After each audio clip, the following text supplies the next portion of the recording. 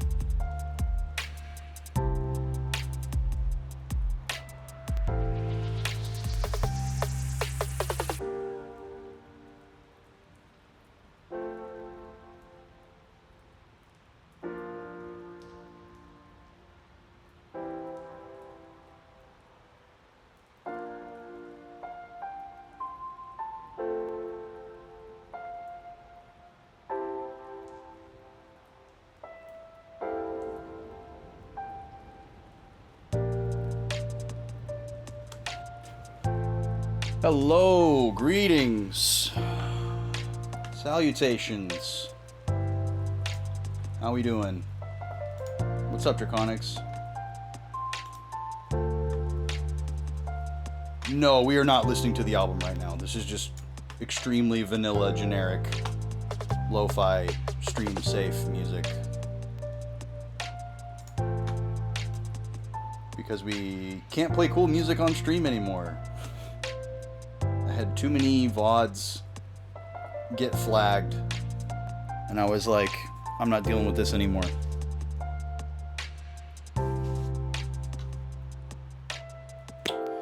Alright, it's game time.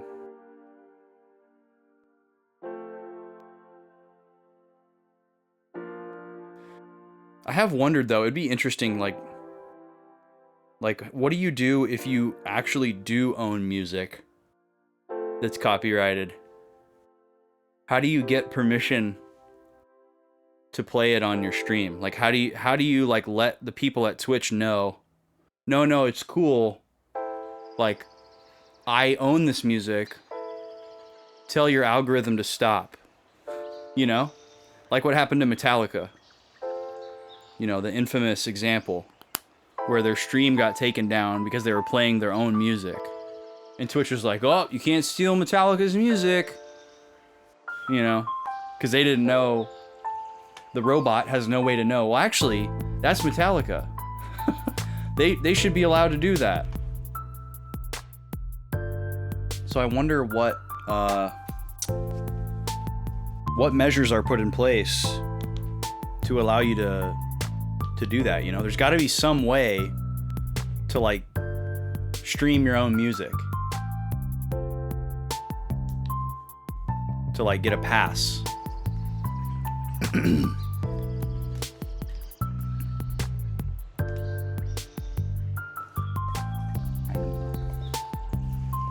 You're welcome.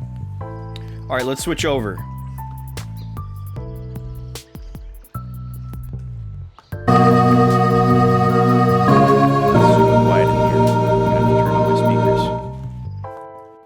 What's going on, everybody? How we doing?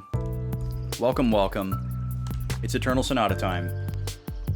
Nima is licking my arm like it is covered in sugar.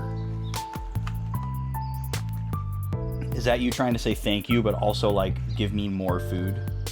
Is that what that is? Is that what that means? The puppies have been on a very strict diet. Because they were not overweight, but they were above their target weight. And so that basically means that we have to just, like, underfeed them. Feed them less so that they lose weight.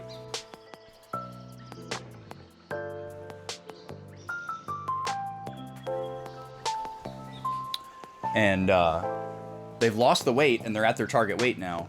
So we're still trying to find the, like, sweet spot of, like, what's the right amount of food to keep them at their target weight. And unfortunately, when a dog like this is at its target weight, it's just hungry all the time. So the dogs are just constantly just ravenous, just so hungry all the time. And it's good for, like, their energy and their metabolism. It keeps their energy up. It keeps their metabolism fast. But it also makes them, like, really, like, it sharpens their instincts and their senses a little bit, I think, too, because there's, like, a little bit of adrenaline associated with being hungry.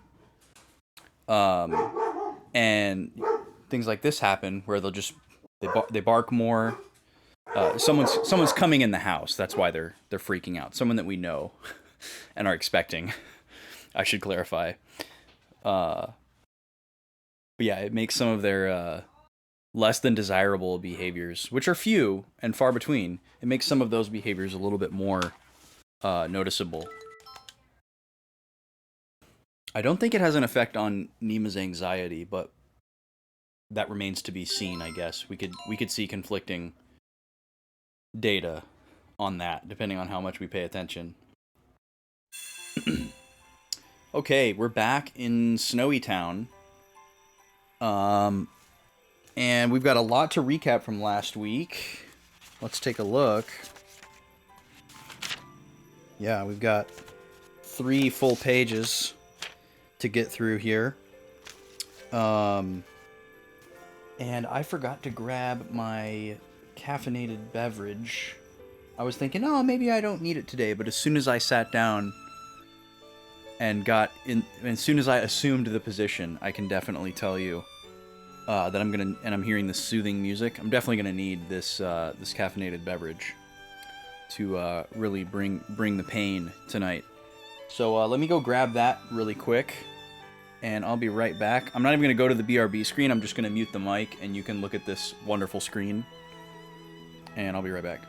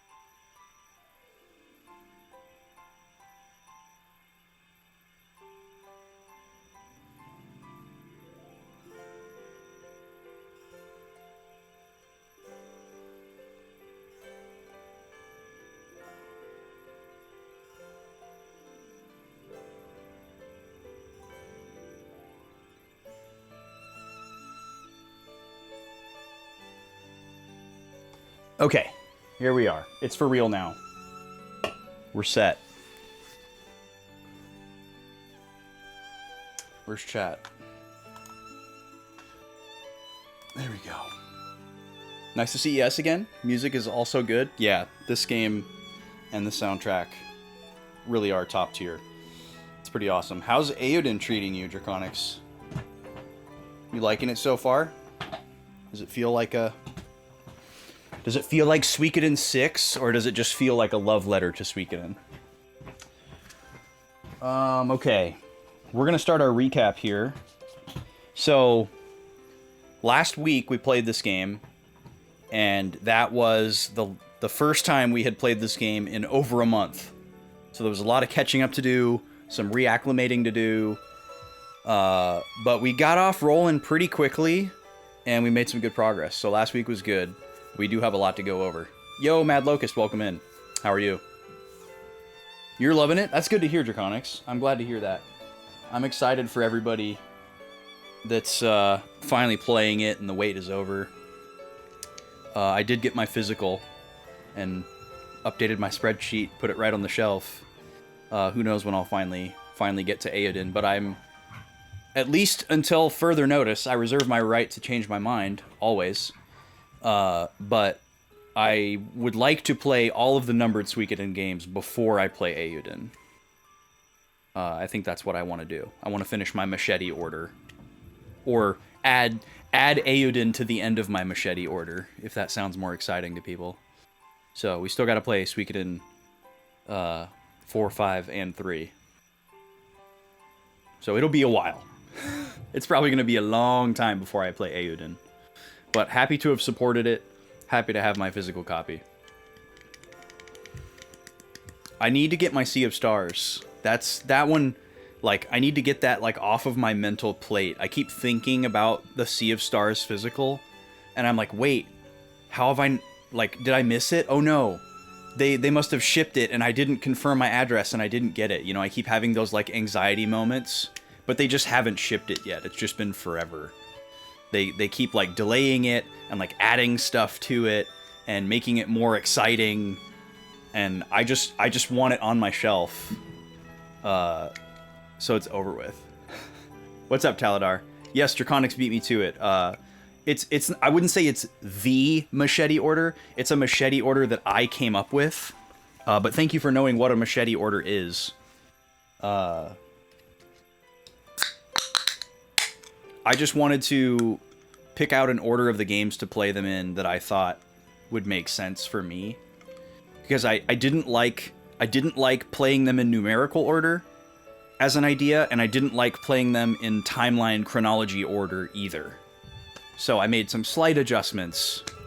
Basically, I determined that I wanted to end with 3, because 3 is the only one that I'm nostalgic for, because I played a little bit of it as a kid. And also I want to end with 3, because it's the culmination of the, like, save data transfer idea, and I think apparently it's the one that's, like, written by the same person as 1 and 2, whereas 4 and 5 aren't, if I remember correctly. So yes, 1, 2 I've played already, and then next will be 4, the one everybody says sucks, sandwiched in the middle, even though I don't think it's going to be that bad. Then 5, which a lot of people say is the best, and then 3, the one that culminates everything that we put into 1 and 2. There's even a small chance that I would go back to 2 and do, like, 100% speedrun offline to get everything before doing 3 as, like, a hype up, but I don't know, like, if I really care that much, because it wouldn't change anything that transfers into 3. It would just be if I wanted more Suikoden and thought that would be fun and wanted, like, a refresher of 2 before I played 3. So we'll see what I feel like in, like, you know, 4 to 10 years, whenever that happens. If it ever happens. Okay, we're gonna recap what we did last week in Eternal Sonata. Also, how you doing, Teledar? Welcome in. Thank you for hanging out with us last night at the listening party. Okay, let's see what we got here. Beat, Salsa, March, Viola, and Frederick defeat the ghost in the cathedral basement. very nonchalantly, if I remember correctly. They were like, oh, this is the ghost that everybody's worried about? Doesn't look like a ghost to me. And it was the most, like, ghost-shaped thing ever. Then we get a parallel edit with Greto going to Tenuto to pick up Polka. Those were his words, not ours. The plan was to leave on a ship, or a ferry, whatever it was, to go to here. What's the name of this place? Baroque. The plan was to come here because we knew that the Prince Crescendo, who we just learned his wife, Serenade, is possibly going to betray him, or is at least a double agent. We knew that Prince Crescendo was going to be meeting up with Jazz, the leader of Andantino, which has just been dissolved at the beginning of last stream, and we wanted to be there for that. So we were going to get on this ship that wasn't running before because of the pirates that we defeated and is now running again. So they got roped into this errand, taking care of this ghost in a church. So everybody but Greto went to go do that. And then Greto went to Tenuto to go get Polka, so that Polka would come with us to Baroque. Because Polka wanted to, like, check on her mom or something like that. I don't remember. And everybody was giving, you know, Greto the ooh treatment, like, oh, you're gonna be alone with Polka. Everyone's just trying to, like, really, really strong arm and force them being shipped. But I don't see it yet. They're doing the whole thing where, like, Greto and Polka act awkward and, like, deny it. There was a small little moment. Well, we'll get to that. But mostly it feels like it's not there, and it's in everybody's imagination. So we'll see where the game actually takes it. Are there any generic NPC names, or is everything musical? Everything is musical. Literally everything is musical. We have not met a single John or Steven or Brad. Literally everything and everyone is musical. I mean, there's plenty of characters that just aren't named, because God help them, they'd run out of terms, but every named character has been musical, and every place name as well. Okay, so Greto goes to pick up Polka on his own. Everyone's doing the woo-woo about it. And then Polka's mom, her name is Solfege.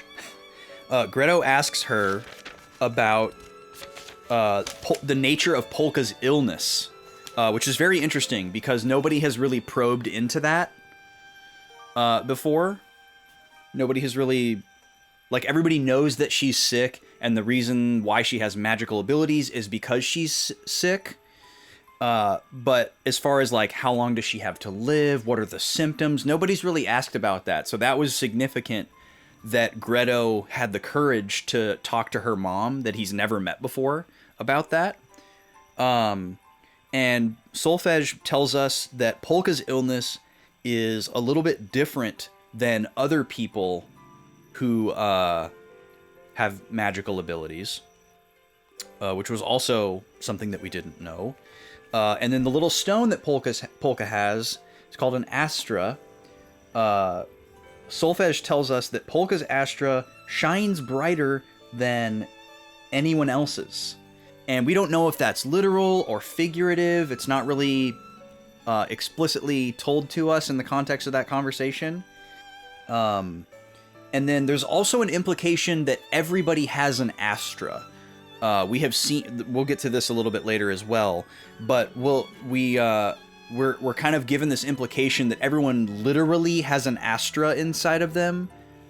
Again, we can't really tell if it's figurative or literal, but everybody may have this little, like, claw-shaped stone, like, in their chest cavity, like, next to their heart or inside their heart. So we're paying close attention to those details to try to get to the bottom of it, to figure out if it's tangible or intangible, you know, figurative, literal. And then this is where Solfege really drops the bombshell. She says that Polka is destined to sacrifice herself for a loved one. So basically, that will be what makes her ultimately succumb to her illness. So it was very prophetic for her to say that. Like, my feeling is that she's trying to give us the player, the sense that, oh, she's going to use her magical ability to such great lengths that it's going to save someone's life by healing them, because she's a healer, but it's going to exhaust like her last bit of strength, and she's not going to be able to recover from such a, strong outpouring of energy and emotion, and she's going to ultimately die, by more or less succumbing to her illness because she's using her powers. They didn't say any of that. Polka's mom didn't say any of that. That's just my knee-jerk reaction of theory crafting.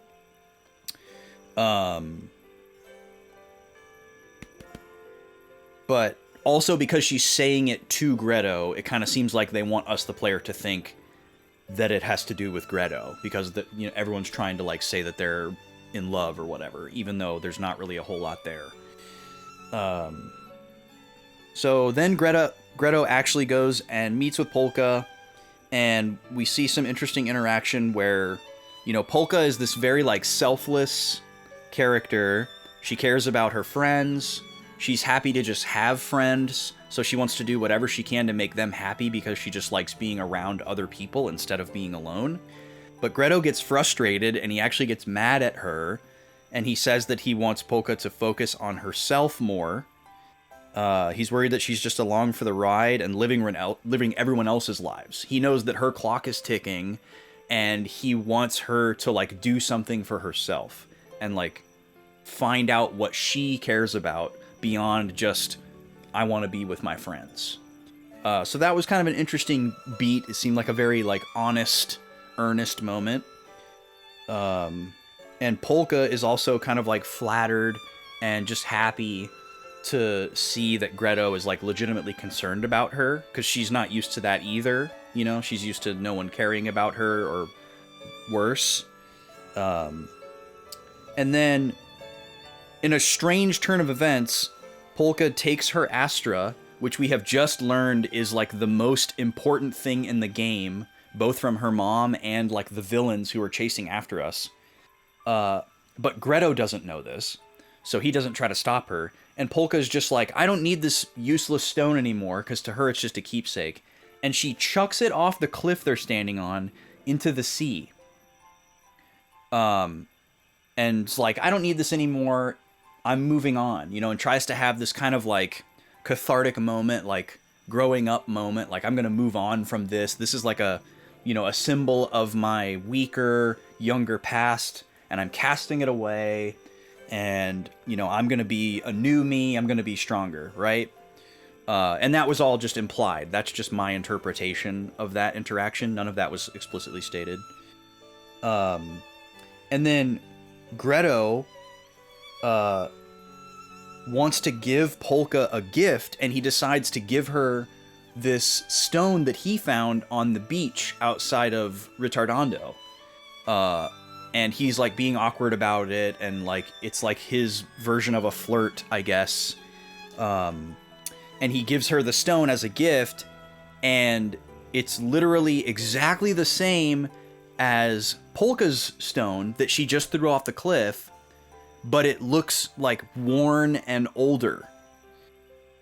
Now, you might think this is coincidental, but geographically, based on what we know about the juxtaposition of Tenuto, where we're standing on top of the cliff, and Retardando, where Greto found the stone, it's literally being implied to us that it's the same stone that has somehow like traveled through time.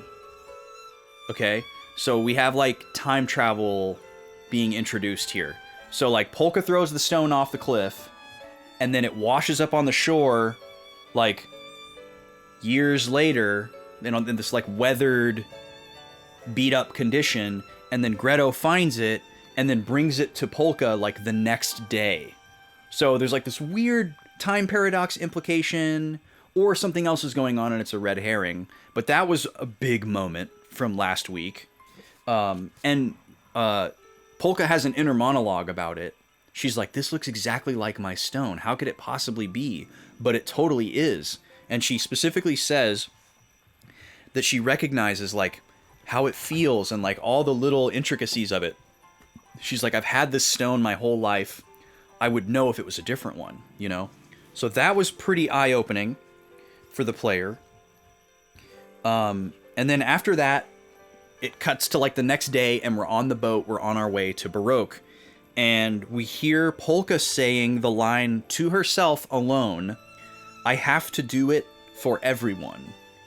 And I wrote that down because I knew it would be significant later on. So she's having some inner monologue with herself, some inner conflict where she's, you know, she's having a Kylo Ren moment or, you know, whatever you want to call it. Some hero's journey moment where it's like, I know what I have to do, but it's going to cost me everything. Or I don't know if I'm going to be able to do it or whatever. You know, like a self-doubt versus destiny type of thing. Then we finally get back to the other characters. Viola wants to join up with Jazz and Andantino. And that seemed weird at the time, but it makes more sense later. Greto is like venting about Crescendo and the state of Baroque, and he's like, oh, they're being irresponsible. But it comes off as very immature and uninformed. And then we see that Jazz and Crescendo have been deliberating in Baroque for a week. And all of our other characters have already arrived there. We jump forward in time again. All the characters arrive here. Jazz and Crescendo are like debating each other about what to do about this like Cold War type of situation. And everyone else is just like waiting around, bored, waiting for them to make up their minds on what they want to do. And we get some little side stories. So Jazz thinks that they should attack Count Waltz just right off the bat. And Crescendo is taking a more pacifist, almost like nihilistic approach, where he's like really jaded and he doesn't want to do anything. And he's kind of like stuck in this current moment that they're in. So they're at odds with each other. They're at ends. They're not agreeing. It seems like Jazz is hardened by Clave's death. You know, the person that he loved died. And he kind of feels responsible. So he's just like, he's kind of on like a revenge path, war path type of thing, it seems like. And then Crescendo reveals that he has suspected his fiancée, Serenade, long before Clave sent him the message, supposedly confirming it. And then Jazz is not aware of any of this.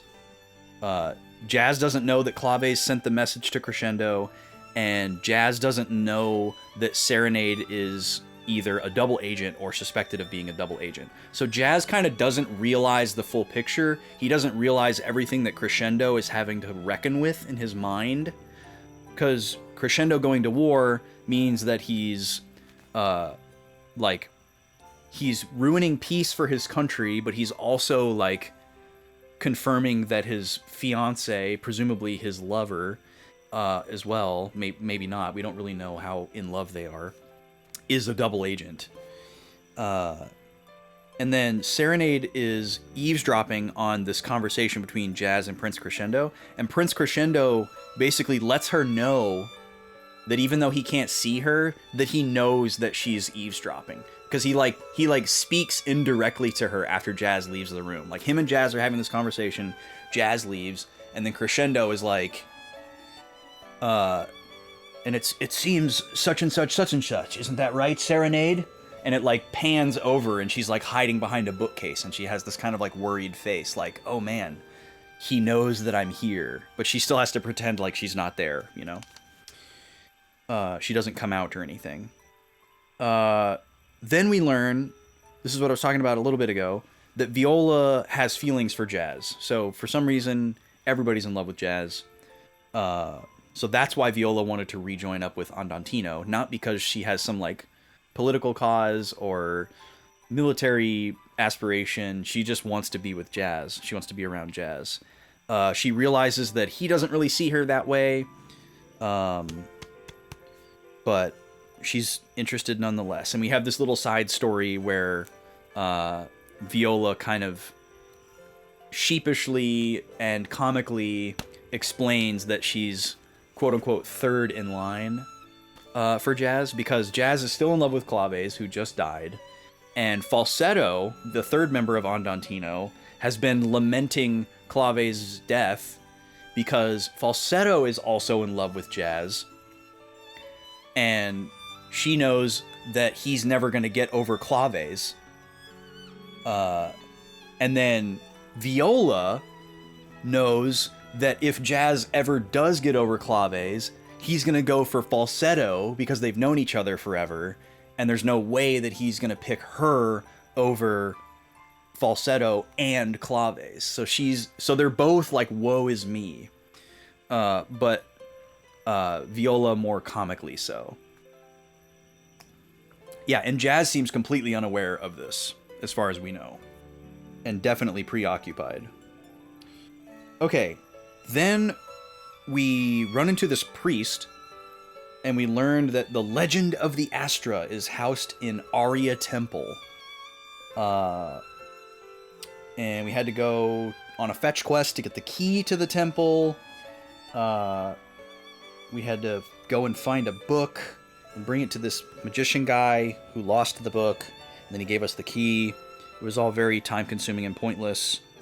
And then when we get to the temple, Polka sees like a shadow of somebody kind of like sneaking around the temple, and everyone immediately gaslights her and says no one's there, but it seems pretty obvious that it's Rondo, one of Waltz's agents, because Rondo literally said that she was going to chase after and kill Polka, because Rondo is the one that told us, the player, that her Astra, her stone, is the key to everything.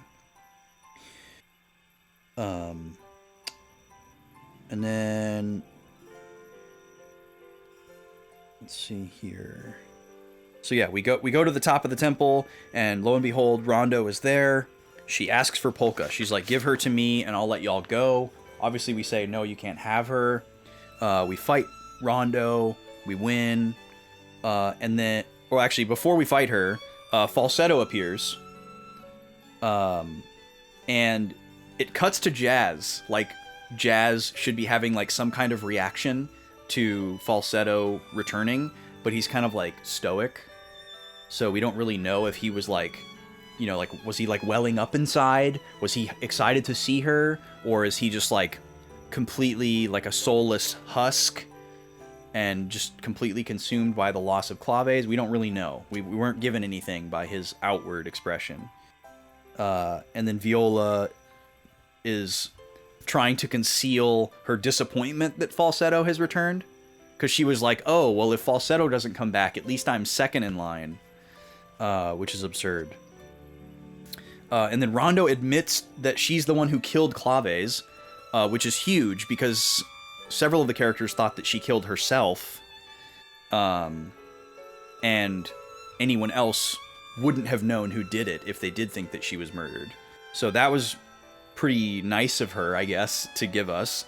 And then Falsetto is still jealous of Claves, being very selfish. Falsetto wants to prove herself to everybody by defeating Rondo, so Falsetto forced herself into our party, and we had to use her in the fight against Rondo. And then afterwards, this moment I didn't like. Jazz goes up to Falsetto like he's going to say something to her, and he just slaps her. And he doesn't say anything. And then they, like, embrace. So, like, the message was clear. Like, you know, like, how could you? I'm pissed off that you ran away. Why didn't you stick with us or whatever? But I don't know. It didn't feel right. You know, there should have been like some choice words. I don't know. The slap was super weird because they're like childhood friends. I mean, not that it would be okay if they were like a couple or anything. Like, it wouldn't really ever be okay, but it just, I don't know. It seemed a little bit shoehorned. Like, it was there for shock value, and the shock value was definitely there, but it was, I don't know, it was a little tone deaf as well. And so it kind of seems like Jazz and Falsetto are going to like, you know, kind of like make up. Like they're not necessarily going to be an item, we don't know, but they're going to be like around each other. They're going to be partners in whatever their goal is. You know, she's rejoining our party.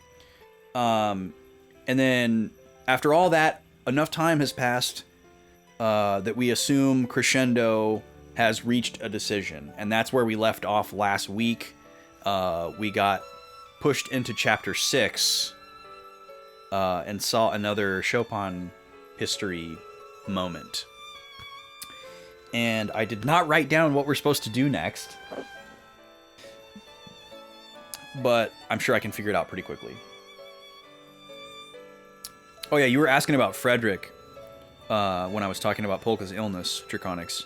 Frederick is obviously totally different than everyone else as well, because as far as we know, Frederick is the only real person. Frederick is here trying to figure out if he's really in a dream or not. Because he has this consciousness of him living in, quote-unquote, the real world in Paris, and that this is all just a dream, and he was very nonchalant at the beginning, but he's becoming kind of like more and more invested in like what's going on in this world, and kind of like also like not caring as much about the world that he perceives as the real world, because he knows that he's dying, and he doesn't really feel like he can go back there. So he's becoming more and more invested in what's going on here. So Frederick is also different, but not different in the same way that Polka is different, if that makes sense. Because, yeah. And yeah, as far as we know, Jazz is, you know, more or less a nice guy. I mean, it's hard to call him a nice guy after he slapped a woman who's his friend, especially. But, oh, Falsetto's not in my party. Oh, no, there she is. She's right at the top. Let's see. We were using... who were we using? Were we using March?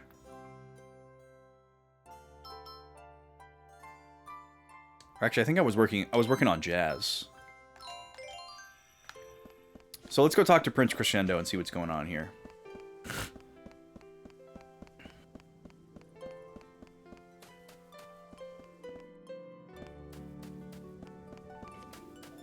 Hope everybody's having a good Friday. Oh, we're getting a cutscene. Okay. Huh?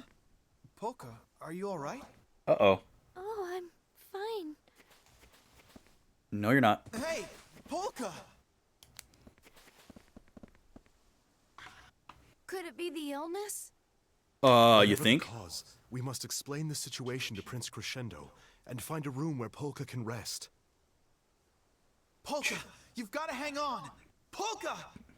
Just when she's ready to... Or just when we're ready to set off.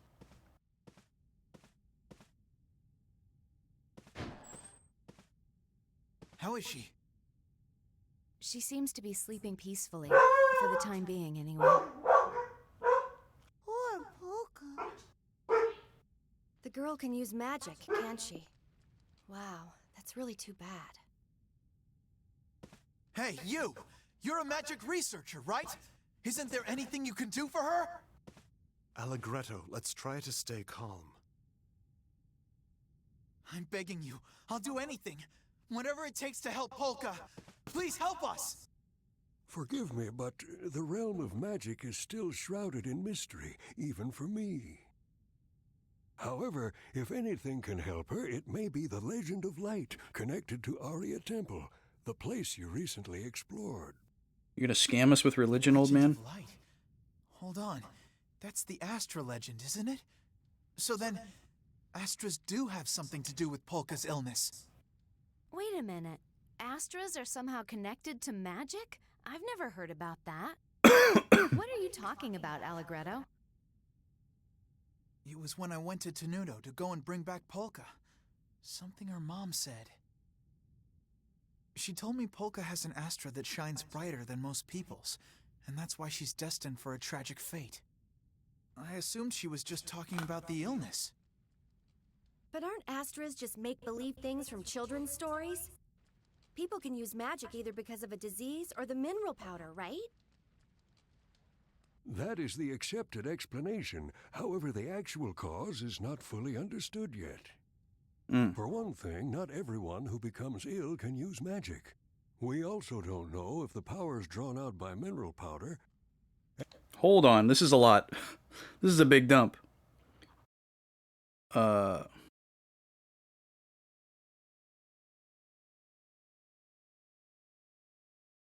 Sorry, I know it's silent, but I have to get this down before I forget it.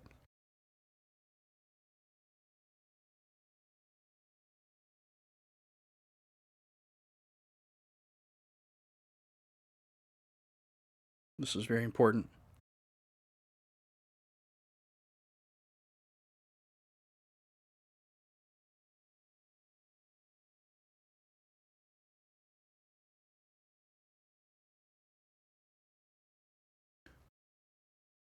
And the magical abilities of those suffering from terminal illness are truly identical. Are you saying there could be some other cause? I am, and all my research has given me the strong suspicion that Astras may very well be that cause. Well, it is true that Polka's Astra does seem to give off a most extraordinary glow. Yeah, that's right. I saw the Agogos around her light up with my own 2 eyes. Agogos? Are you saying that Agogos are connected to Astras? Everything's connected. There's an old legend passed down among the guardians of Agogo Forest. It says that the Agogos will gather together in the glow of a powerful Astra and reflect its light back with a dazzling brilliance. Yo! The secret behind the glowing Agogos. Welcome in. Okay, hold on. Let me pause. We're in a cutscene. Hey, everybody. Hi, Jackie. Hi, Leon. Hi, Jam. Hi, Mersu. Hi, Sarah. Hi, Jay Ramsey. Hi, Assy. Hi, Tyrannard. Hi, Carlitros. How's everybody doing?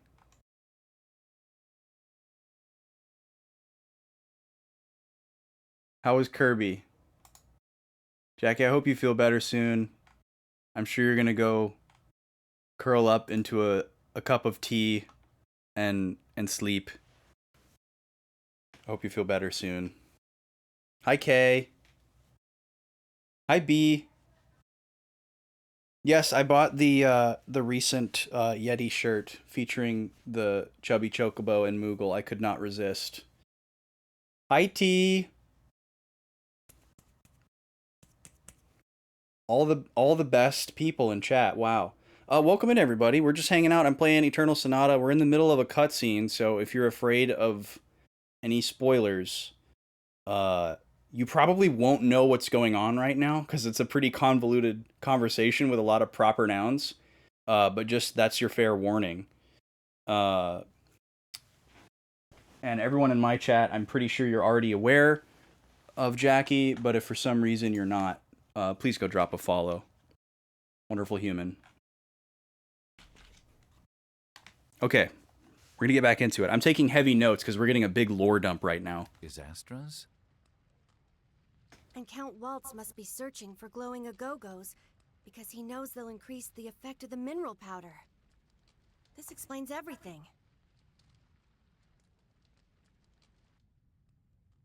Okay, so if magic powers Not and everything. Astras are related, then what do we need to do to help Polka? Well, I don't... All your theories are completely useless. What we need now is a way to save Polka. This is so Titus and Unicoded right now. Riddle.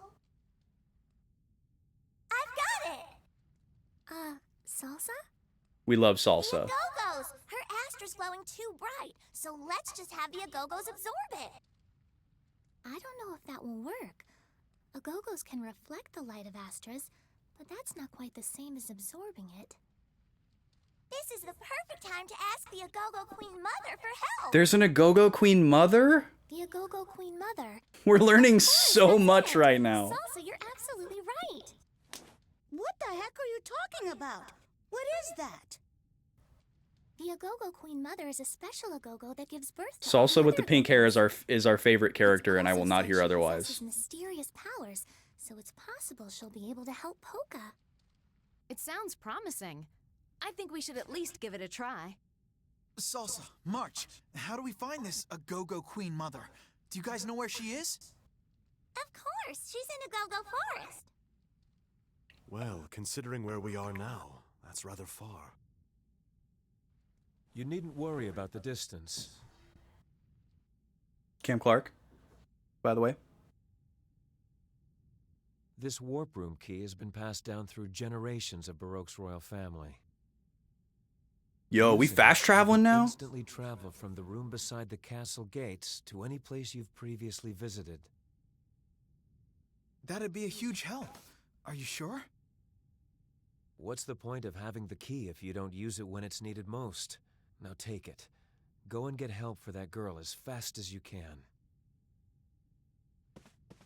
Thanks a bunch, Captain. We like Beat, too. We love Beat. All right, we're going to a go-go forest. This game does have really good characters, I gotta say. Like, all the characters are really great. Oh, Draconics, whisper me the link. Looks like we're doing a tier list, y'all. So this game, if anyone's not familiar, is made by a mixture of Star Ocean people and Tales of people. It's very unique. It's so sick. I can't believe how good it looks for a PS3 game. It plays really uniquely and fun. And yeah, I can't say enough good about it.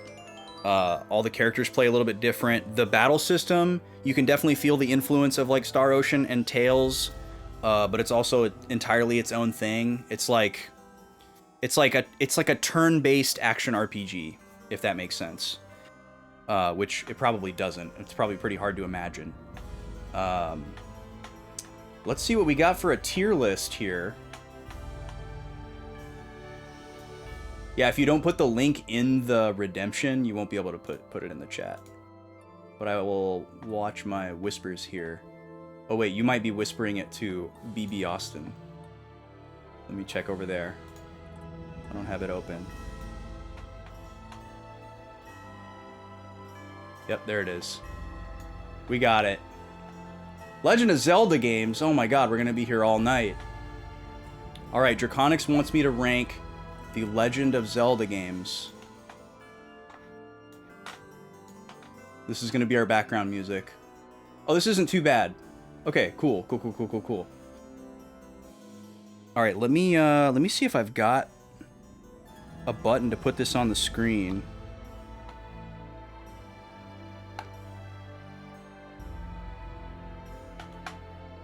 Thank you, Draconics, for redeeming this. This will be a fun little diversion for everybody, especially if people are avoiding spoilers. Let's see. Hold on a second, y'all. I gotta go over here for a second. It's gonna kill the cam and the music. Don't freak out. We're still here. We're still here. Everything's fine. Just gonna get this tier list on the screen. There we go.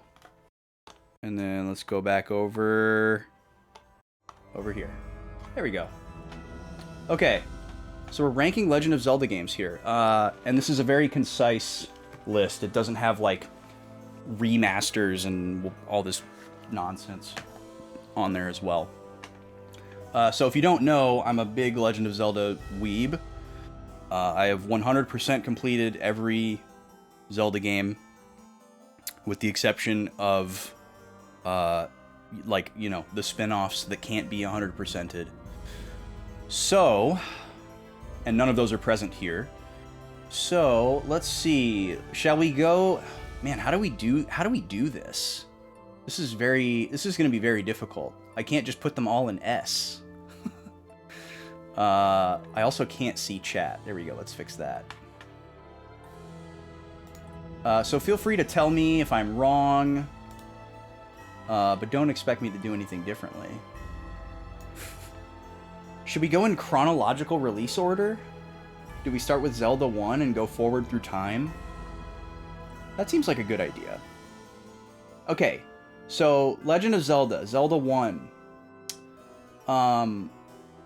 There's a lot of really good things to say about Zelda 1. Zelda 1 like established something very clear right from the jump and set it apart as something extremely unique. Like, the original Legend of Zelda was not outwardly influenced by a whole lot of other video games or even like computer games or board games. It's extremely original. I wouldn't say it's entirely original. It's definitely not entirely original, but it's pretty dang original. That being said, even in its original lens, it's definitely not perfect. It would be difficult to give it a perfect score, but it would also be difficult to give it a high score. Well, if it isn't Eyes on T, I can tell by your spelling that it's definitely B. Although, well, actually B does spelling cursed sometimes too. So maybe this is good camouflage, T. Yes, it be. I'm gonna give the original Legend of Zelda an A rank because it is still extremely approachable in a modern lens, which is very impressive. Like, the fact that you can still play this game that's like 37 years old without any modifications and still have a really good time really, really says something. The only thing that holds it back, I think, from an S is just age. You know, there's a couple little things along the way that are really unclear and require a little bit of moon logic and banging your head against the wall. But it's very close to being an S tier game for me. We have a turquoise takeover in the chat. I just made that up. Trademark. Zelda 2. Where do we rank Zelda 2? I definitely have a soft spot for Zelda 2. I think the combat is really satisfying to master. It's frustrating to acclimate to, depending on where you come from, gaming-wise. But it's universally satisfying to master. I think overall, like, by the same metrics that I'm grading the rest of these on, I would have to put Zelda 2 slightly below Zelda 1 because I think it's significantly less universally approachable, but it is more unique and interesting. So those two bullet points are kind of duking it out. And then as far as like tiny little frustrations that require moon logic, I think Zelda 2 has slightly more of those than Zelda 1. Because like Zelda 1, a lot of the common hurdles in Zelda 1, you can fix by fastidious note-taking and map-making.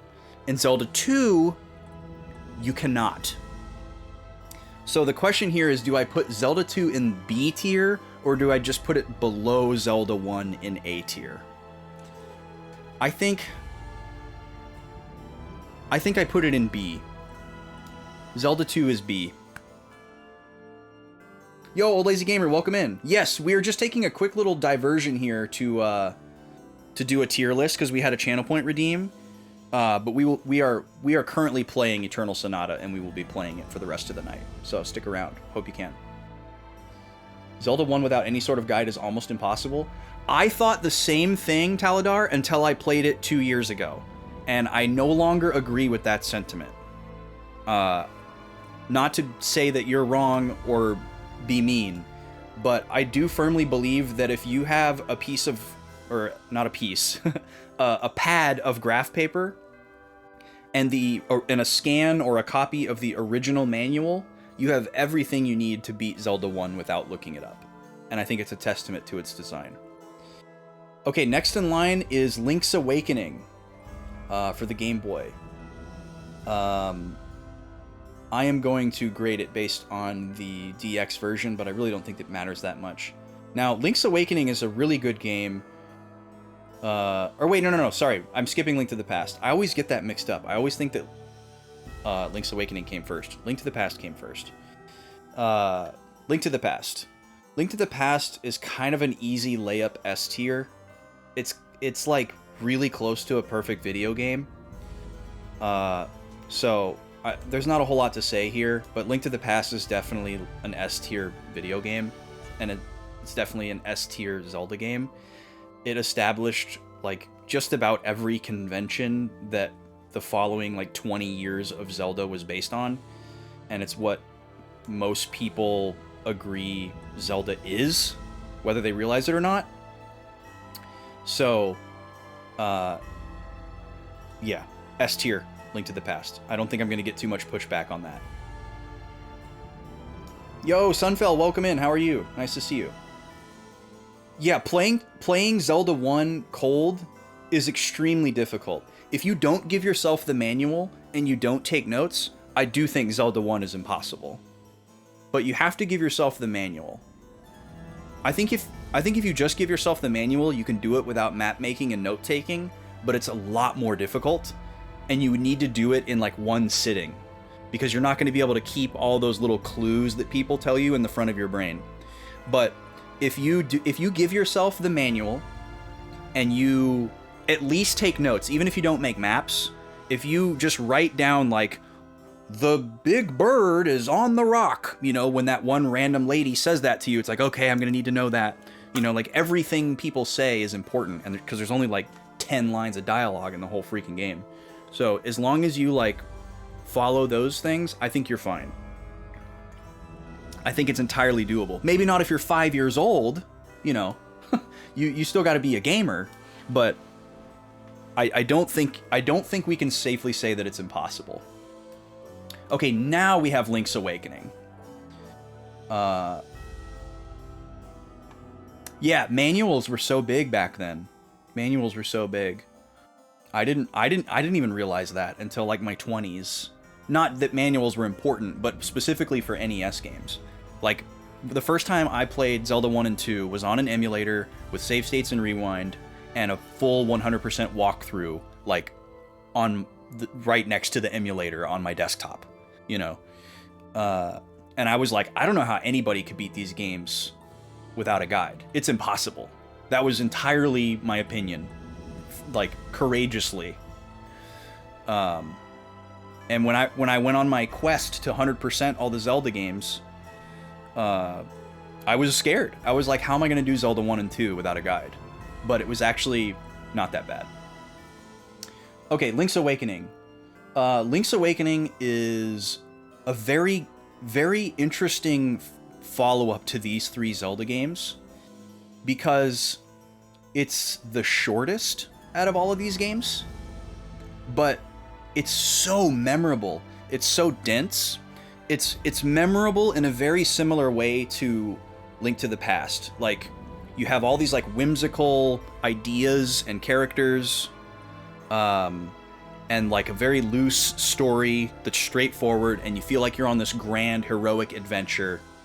Yeah, Link's Awakening is incredibly approachable. It's easy to understand. It's probably... You're definitely less likely to get stuck in Link's Awakening than Z1 and Z2. Link to the Past probably just depends on case by case, but it's right up there. But Link's Awakening is a great first Zelda game for a lot of people, either just because they were kids and they got it because they had a Game Boy, or just nowadays to introduce someone to the series. It's a great representation of the series. If somebody is scared of something like as big as Link to the Past, if they feel like Link to the Past is too much, Link's Awakening is the perfect answer. Link's Awakening is definitely A tier quality. I'm tempted to put it in S. I definitely like it more than Zelda 1. No question about that. We'll have to come back to that. So let's see. Next up we have... Is it right to... Or no, next up we have Ocarina. Okay, well once again... I mean, this is too easy. Ocarina is one of the most important video games ever made. I don't think that can be overstated. I know a lot of people say it's overhyped. And to me personally, it is arguably my #1 favorite game of all time. Constantly duking it out for the top spot with Final Fantasy IX. So it's really easy for me to just put this at the very top of the pecking order. But just to qualify my statement a little bit, Ocarina of Time, there's something magical about the N64, and I don't just mean like a nostalgia perspective, but like at its contemporary moment, the big heavy-hitting titles that came out in the like first couple years of the N64 literally defined the 3D gaming landscape. Like, it was like they were like Beatles records. You know, like Mario 64 came out and then everybody was like, I want to make that game, you know? And then they went on and refined it and made it better, right?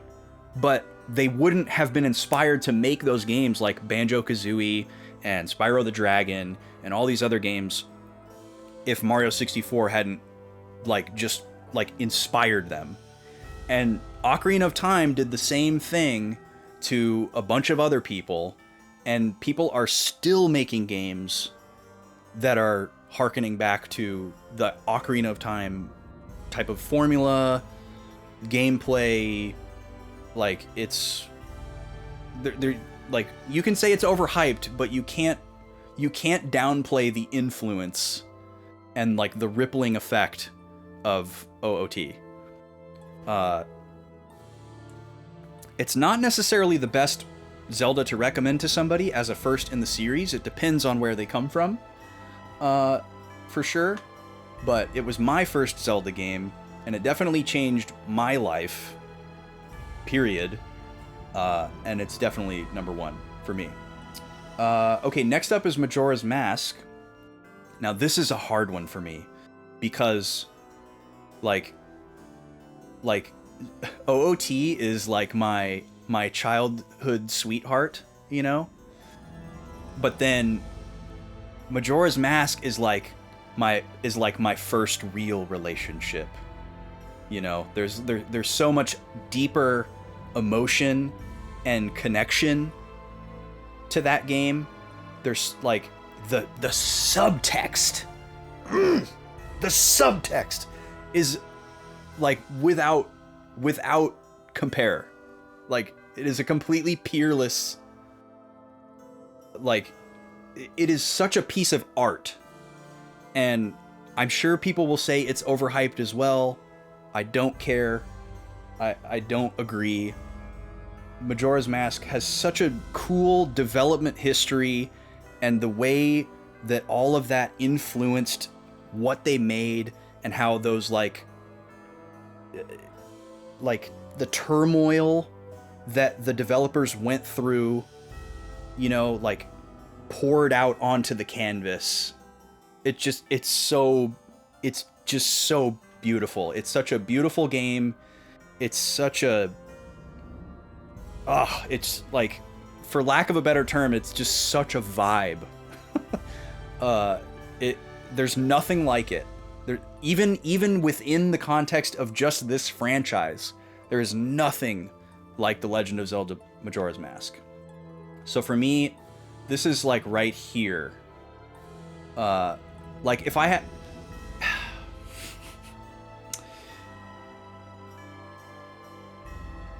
like if it's like picking your favorite versus picking like an objective best.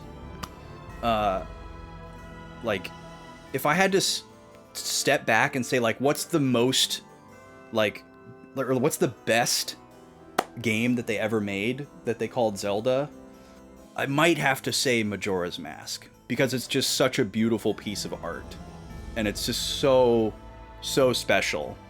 But then there's the whole conversation of like, oh, well, you know, OOT walked so that MM could run, and we never would have got Majora's Mask if you know, Ocarina of Time hadn't been so important and such a great success, and blah, blah, blah.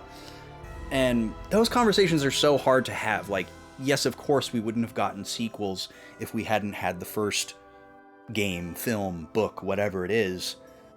But that doesn't mean that you always have to say the first one is the best. You know? Like, we're not going to sit here and say, oh, well, clearly, Final Fantasy 1 is the best Final Fantasy video game because the other ones would not exist if they hadn't made the first one. I think it's super stupid. And there are people that are like that. So, sorry to them. If you're one of them, I'm sorry. But I think that's a silly argument.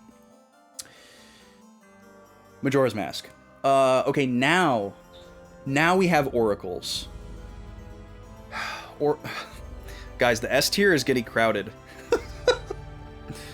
Here's the thing about oracles, Oracle of Ages and Oracle of Seasons.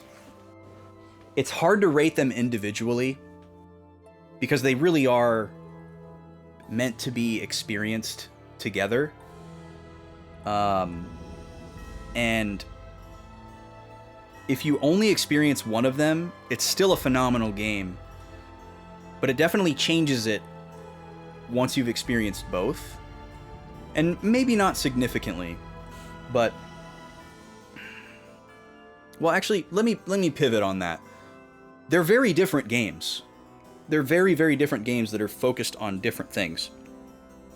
But they feel like part of a larger game. But they're definitely like long enough and dense enough and unique enough alone to be their entire selves. Like Oracle of Seasons is basically Zelda 1 inspired, and Ages is like kind of like Ocarina of Time, just kind of like a melting pot, I guess. But in general, in my opinion, the Oracle games have the best dungeon design in the entire series. 2D, 3D, old, new, doesn't matter. They are the best dungeons that we ever got in a Zelda game, in my opinion. So for that reason alone, I have to put these at least in A. I'm tempted to put them in S. I like Seasons a little bit more. Seasons is more approachable. Like if you're gonna play them both, especially back to back, play Seasons first. 10 times out of 10, 100 times out of 100. Seasons is a lot more approachable. It's a little bit easier, especially if you haven't played like Link's Awakening or Link to the Past before. You definitely want to play Seasons first to like get that lexicon, get that vernacular under your fingers and in your brain. And then you can carry it over to Ages, because Ages has more complicated puzzles. I think I have to leave these in A, because S, the thing holding them back from S is there are a couple of really difficult and obtuse things that a novice player wouldn't get, or, you know, somebody having a bad day or a brain fart day just would never get in a million years. I'm not going to say they're like Moon Logic-y, like some of those little outliers in Zelda 2, but definitely tough. Why are my dogs going crazy?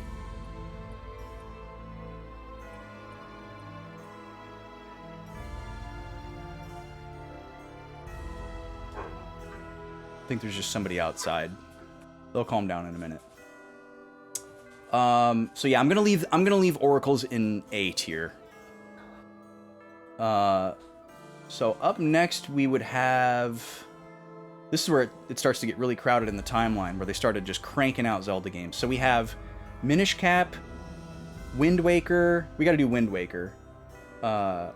Minish Cap, Wind Waker, Four Swords Adventures, all like within like 3 years.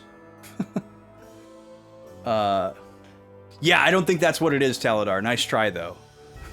We're not going to talk about CDI. We'll do Wind Waker next because it's quick and easy. Wind Waker is absolutely an S-tier game. There's no question about it. Even if you don't consider the remaster, it's another beautiful piece of art. Link is so expressive. It's such a different take on the series, but also like a love letter to the entire series at the same time, which is so great, so masterfully done. It's like, it feels so familiar to an Ocarina of Time player, but also like at the same time is so different and so unique. There's not really anything else in the series like it. Wind Waker is great. I love it. It's cozy, it's fun, it's beautiful, it feels like an adventure. Do I like it more than A Link to the Past? I think I do. I feel much more like engrossed in Wind Waker. I feel much more nostalgia for Wind Waker, because I played it earlier in my life, weirdly. And I would be more likely to replay Wind Waker than Link to the Past at this moment in time. So I'm going to put it above Link to the Past. I need to adjust this A tier though, because I definitely like Oracles more than Z1. So let me move these. But what about Link's Awakening? Yeah, I like them more than Link's Awakening as well. So we'll move those down. You're almost with me 100%? Right on, Taladar. I don't expect anybody to be with me 100%. I feel like when this is all said and done, it's going to be a little controversial, but we'll see. Maybe I'm vanilla and I'm just thinking that I'm interesting. I don't really know if Four Swords was before Minish Cap, but it's fine. We'll just do Four Swords and Four Swords Adventures next. Now, this is going to be pretty easy. Like, Four Swords is multiplayer only. You can't play this single player. You can't 100% it. So I've played this game for all of about 5 minutes, because there's not really anything you can do by yourself. Now, if you have the 3 other people and link cables, it's fun, but it didn't need to be Zelda, if that makes sense. You know, it could have been a lot of things. You're working together, you're solving puzzles, but it definitely feels like a concept wearing a Zelda costume, if that makes sense. And it's fun, and it does have, you know, little Zelda trappings. There's music, there's enemies, etc. But it's like Four Swords is about as much Zelda as... Oh, what's a good example here? I could say something really mean. We won't go there. We won't go there. So I'm gonna put this in the C tier. This is gonna be our first C tier. Yo, 9, welcome in. How's it going? Jam says go there. I mean, it for all intents and purposes, Taladar, it is a spin-off. Absolutely, 100%. Four Swords is a spin-off. There's no doubt about it. If it's not a single-player Zelda game, it's a spin-off. Like, immediately. And even some of the single-player ones are spin-offs, like Link's Crossbow Training. Alright, Oh Dang the Jam wants me to go for the throat. Yeah, Hyrule Warriors, absolutely a spin-off. I was gonna say that Zelda Four Swords is just as much Zelda as oh man, that one's too mean. That one's too mean.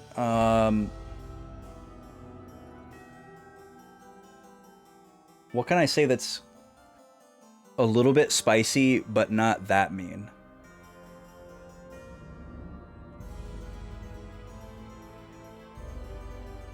I'm looking at my wall of games back here, trying to find a black sheep. Ah, here we go. Perfect. This is actually a perfect example. This is way better than what I was thinking of. Four Swords is just as much of a Zelda game as Star Fox Adventures is a Star Fox game.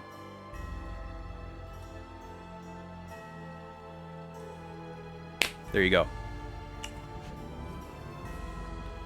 A little bit different because Star Fox Adventures was actually supposed to be something else and later got reskinned to Star Fox.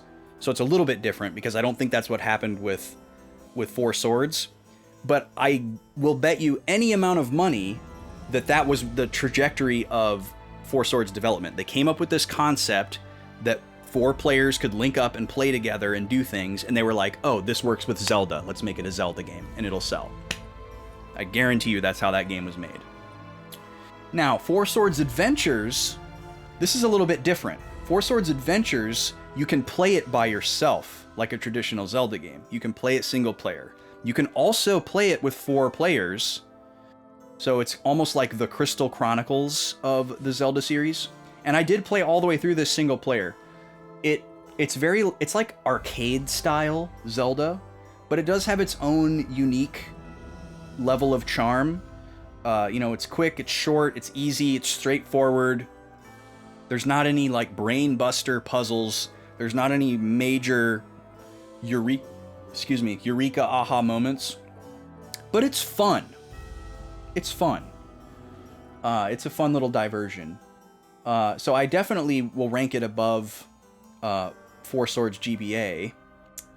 But I certainly wouldn't rank it above Zelda 2. Is it good enough for a B? I don't think so.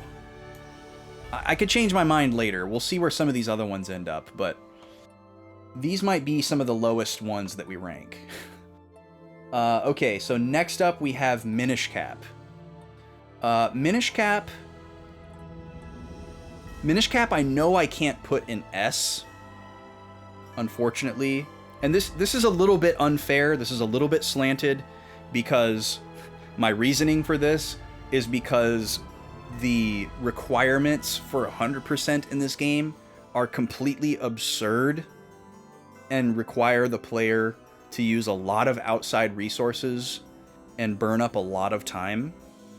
And I think we're not well thought out, and we're probably cobbled together at the last minute to pad out the game. The core game itself is really fun. I think it's probably easier to get stuck in Minish Cap than a lot of these other games. But overall, it is a very fun, creative, and whimsical game. When I think about what I'm likely to replay, I think I would replay all of these other games before I replayed Minish Cap. So, all that in mind, I think I have to put it in the B tier below Zelda 2. I think that's where Minish Cap goes for me. It's a great game, it's really fun, but it's got, even outside of the 100%, it does have a lot of little frustrations and tedium that if you aren't ready for, you're gonna have to reckon with. And even if you are ready for them, like if somebody tells you, hey, there's a couple of frustrating hurdles in this game, it's still something to reckon with, even if you know it's coming. Okay, that leads us to Twilight Princess. Twilight Princess is a very, very good game. Very pretty, very good atmosphere. There's a lot of common criticisms in retrospect for Twilight Princess, and most of them are valid. Some of them are not. I personally adore Twilight Princess. I have great memories attached to it. Getting the Wii at midnight on launch and having the entire next week off of school because it lined up with a holiday, and being able to just binge Twilight Princess, like, alone in my quiet room. I mean, what more could you ask for? That being said, I've 100%ed this game twice because I did both HD and the original. But I do still love it. But when I think about which one would I be more likely to replay, you know, would I replay it again over some of these other ones? It's a very long Zelda game. It definitely doesn't have the. It's very epic, and that means that it moves a little bit slowly. There's a lot to get distracted by. There's a decent amount of bloat in the game. which a lot of these older ones don't have because they didn't have room for the bloat.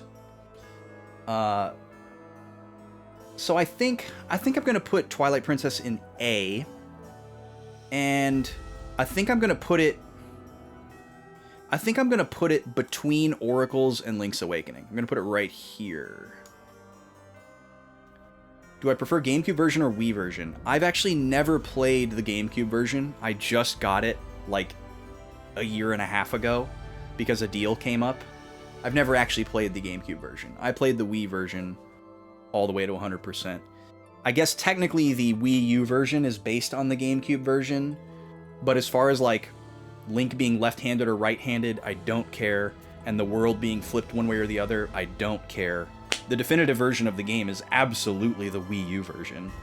It looks amazing. The quality of life features that are added are incredible. There's really no reason to play the GameCube or the Wii version unless you have nostalgia for the way they look or the way they feel. The Wii U version of Twilight Princess is superior in every way, in my opinion.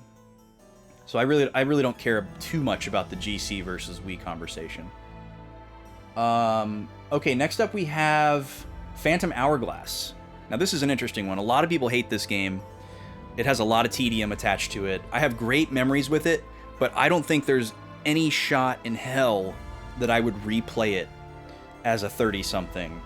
I think it would be really annoying. 100%ing this game is incredibly annoying. Probably one of the worst ones on this list, actually, for 100%. But it is fun, it is unique, it has its unique qualities, but I think it's pretty bland. For me, this is probably right here. Just below Four Swords Adventures. It's not an approachable game, both for like actual accessibility, in both definitions of accessibility, by the way, like physical accessibility, like person to person, and also like ways to play this game. Like you have to either play this game on a DS or on a Wii U that has it downloaded because you can't download it anymore. So this game is pretty inaccessible in that regard, but also the control scheme is not great for accessibility. Like if people have different sized hands or eye issues, because there's a lot of eye strain and neck strain associated with handhelds. So it's a very inaccessible game in every sense of the word. Not to mention the fact that it's very tedious. I would say you probably only really enjoy Phantom Hourglass if you're just obsessed with Wind Waker and sailing, and you love just in general the concept of the DS and using the stylus and two screens and a touchscreen. Because they're used very well, but there's a lot holding that game back. Okay, we'll go to Spirit Tracks next.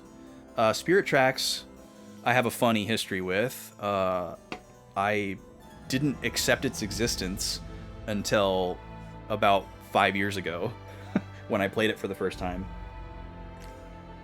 And it's actually a pretty good Zelda game, despite how strange the concept seems. I think for me, I gotta put this one definitely in B. But where in B? Yeah, the rabbits. Yeah, there are bunnies in Spirit Tracks for all our bunny lovers, so that's exciting. I think I gotta put Spirit Tracks at the bottom of the B tier. It has the same accessibility problems as Phantom Hourglass. There's only 2 different ways to play it, as far as Wii U and original hardware DS, 3DS. And you have the same issues with using the stylus, craning your neck, straining your eyes. So there's a lot to reckon with there. But it's definitely a more fun game and a more interesting gameplay loop than Phantom Hourglass. It's less tedious for 100%, but still tedious for sure. God, I still remember playing that archery game for days and days and days to try to get the randomly generated reward. Ugh, that was awful.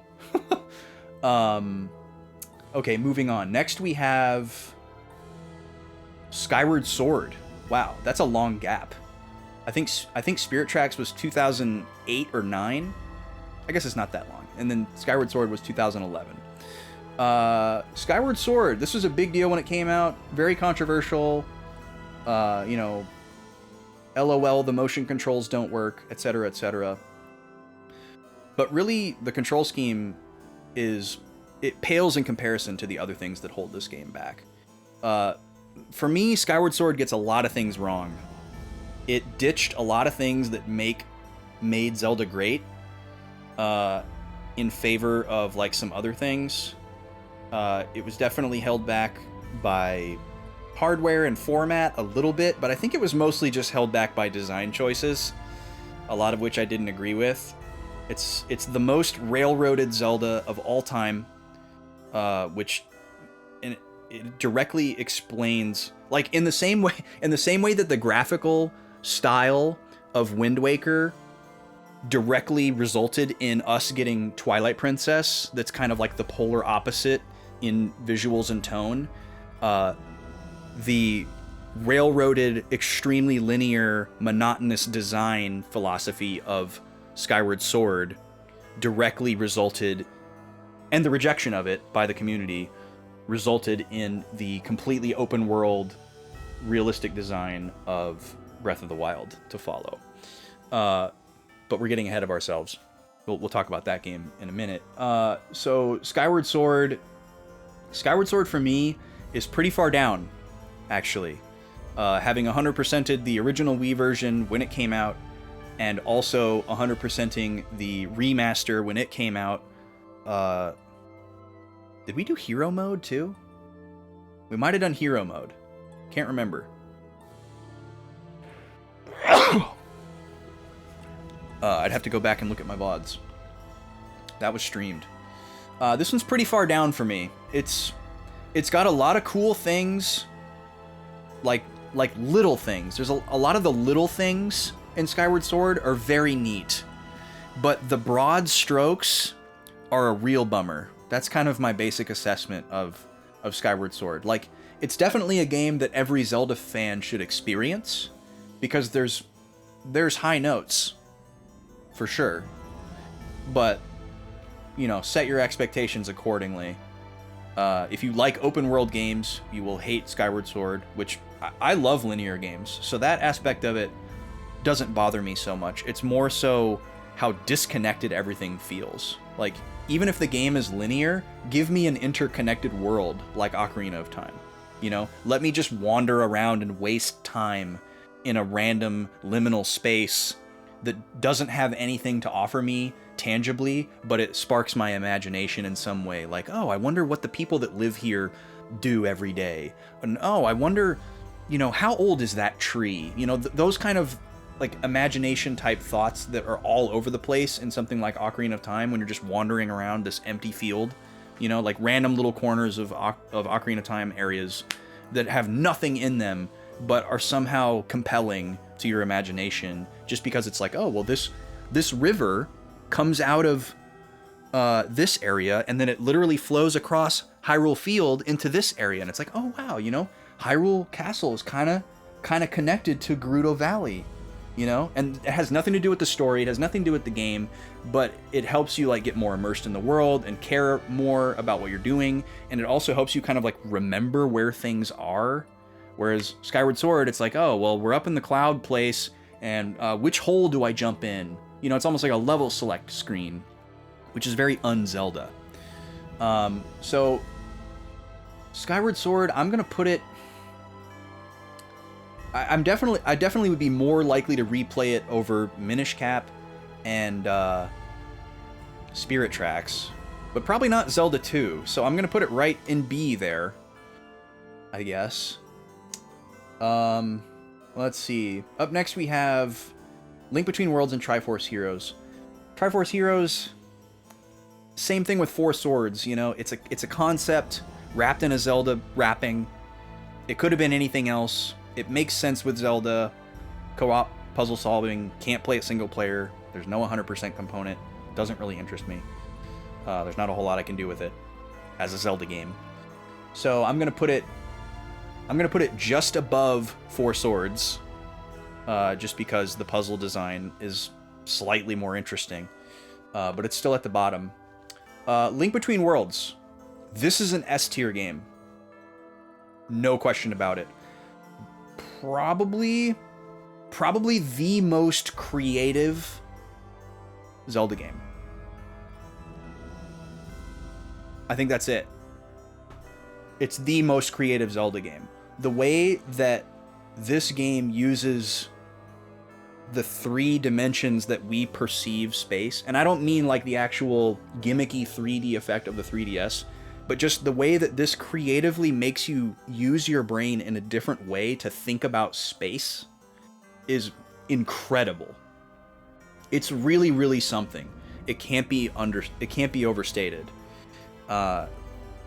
It's great. Like, yes, you've got the Link to the Past nostalgia, you're kind of revisiting that world, but it really didn't even need that to be the amazing game that it is. That's just kind of like a little cherry on top. The items in this game are some of the most creative items that we've ever gotten in any Zelda game. It's incredibly unique. It doesn't really lean on anything super heavily from any of the other Zelda games. Anyone saying that Link to the Past, or anyone saying that Link Between Worlds would be nothing without Link to the Past is dead wrong. It didn't need it at all. It's just a fun little connection. Link Between Worlds is a brilliant, brilliant game. 100% is pretty tough, but not unapproachable. And despite being locked to the 3DS, this game is definitely more approachable and accessible than Spirit Tracks and Phantom Hourglass, because it's way less tedious and you don't have to use touch controls or a stylus to play it, so more people could play it. So I have to put this thing in S tier.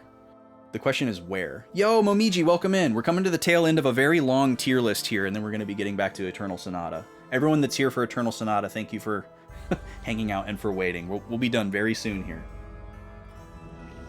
Only got a few more games to go. Let's see here. I think I have to put Link Between Worlds in the number 3 position.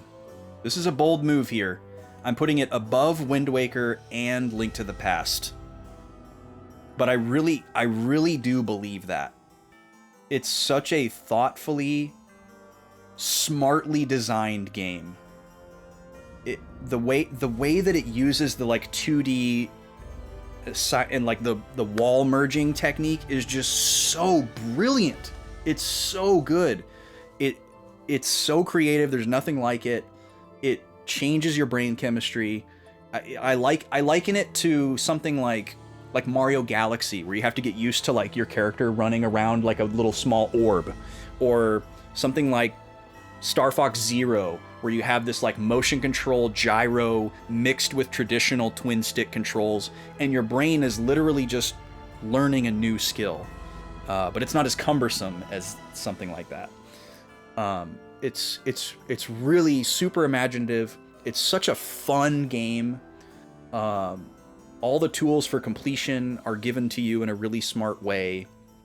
You won't need a guide to 100% this game, which I love, because you don't have to, nothing is missable.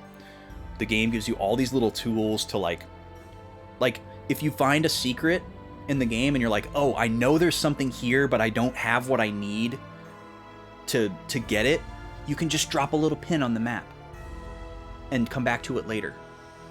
It's brilliant.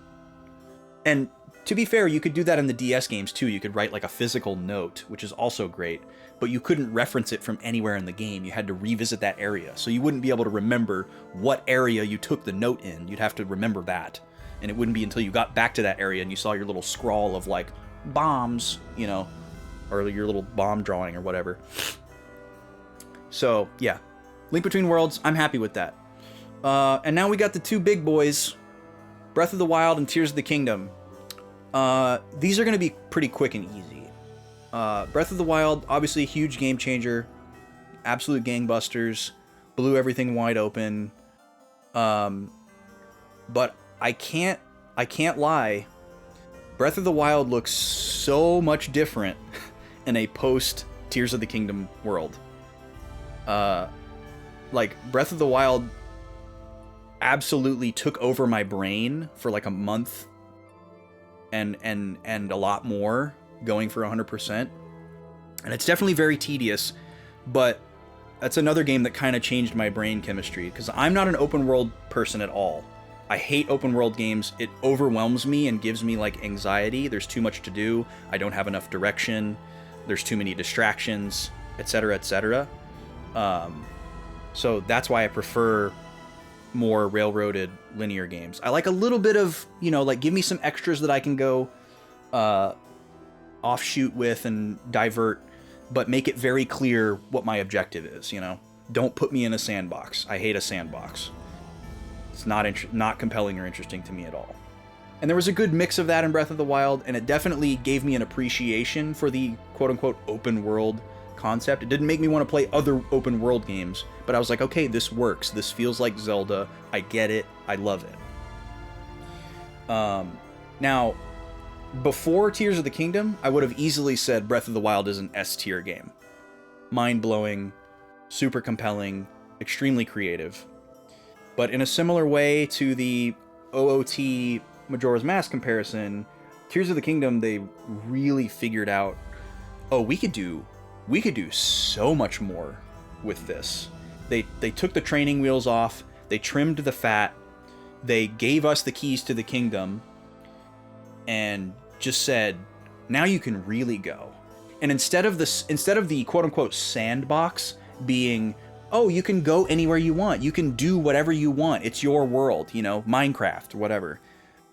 They instead said, the sandbox is the how. It's not the what, it's the how. And that is so brilliant. It's so brilliant. Tears of the Kingdom is so good. You get to decide what order you want to do things in. Cool. Great. Non-linear. Love it. Most of the time. But when you're saying, it's like, okay, you're going to do this. And then when you ask the game the question, okay, how do I do that? The game says yes. So you're given a very, very basic, easy to understand tool set that's not overcomplicated. And as you play the game, you learn this lexicon, and you start to realize, oh, this can kind of be combined with this. Or, oh, this thing does this other thing that I didn't realize. And there's all these little tiny preset interactions hidden throughout the world that are all these little tiny TED Talks. They're all these little tiny teaching moments that are like, oh, by the way, this item can do this. And you're like, oh, hold on. I didn't know that. And it's not shown to you in such a way where it's like a teacher in front of a blackboard. Like, okay, kids, if you take the bomb and you put it in front of a rock, it'll move the rock forward. It's done in a very cleverly natural seeming way where you feel like, as the player, that you've just kind of like stumbled upon this happenstance knowledge. But in a very like intelligent design kind of way, you were like destined and predetermined to find that. And you were it's like an Inception type of thing where like they wanted us to feel like we discovered it on our own, but it was specifically put there to teach us something. It's like the Mario 1-1 philosophy in this much more complex, layered 3D with altitude environment.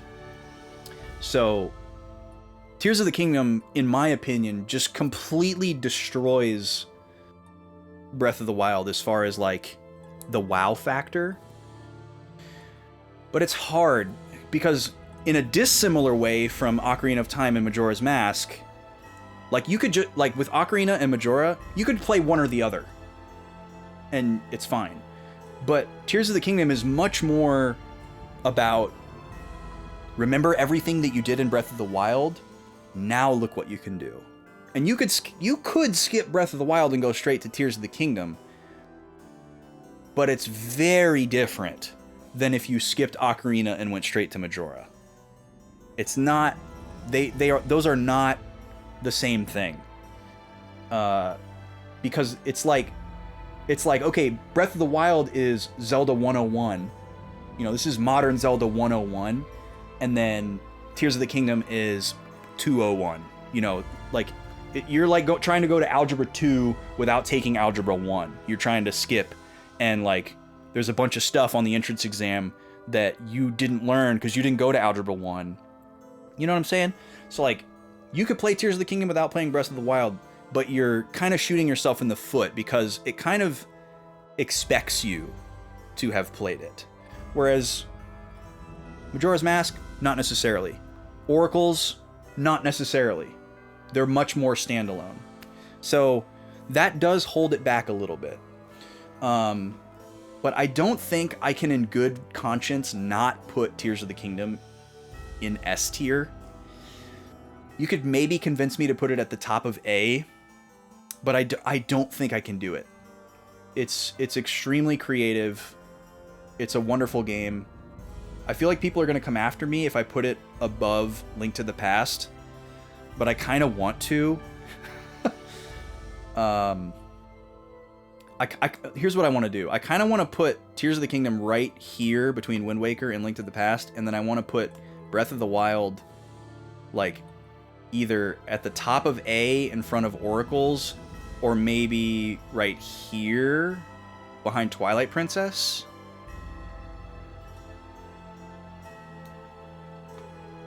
Yeah. I think this is what I want. I think this is my final order, y'all. Final Fantasy VII, The Last Order.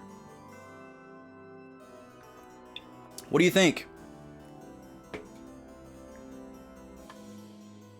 Minus Gloomspawn. Also, welcome in, Luca. It's nice to see you. I hope you're doing well. I think we're gonna print this, guys. I'll put it in the Discord for those of you that are in the Discord. It can be emblazoned there for all to see. And feel free to, you know, screech at me in the chat or in the Discord if you vehemently disagree. You'll notice that there's nothing in the D or F tier, because there, in my opinion, are no bad Zelda games, at least not on that list. Okay, and we've been sitting on this Eternal Sonata screen for, like, I don't know, an hour. I need to run an ad, so I'm going to run an ad really quick and use the restroom. And when I come back, we will start playing the game again. Thank y'all for hanging out and sitting through that, especially if you weren't interested in the Zelda dissertation that I just gave. If you're here for Eternal Sonata, thank you for sticking with us. We'll be back in 3 minutes. Appreciate y'all.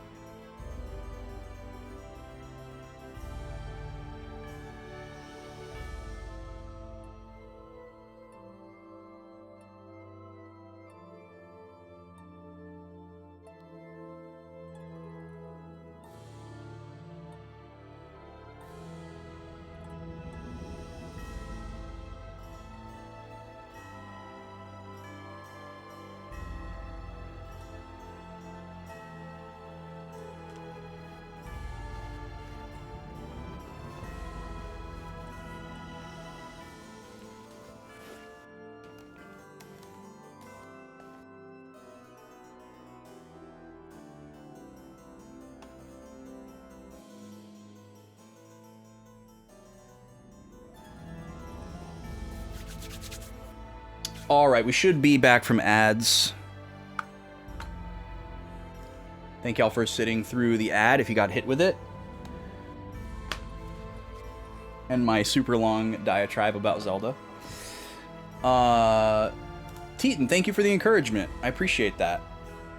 Lobster, welcome in. You'd guess the Venn diagram of Eternal Sonata fans and Zelda fans places most Eternal Sonata fans as also being Zelda fans. Maybe not the reverse.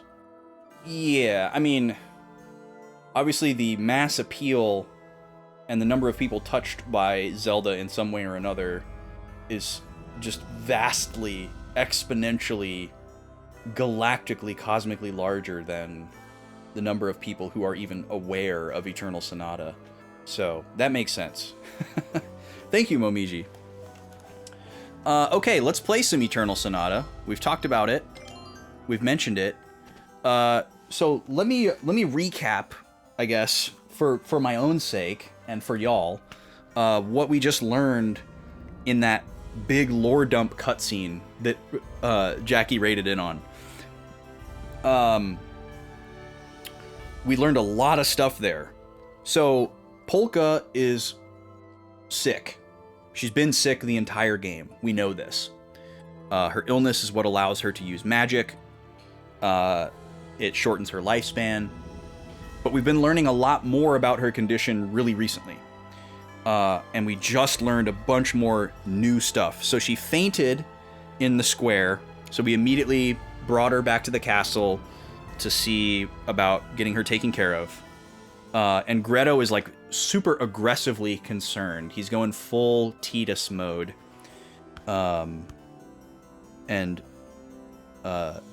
Yeah, I can't help comparing it to Tidus and Yuna because Polka's journey is kind of Yuna-esque. And Greto's behavior is very Tidus-esque. So the magic guy, he doesn't have a name, the little magic researcher guy, old guy, is theorizing, based on his experience and research, that Astras are connected to magical ability and therefore people's terminal illness. Because we already knew that magic ability and terminal illness were linked together. You can't use magic in this world unless you're also terminally ill. But we just learned that not everybody who is ill can use magic, which is a debunk. The common belief is that, oh, if you can use magic, you're terminally ill.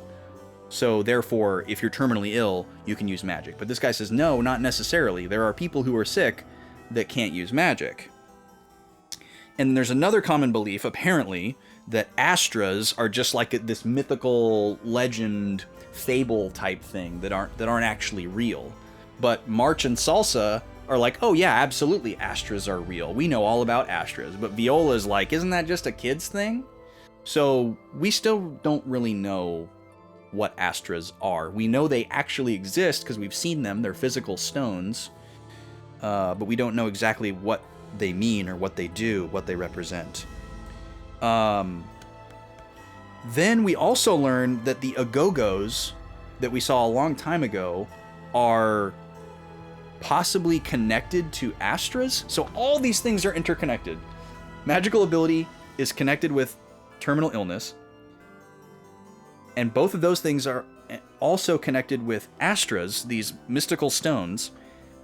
And all three of those things are also connected with Agogos, which are these like glowing creatures that are kind of like fireflies that fly around in this forest called Agogo Forest, where March and Salsa are from. So they are suggesting that we go there and talk to the Queen Mother Agogo, which we just learned existed. We didn't know that there was a Queen Mother Agogo. And apparently they will know, the Queen will know something about what to do.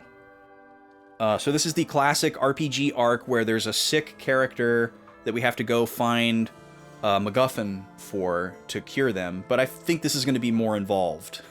So we'll see. And the bad guys are currently looking for Polka our character that's sick for the same reason. Because they use this material called mineral powder to basically artificially give people magical ability. And it ultimately kills them. It has crazy side effects. So it seems like it's an allegory for, like, I don't know, like heroin. Like, the way they describe it, it's like this thing that you can, like, buy everywhere, and it has all these, like, horrible side effects and will eventually kill you, but people think it's great because it makes them, like, feel amazing and it gives them, like, special powers. I don't know. So that's obviously not exactly like a narcotic, but similar vibes, I guess. You know, especially if we're looking at, like, a simpler time back in history. So we're going to go back to Agogo Forest and see what's going on. See what we can learn. And Crescendo just gave us a fast travel item. Crescendo gives warp key. So this is huge. We haven't had fast travel of any kind up to this point, and I didn't know if this would be a game where we got fast travel. So it's really nice that we've got it. The warp room is in the small building next to the castle gates. You'd better hurry and get to Agogo Village. Oh, now we know what that little building is for. Okay, he only says one thing. NPCs usually say two things in this game, so you'll notice me talking to people twice. Look how beautiful this place is. Such an interesting aesthetic for a castle. Doesn't look like any other RPG castle I've ever seen. Let me dip into here really quick and hit the save point. Just cause... This song has major Tales of Symphonia vibes. Which, same composer, so no surprise. But I'm trying to think of, like, what specific area of Tales of Symphonia it reminds me of. It's probably some, like, temple or something. But yeah, Motoi Sakuraba. Shout out. Like Sid in FF6? What's like Sid in FF6, Draconics?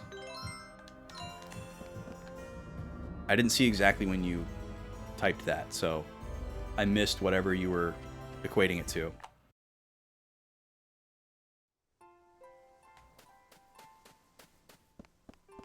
Alright, so we're going to go over here. Apparently this is the fast travel hut. Oh, the key isn't what warps us. It's what lets us go in. I see. Oh, it's you. Please come over here. Okay. Welcome. The prince told me that you'd be coming. How? How did he tell you that? Do we have phones? You telepathically connected? Really fast carrier pigeon? This is a secret chamber belonging to the Baroque royal family known as the Warp Room. From here, people can transport across great distances in a single moment. Why does no one know about this? The teleportation device has been acting strangely of late, and is not functioning at full capacity. There's no need for alarm, however. It still has enough power to send you to your destination in Agogo Forest. Wow, he really did get debriefed. Very quickly, somehow. Okay, so, you know, obviously we don't need to read too much into this. I'm being silly. This is just, you know, for the purpose of not breaking the game. It's only going to let us travel to one place right now. Just like, you know, a bridge being blocked or a ferry being out of commission. This is just RPG things. Oh, give them something to find a cure. Oh, yeah, that's right. Right when you get to World of Ruin, you have to find something for Celis or something like that. It's been a long time. So this panel doesn't do anything. This looks very familiar. I feel like we've seen another one of these somewhere. So here we go, off to Agogo Village. I'm really, really glad to know that fast travel is in this game. Wow, that was amazing! We're really here! Come on, there's no time to waste.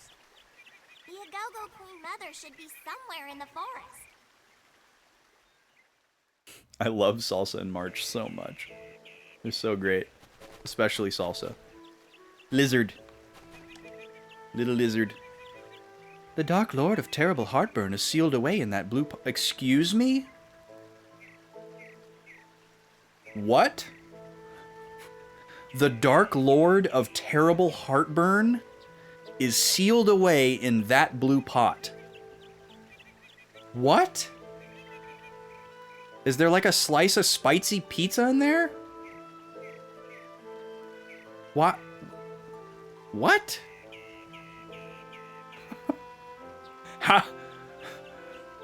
How did we... I have so many questions, ma'am. Well, this is going in the screenshot folder. We've got quite the collection for this game so far. This is no slouch.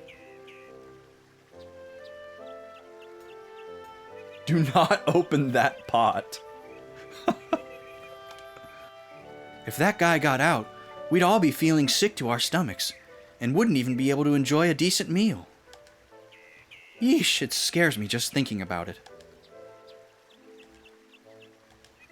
The Agogo Queen Mother? Well, of course, a proper village tour guide has to know about that. And I do know, but the thing is, I just can't tell you about her today. Why is she just standing here staring at that pot? What's up with this statue?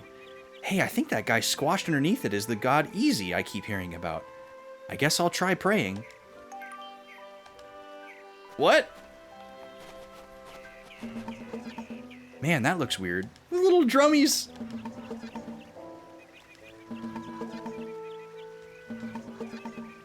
Why does that happen?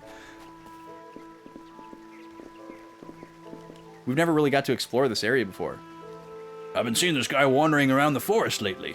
He's been acting like he owns the place. So I went and reported him to the village chief. He's gonna get what's coming to him now. That guy's up to no good. I'm sure of it. He's probably a pervert or something. A pervert for trees? Wandering alone in the forest? That's quite the jump. We've never seen any of this. Oh, I was wondering where you were, March. You're traveling with that young man and his friends, right? The outside world is full of monsters. You'd best be careful.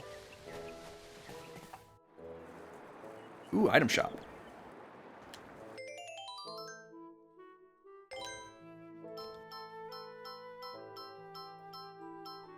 Everything is junk. That's actually good.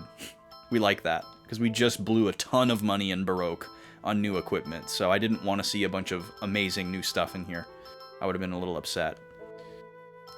These items are pretty crappy too. Okay, so I guess maybe we were supposed to come here earlier on, and we just missed it. Wait a second. Wait a second. Wow. Okay, revelation. Revelation. We went in this item shop. I just didn't realize that there was a door at the bottom that led to a completely different part of the village. I thought this guy just lived in the basement of a tree. He's got a walkout. Look at those big old carrots, my god. These vegetables are huge. I wonder if anybody'd notice if I took one. I should give the kids some vegetables to eat along with their bread. Yeah, I think somebody would notice if you were carrying a carrot the size of a pool noodle under your arm.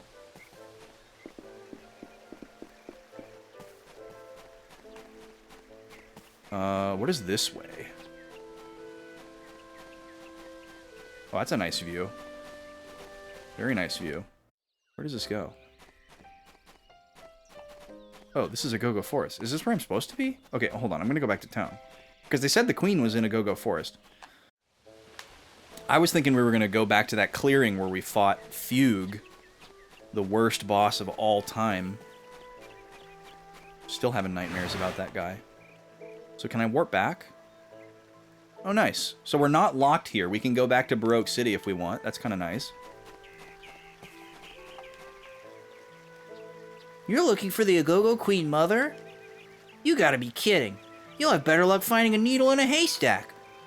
I'm an Agogo expert, and I've never come across her. She's not that easy to find, you know.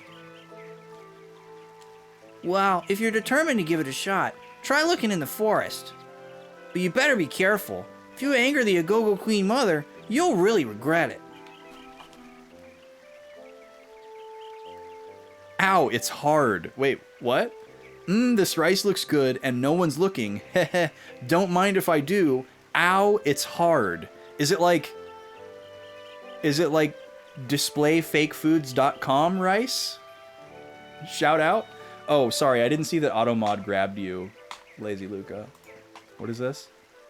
You'd like to know who the Dark Lord of Terrible Heartburn is so that you can kick his butt? Yeah, exactly. How did they trace all heartburn back to a demon? Some demon that's somehow affecting everybody rather than a scientific principle. Why is this rice hard? I'm screenshotting this as well.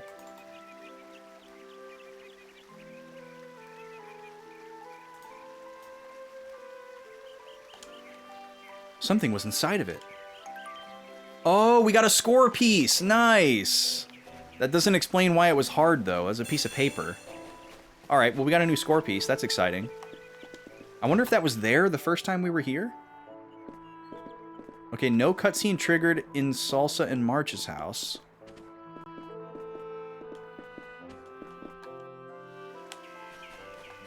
And then this is the clearing. Oh, there's people hanging out. Salsa and March aren't in the village lately, and I really miss them. I want to play with them again. Sorry, kid. Oh, this is a new person. Scorn peas? Popular in the city? Of course I know about those. Don't treat me like a country bumpkin. So, she's saying scorn peas instead of score piece. I have some too, really. I'll show you. Here, see? Scorn peas, right? So this is a little mini game that you can do in this game where you find all these little score pieces and their little melodies and counterlines and bass lines and stuff. And then you'll find these characters who have one as well. And you're trying to find one of your pieces that matches with theirs. It seems mostly arbitrary so far, because sometimes they sound good and they get bad scores. And sometimes they sound not so great, but they get really good scores. Almost all of them are like roughly in the same key, but I'm not exactly sure what else goes into it. We learned a little bit. We did have a breakthrough last week. We learned that rank S is a thing. And I've been writing down the locations of all these in case I decide I want to like 100% this game later or something. Taking notes of who I found and what worked and what we got. So this is Precocious Flute, and this is Agogo Cave Front. And I wish you could just listen to their piece to try to find one of yours that matches up with. So we've got a bass line here. I'm assuming her sound is going to be flute because her name is Precocious Flute. So we've got F, G, C, C, F, G, C, G, F, F, F, F, F, G, C, C. So very, very basic primary chords here. 1, 4, 5 all the way across. So we can try any of our C major examples. And again, I think this is mostly arbitrary because they didn't want musical knowledge to be required to be able to do this. So we're just going to go down the list here. This will be fun.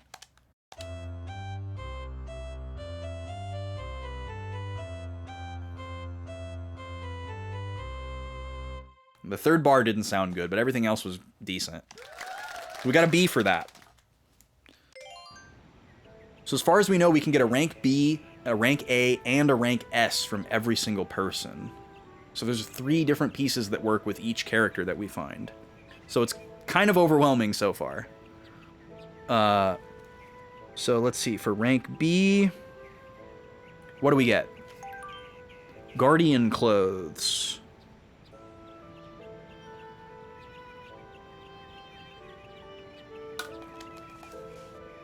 And we can do this again.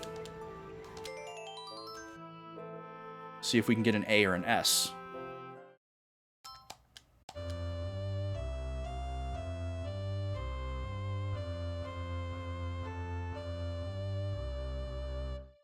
Just hanging on that 9.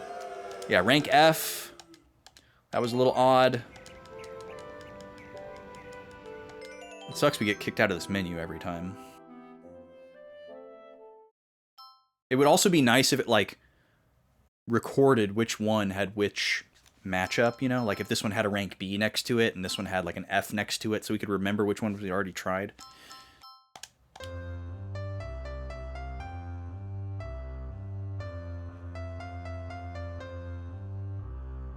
That was really dang close. This could be the rank A. And then it's, of course, F.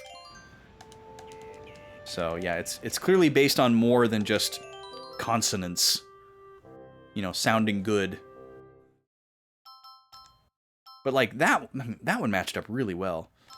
So, I'm not even going to try this one, because this one is in, like, A minor at first. Yeah, that one's not worth trying. This one is also an A minor. Not going to try it.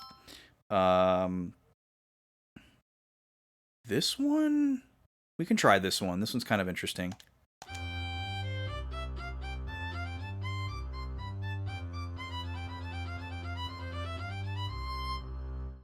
Yeah. It's in the neighborhood. But not quite. Not quite there. Alright, how about this one? This one's also an A minor. Not going to try that. This one could work.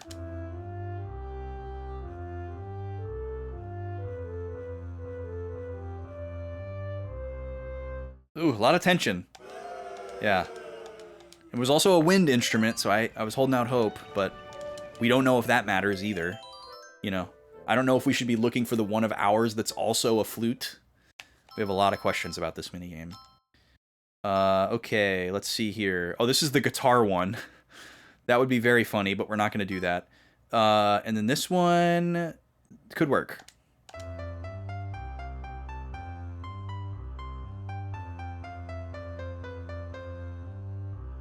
Resolved a little too early, but the third bar was nice. That was the first one that kind of like gave us a sense of that 4 chord on the third bar.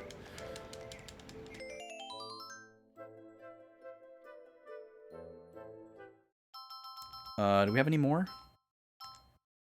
No, that's the last one. Okay, so rank B was the best that we got. Let's take a look at these Guardian clothes that we got. Oh, not costumes. Status.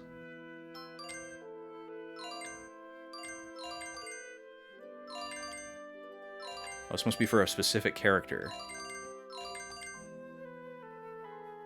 Oh, Guardian of the Forest. Okay, so maybe it's for small people.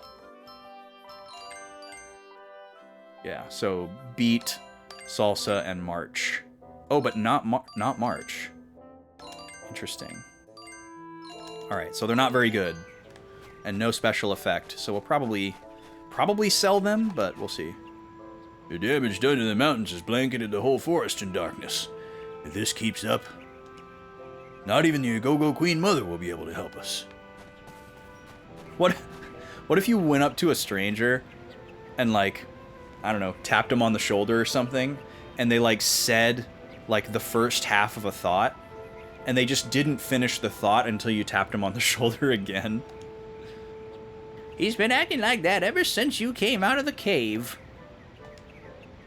I hear there's a new disease that's sprung up in some far-off corner of the world. Isn't that just typical? Is it? I don't think that's typical. Oh, great gods, forgive us.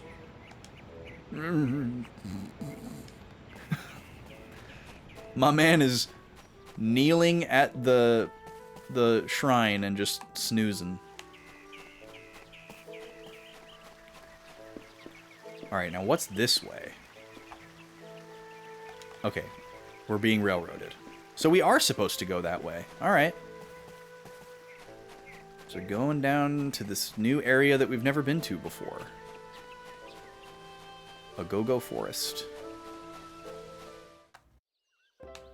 We do love a forest. Gotta have a forest in your RPG. I mean, we've already been to one. But this is nice. It's very peaceful. I'm assuming there will be monsters. Oh no, not these guys. These guys are the worst. Oh, we have been through here. This is how we got to Agogo Forest the first time. So, we should be able to dodge these guys. These guys make a really horrific noise in battle. And luckily they wouldn't be anything scary now because we're so much stronger than the last time we were here. Plus we only had 2 characters. We just had, I think it was just Greto and Frederick the last time we were here. So we would absolutely stomp these enemies. So the battles would be just an inconvenience. So I'm going to dodge every single one that I possibly can.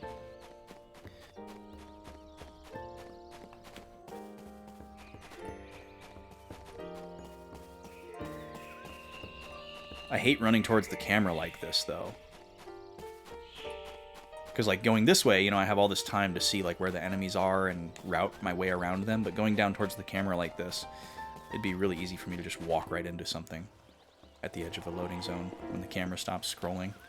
Like that. Could have very easily walked into that little bulbous man. We got all the chests in here, so... It's really jarring when those little fixed camera moments happen, too. It's unexpected. It's like a little PS2 moment in my PS3 game for a second.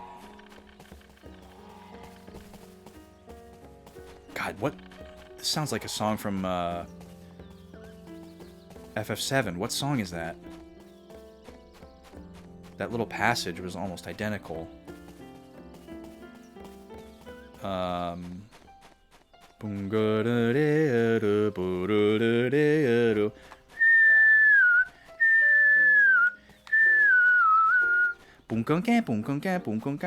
What song is that? I can hear it in my head now, but I can't think of what theme that is. It's like Wu-Tai or Corel or...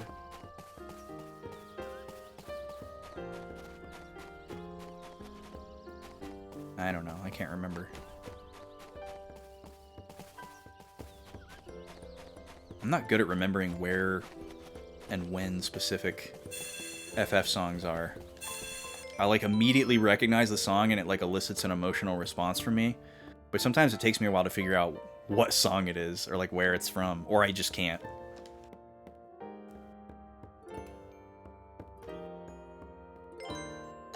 Especially since a lot of them are like reused. It's like, oh, well that's the theme for Corel Prison, but it's also the theme for like 4 other areas.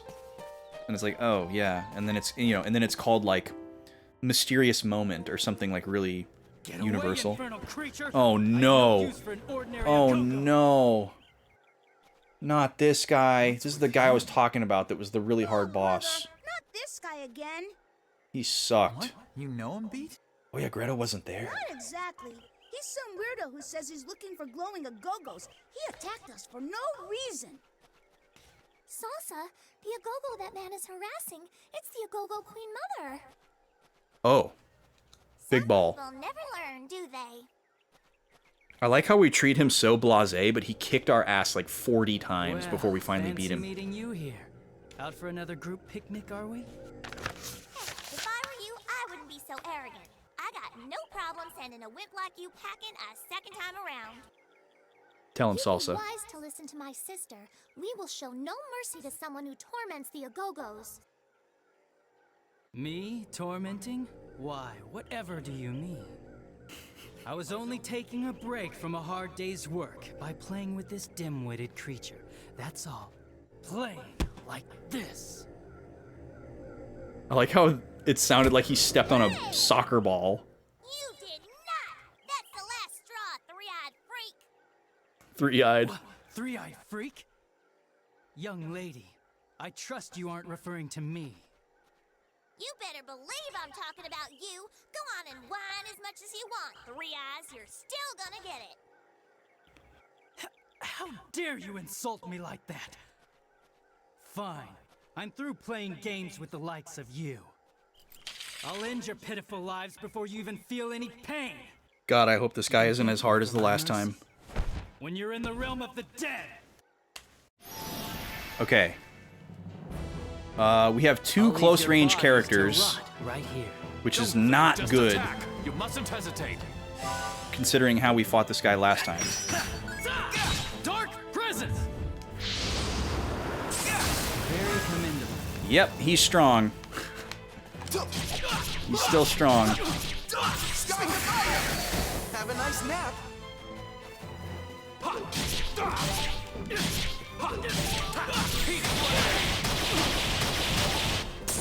That should do it.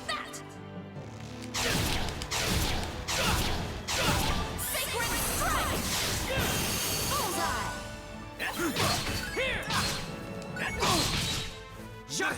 Oh, Greto's dead.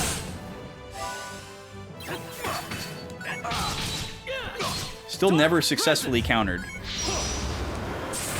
Very commendable. Oh my god, I don't have any items equipped, so we're definitely gonna lose this battle. That should do it. I don't have anything I can bring Greto back with. So maybe I can at least, like, get a sense of how much health he has. Jakku. I can hear the. So yeah, the problem with the last time we fought this guy was you basically have to block every attack because he does so much damage that if you don't, you're just dead. Its elegant fragrance is lost amidst these wings. Jakku. Oh, that would have been a good one to counter. Yeah, see, we're toast. Oh, I hate this guy so much. Wow. Good thing we saved. I broke out in a sweat. Or actually, did we save in a go-go? Last save might have been back in Baroque, which is fine. You can skip cutscenes, we'll be there in no time. But yeah, this guy again, our favorite guy. Oh, we did save in the forest, okay. I don't even remember doing that. His name is Fugue. Same voice actor as Guy from Tales of the Abyss. And some other pretty famous cartoon character that I can't think of. Okay, I gotta set my items here. So everybody uses the same items. Which is very strange.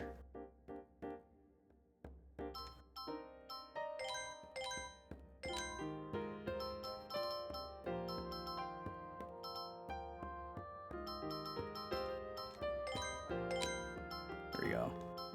And then these have to be manually sorted, which also sucks.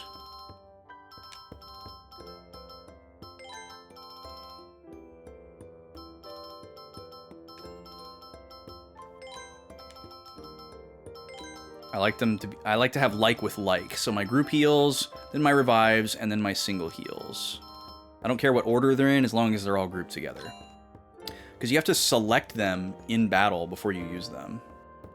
He was the second Black Ranger, really? Oh yeah, Trigun, yes. What's up, Z-Bobs? How you doing? I did not know he was in any live action stuff. I can't think of his name right now. Let me save again. Do I want to change my party? The way that we outsmarted this guy last time was by using 2 ranged characters and 1 close range character. But we don't have a second ranged character right now. Well, I guess we have Beat. We could use Beat instead of Jazz. The last time we fought this guy, it was Beat, Viola, and Polka. Or no, it was Beat, Viola, and Salsa. The last time we fought him. Greto is really strong. Jazz is also really strong. I think I gotta stick with my high damage characters. We'll see how it goes. We have a lot of different options. We had a fixed party the last time we fought this guy, so there was no two ways about it. But now we have lots of different options here, so. He was the recast. Johnny Young Bosch. Okay, yeah, I knew he was like a very big time person. Thank you, Luca.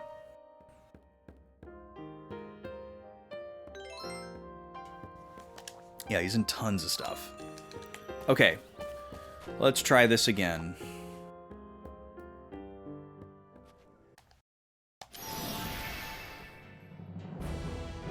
I'm gonna try to do some countering. I'm gonna try really hard. I'll leave your bodies to rot right here. Oh, I've never seen Akira in English. Come on. That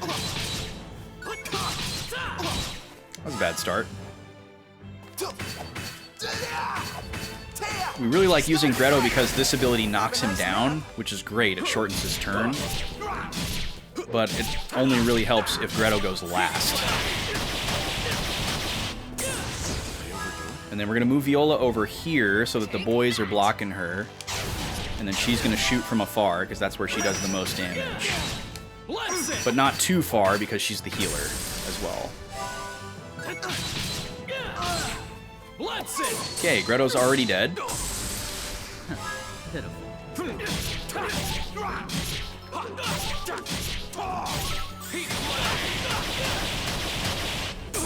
That should do it. Not over yet. You're finished. Wait, what? Well, that was a backfire. And then he can just run around me and hit me in the back. I can hear the Immediately kill me again.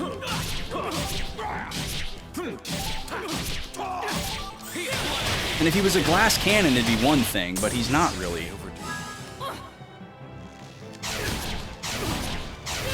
It sucks that my healer is also my biggest damage dealer. So we have to, like... I gotta, like, relearn his attack patterns. Oh, okay, that's the easiest one to pattern. I gotta watch out for that. Or parry, I mean. Okay, he's dead. Not yet. Not over yet. R2. Okay, I'm getting my buttons mixed up.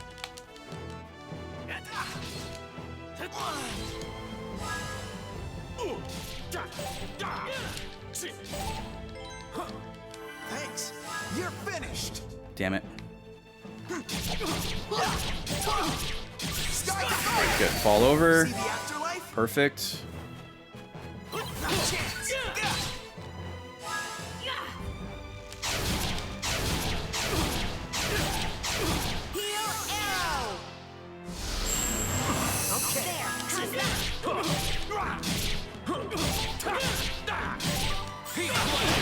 This is very much a race, though. Yeah, the fact that he's splashing us here is not good. Dark presence. Very commendable.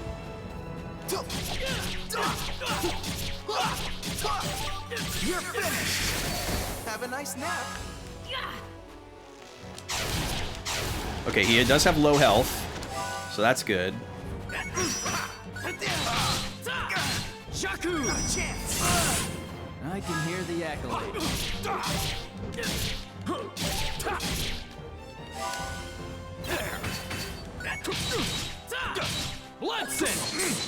Damn. Well, there's my last revive. No. God, he does so much damage. I can hear the accolades.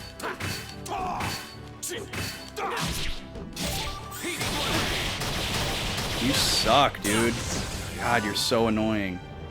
Let's no good. Take that. Oh my God, he's dead. Bad at all. Whew. We're at party level 4, Z-Bobs. He's in tons of stuff. You're looking at his wiki page. Yeah, he's everywhere. We got a weapon for falsetto. Interesting. I don't care that Greto didn't get the experience. We'll be fine. Good. Definitely not worth doing it again. Jazz was the one who needed to catch up anyways, so it's good that he made it. Maybe it's time to upgrade. She leveled up twice? Or wait, no, that was the victory screen before that, I think. With, like, the money. It seems I may have underestimated you. No matter. This has gone on long enough. Now. Oh no! Look at the Agogo Queen Mother! How dare you interrupt me when I am speaking, you insolent! Ugh, get out of my way! Get out of here, pest!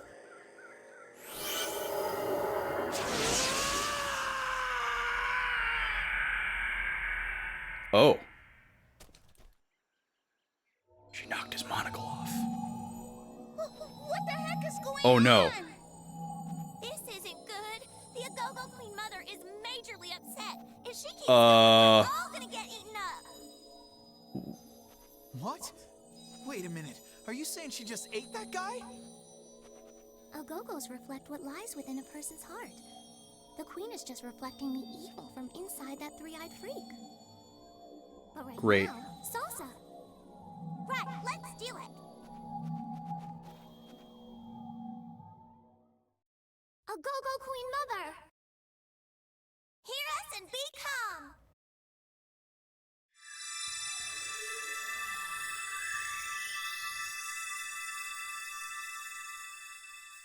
Wow.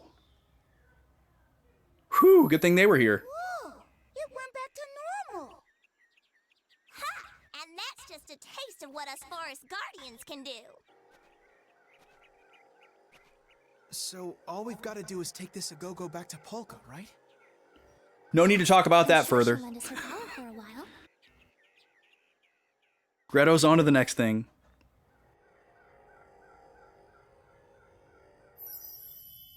Come on, Polka. Wake up.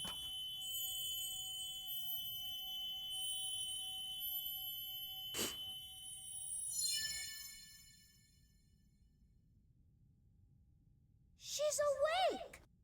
We did it. It actually worked.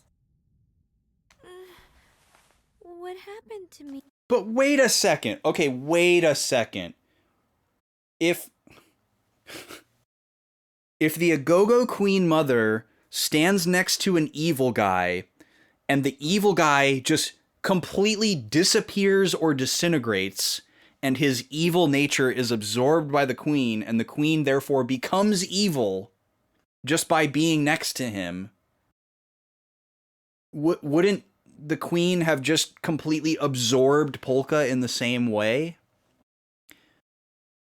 And the fact that like March and Salsa can just do like a reset button on the queen needs to be unpacked. Okay, moving on. You telling me you don't remember what happened? You collapsed on the way in here. It gave all of us quite a scare. Anyway, we're glad you're finally awake again. You have Allegretto to thank for saving you. He didn't do it by I himself. appreciate your helping me, Allegretto. No, I didn't do anything. I mean, if you want to thank somebody, Salsa and March deserve it way more than I do. Which is true. Don't you worry about us, Allegretto. I wouldn't dream of getting in the way of a budding romance. Stop it! Polka, are you sure you're feeling completely recovered? Yes. I'm terribly sorry to have caused you all so much trouble. All right then. Maybe we should go thank Crescendo for his help and tell him what's happened. He didn't help us. How did he help us? Oh, he gave us the fast travel. Okay, sure.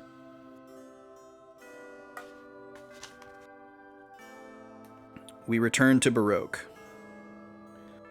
So clearly the thing that happened with Fugue was to illustrate to us, I guess, one, what the Queen Agogo can do, and then also what Salsa and March can do. But is Fugue dead? There was no body. Are we to assume that Fugue is just completely wiped out of existence? I guess we are. We return to Baroque. Make another quick note here real quick. Fugue dead, question mark? No body left behind. Just a monocle. His cracked monocle. Okay. Why were we brought back to this specific room?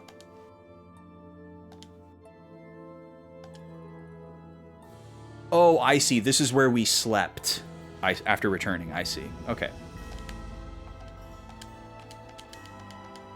So we gotta go talk to Crescendo. I'm so glad that fugue fight wasn't any harder than it was. Oh, this is the wrong room. It's this one.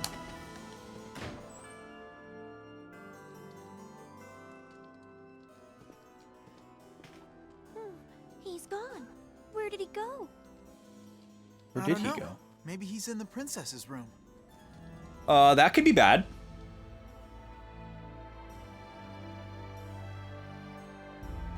That could be real bad.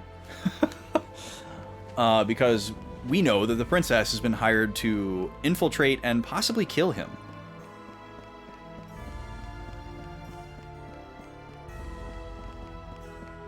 There's some kind of conspiracy plot. Her room is right here, right? It's the other blue door. Yeah. Huh? He's not here either. They keep showing, they keep cutting to jazz in a lot of these key scenes. I guess they're trying to tell us that, like, Jazz sees something more that's going on than everyone else does. Jazz, sir. Thank goodness. We've looked, but we can't find Prince Crescendo or Princess Serenade anywhere. What do you mean? It's true. No one in the castle has seen them. They've got to be somewhere. Did they go in the mirror? Again. No. Looking here is probably useless. Do you think they... Yes. I believe they're already heading for Forte. They're going to try and save Baroque by sacrificing themselves. What? That wouldn't make any sense.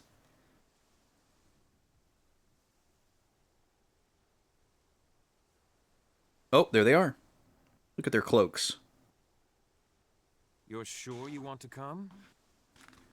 Yes, I feel I must. For I am in part responsible for starting the conflict with Forte. If only I had realized sooner. Speaking with Count Waltz face to face is the only way I can prevent a war. To do that, I'll have to cross into enemy territory. It'll be dangerous, but from the beginning I've been prepared to sacrifice my life to ensure peace. But you don't have to. I will speak with Count Waltz. Right now, I'm the only one who can possibly save your life. I at least have to try. Thank you, Serenade. However, I expect the result will be the same. You will just delay the inevitable. No, I doubt I'll ever be able to return here. This parting will be forever. Farewell, Baroque. Does this guy not know Waltz? Has he not seen him in a while? Oh, is this the end of chapter 6 already? Tristesse is the name of this chapter and a Chopin piece. Every chapter has been named after a Chopin piece. Oh, we're going to get another history lesson. Here we go. In 1832, the year after the fall of Warsaw, Chopin was in Paris.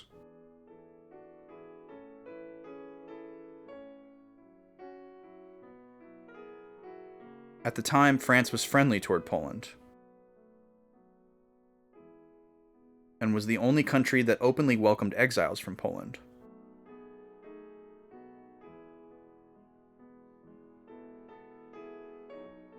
For that reason, Paris was filled with Polish refugees.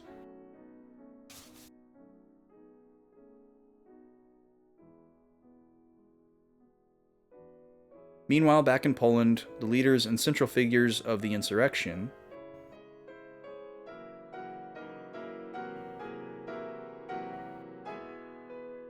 were judged in court without being present and sentenced to death.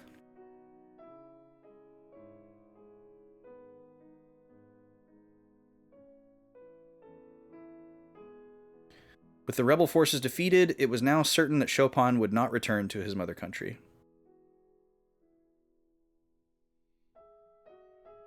This melancholy melody portrays both homesickness and an eternal farewell to his homeland.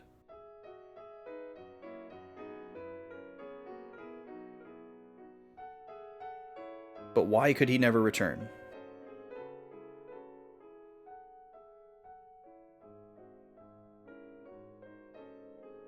Chopin left Poland before the insurrection and was outside the country the entire time it took place.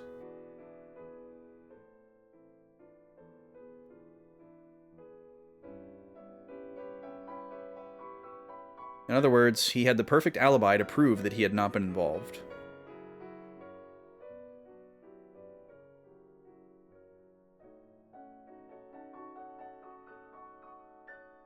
In spite of that, Chopin never returned to Poland.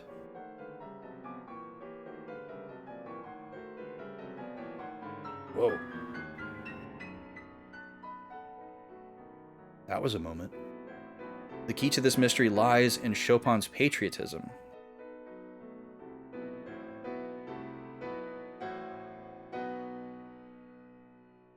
It is likely that he had felt the same feelings as the rebels, even though he had not been able to participate in the fighting.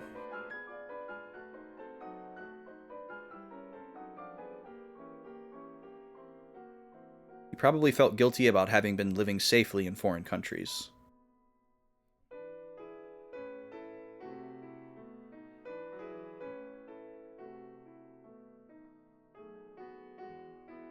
Chopin became a political refugee of his own choosing and burned his bridges behind him.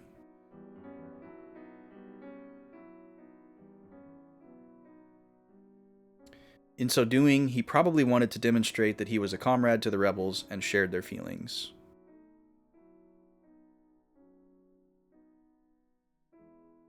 To Chopin, who loved Poland, the decision not to return to his home must have been a painful one.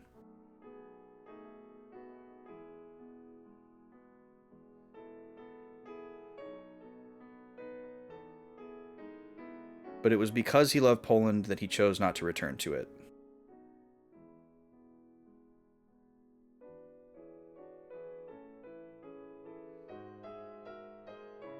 The 22-year-old Chopin may have composed this song as a way to burn his homeland into his heart.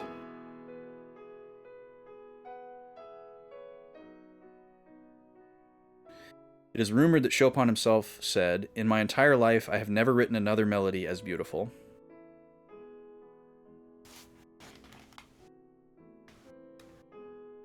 Perhaps these words speak of the view from the village of Zelazowa Wola.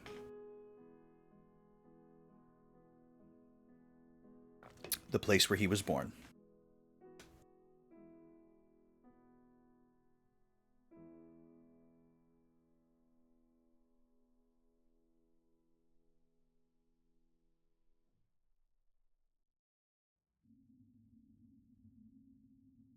Prince Crescendo and Princess Serenade are trying to end the conflict between the two territories by surrendering and becoming prisoners. Even though they know they'll never be able to return to Baroque. It doesn't make any sense. If that's the case, His Highness most likely made use of the teleportation device. From there, you can get to Forte by passing through the Tukota ruins. That would be the fastest route. If they make it to Forte, they have no chance. Count Waltz isn't very sympathetic. Let's go! Yeah, that's what doesn't make sense. Like, they know Waltz. Waltz is, like, a maniac. He's a total sociopath. It's very clearly established, like, right away in the game, that he has, like, no redeeming qualities. He's got one goal in mind. He doesn't really seem to care about Baroque at all. He's more concerned with mineral powder and polka. But he could have more motives that we haven't uncovered yet. Or been shown. But there's, yeah, I mean, obviously from our perspective as the player, we know without a shadow of a doubt that Crescendo and Serenade giving themselves up to him is not going to change anything that he does. And it's frustrating because we feel like they should know that. If they know anything about him. Does Chopin just want to go home? I mean, yeah, in a sense. Oh, I was gonna say something about that little history lesson. So if you're new here and you haven't seen any of these streams of this game and you're unfamiliar, in between each chapter, there's a little cutaway scene like that where you get actual history, real life history about the composer Frédéric Chopin, who is a character in this game. That's who Frédéric is. It's actually Frédéric Chopin. And we're inside his, like, deathbed dreams right now in this fantasy world. And the little in-between chapter stories are set to actual performances of Chopin's music. And the title of the chapter is the title of the piece that you hear in the little history lesson. But what I wanted to say was, I love how the stories that they tell in those history lessons are like little breadcrumb trails for what's going on in the game's story. Like, none of them have been like a direct one-to-one allegory, you know, or relationship between certain characters, or like what's going on in the story. Like, it's not like, oh, well, Baroque is Poland and waltz is France. You know, it's not like that. But there's like these little like themes, these little like subtext themes that are similar and kind of give you these little like kind of like micro connections. And I really like it. I really dig it. It just kind of like gets your brain going. You're like, what are they hinting at here? You know, like you're learning a little bit of something, you're hearing a nice little piece of music, and you're kind of like inclined to be like, okay, how does this relate to what's going on in the game right now? And even if you can't fully piece it together, there's just kind of like a general feeling of like, this is related. You know, and maybe you're like, but how? But it's even in the context of it being mysterious and amoebic, it's still satisfying. I got something in my throat. Yes, Tristesse was the name of the piece, which I don't know if that's a Latin-based word, but if so, it probably means something like sadness.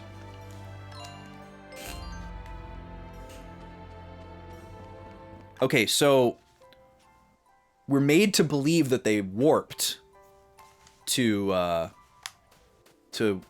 Forte. I said Waltz earlier. Waltz is the count. He leads the country of Forte. I mixed that up.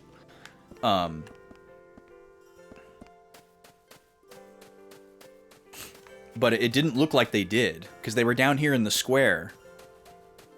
I mean, I guess maybe they were standing right here, but it looked like they were standing at the foot of those stairs.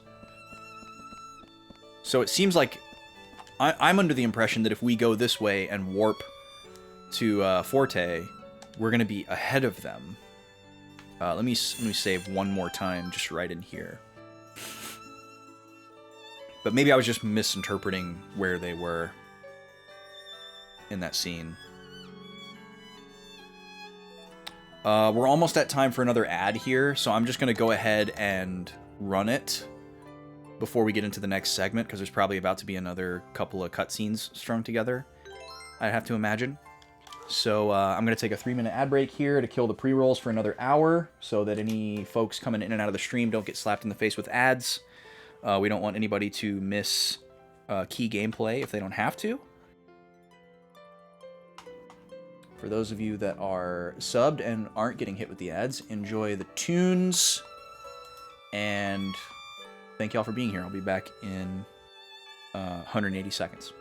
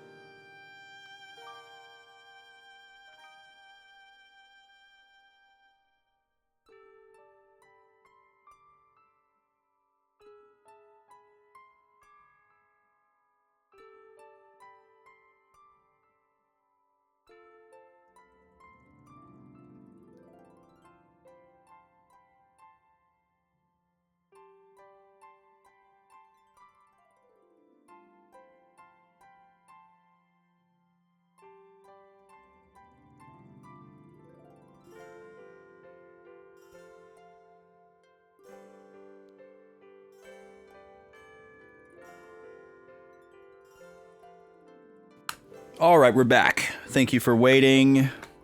Appreciate it. Hope you've enjoyed this sad song. Oh, tristesse means sadness or farewell. All right, we were on the right track then.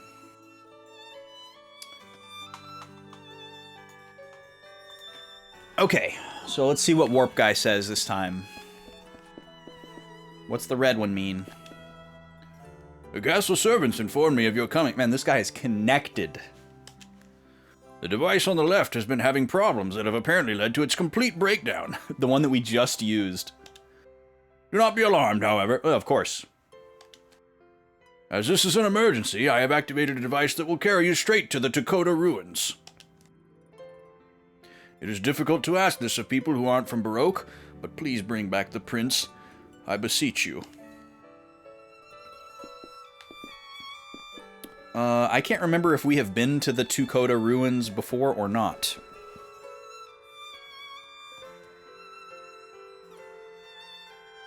Also, if we can teleport, how come we can't just teleport to Forte? Why do we have to teleport to a dungeon that leads to Forte?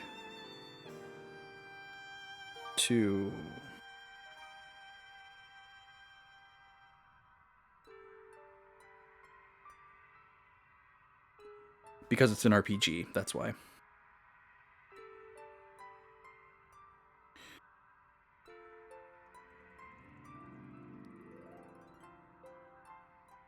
Alright, here we go. To the Coda! Oh, this doesn't look good. We definitely haven't been here.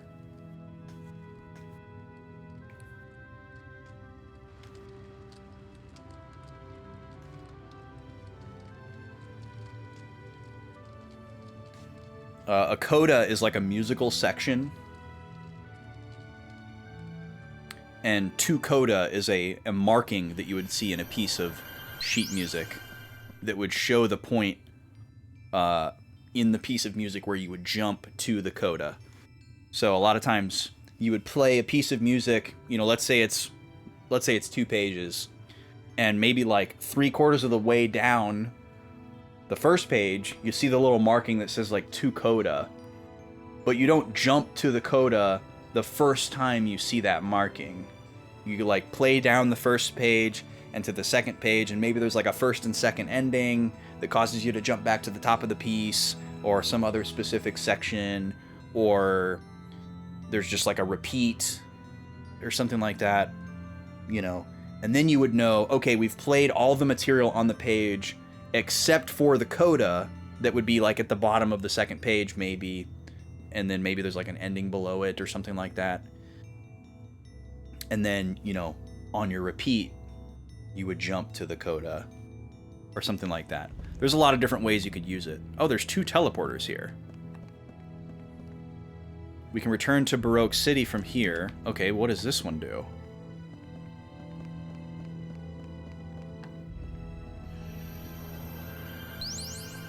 Oh, they're all over the place. Oh, okay, so it's going to be one of these jams. I see. Okay, so they're trying to teach us that it's going to be a teleporty situation. Got it. This is a interesting looking area. It looks like a village, but the things that look like houses don't have doors. But there's like barrels and pots around, which, you know, says people. But there's nobody here. But there's little buggies. What is that, a scorpion? That's another lizard. Alright, where does this go? Goes up here. So these are all one-ways, it looks like. It's not like a teleporter leads to another teleporter and you have to determine the relationship. It's just the teleporter leads to a spot. Sabrina Pokemon Blue situation. Yeah, pretty much. Oh, these ones... Okay, these ones are like teleporter to teleporter. But the other ones, no. Okay, there's an enemy. Not too worried about fighting randos here. It doesn't seem like this game is very heavily predicated on doing a lot of grinding, which is nice. I'm just checking all the perimeters to make sure I don't miss any, like, chests. Because it seems like there should be treasure around here. Or maybe some, like, weird interactable object that has a score piece, you know? Like a rice ball.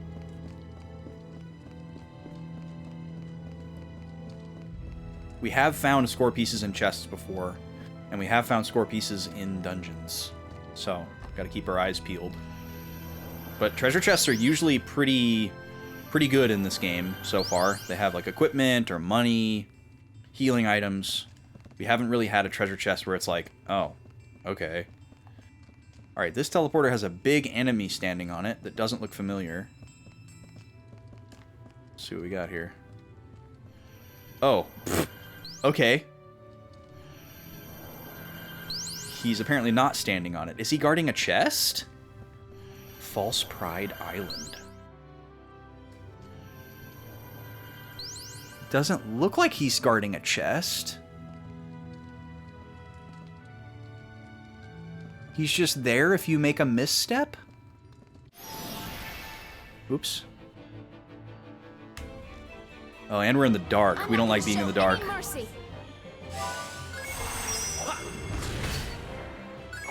We've generally favored light skills throughout the entire game. Luckily, Viola has a status where she's always in the light.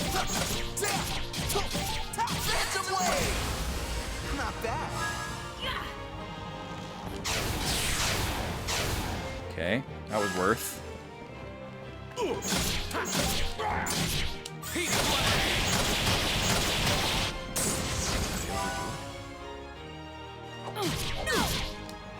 Turn around, Viola.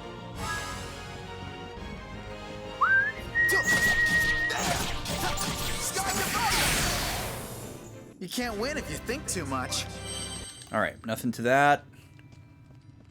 Yeah, that guy's just standing there. I was trying to see if I could, like, figure out if there's a chest behind him, but it doesn't look like it, so I'm just gonna skip him.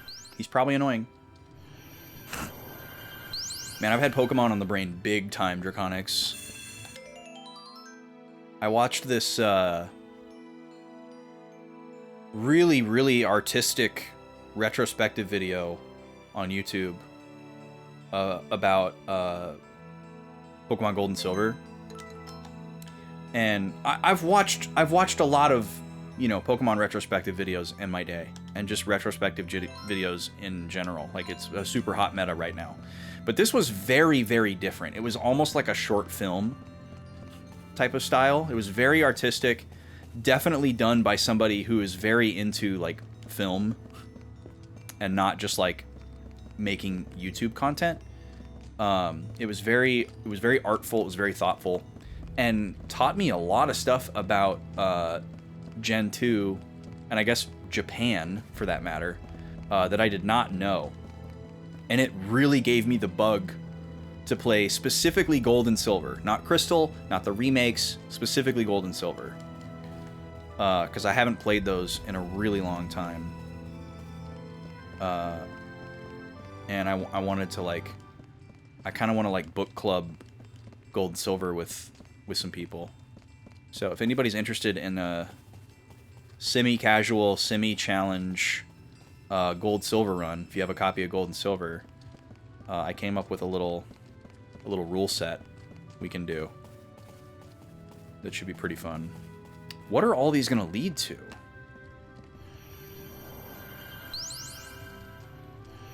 Oh, okay, so these are like the ones on the previous landmass.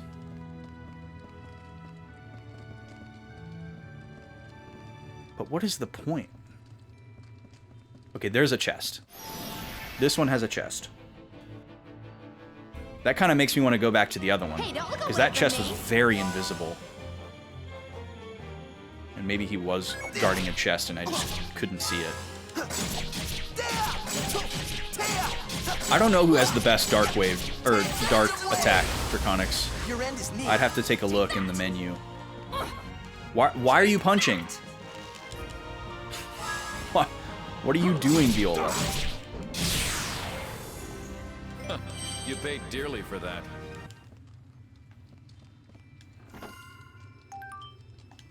Honey Cookie. Is that a new one that's even stronger? Holy moly, 9,500 HP. Alright, that's our new standard. Man, the HP counts are getting so high in this game. It's crazy. You better back off. Boom, boom, ding, ding.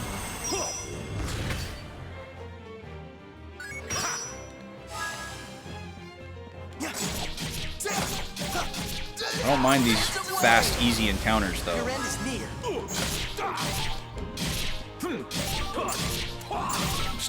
I'm starting to get to kind of a late Octopath kind of feeling, where it's like I just don't really want to do battles because they all kind of take a long time. I didn't even see that guy. Oh, I see. There's a ledge I can jump down. Got him. Okay, I kind of want to backtrack. I'm going to backtrack and fight that golem. Does that include no cloning? Well, are you ready or what? Yeah, there'd be no Let's get started. cloning in this rule set. That'd be kind of boring. Where are the enemies? Yo, what's up, Alex P. Dot? Try a little Wow, harder. 50,000 damage from 4 regular attacks. Alex, when's the last time you did a run of gold and silver? Feel like book clubbing gold and silver with me? Got a little rule set that I came up with. It would be pretty fun. It's nothing like a boys lock. It's not that intense. Getting to the end of FF10-2. Not much time to play. Oh, man. All right, we're going to fight this guy. Oh, there's a question mark. Maybe he's guarding a score piece. You better just back off. Played a lot of Gen 2 in COVID. Nice. Yeah, that sounds like a good, cozy, ignore the world game. Have a nice nap. That's a good, this isn't real game. Escapism. Take that. So these guys have really high defense. 5 years ago for you? I mean, the last time I did an honest Gen 2 playthrough was when we did the Crystal Boys Lock. And that was in 2019, I think. Anything can be cut. But the last time I did an actual playthrough of Gold and Silver would have been when I was a child. When I was like, 10. The first king asked, "Can you read what is in my heart?" The bronze bird replied, "Betrayal." Huh? Okay, is this going to be a clue to some kind of puzzle here? I wish I had an easier way to pull up screenshots. I would just screenshot this. The first king asked...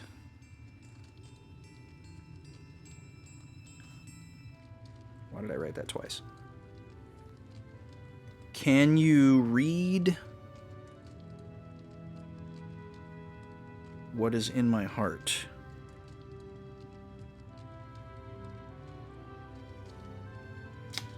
Bronze bird. Betrayal.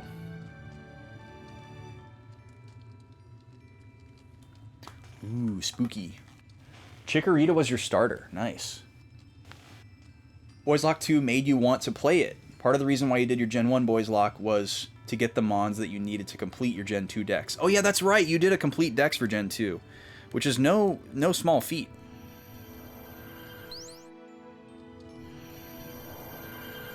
I don't remember if we saved here or not, so I'm going to do it again. Chikorita's your fave, but you have to go with Cyndaquil since Chicky's so painful early game. Yeah, apparently one of the hardest monotype challenges in all of Pokemon is a grass monotype run of Gold and Silver.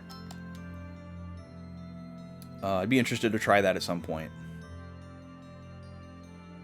Because apparently just like everything is good against grass, especially early, and there's not a lot of good grass Pokemon that you can get. I was reading about that when I was coming up with this challenge that I thought to do with friends. But mine wouldn't be that hard. It's not Nuzlocke rules. It's pretty casual. It's just a little bit of fun shuffling to make the party selection process more interesting. Oh, I didn't mean to come up here again. Oh well. I don't think I've ever picked Chikorita. So, how about we go around? Pretty much always picked Totodile, and I think maybe once I picked Cyndaquil. I've always been a water starter girly.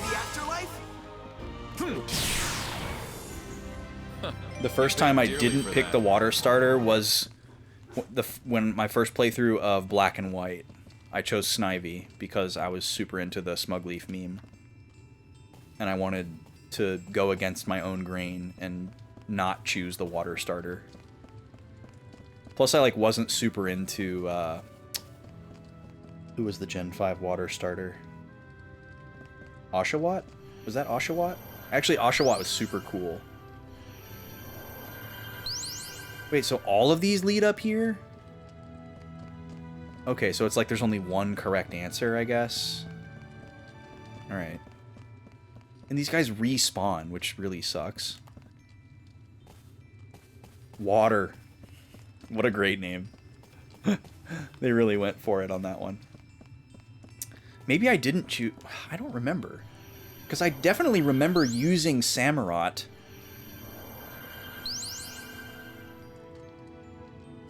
I don't know. Okay, we've got 2 portals up here. And a way down.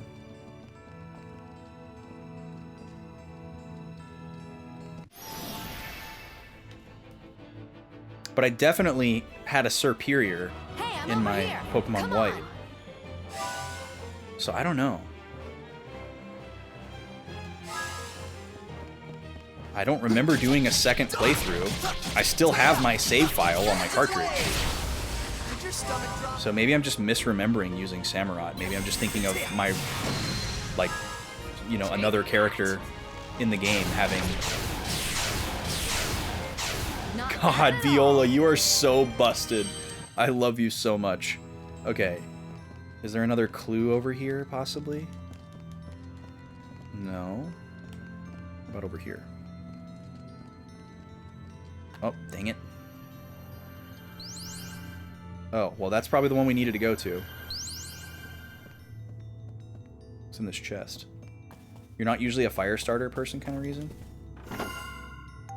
The thing that's cool about fire starters is that fire is the, by far, the least common type amongst the 3 starter types. Water is the most populated type. There are more water Pokemon than there are any other type of Pokemon. And then grass is also a pretty common Pokemon type, for the most part. Depending on what the secondary typing is. But fire is by far way more rare. So I totally get why people choose fire just for that reason. Because oftentimes, the starter that's fire type is one of the best fire Pokemon in the game, just because there's usually not many fire Pokemon. Period. Especially in something like, Gen 4, that's famous for its dearth of fire Pokemon. What did I just pick up? Oh, it was a weapon for Beat. Oh yeah, we got a weapon for Falsetto as well. Death's Hand. Yep, empirical upgrade, love that. This has chance of poison. Action gauge increases when attack hits. That's better than chance of poison. Plus attack up by a lot. Wow, okay, cool. We haven't used Beat in a while, but no reason not to upgrade his equipment. Okay. Yeah, Viola is still pretty much our best healer. It's starting to get outpaced because it doesn't heal that much HP, but the fact that it heals everybody, especially now that we don't have Polka. Don't think, just attack. You mustn't hesitate. Or maybe we do have Polka again. I didn't even look. Too early. Dang it. Too late.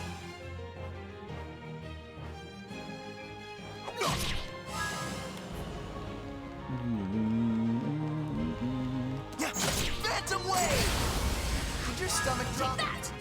Turn around. Magma Pillar! Didn't mean to do that, but okay. Magma Pillar! That works. Don't get careless. We're not done yet. Very nice. Level 30. Oh, she learned a new ability. Nice. Let's check that out. White Dagger. Okay, it's a close range. Close combat attack with a finishing blow. Oh, I wonder if it has knockback chance. I guess it would say on here. Sacred Strike is medium knockdown. We definitely don't want to get rid of Heal Arrow. We always play with her at range. So, yeah, I don't think there's any reason for us to use this. We'll probably never use it. That's why we have her Dark Ones set the same, because we're always using her at range. We don't want the melee stuff for her.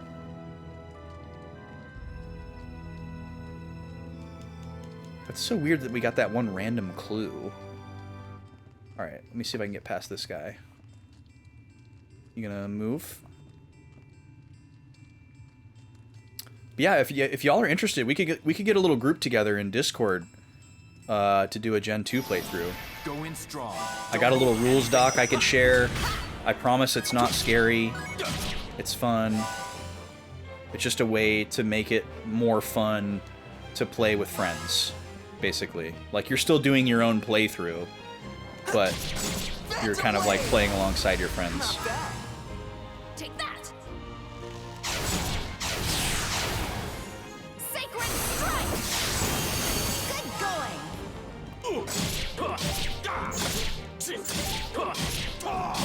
Magma Pillar!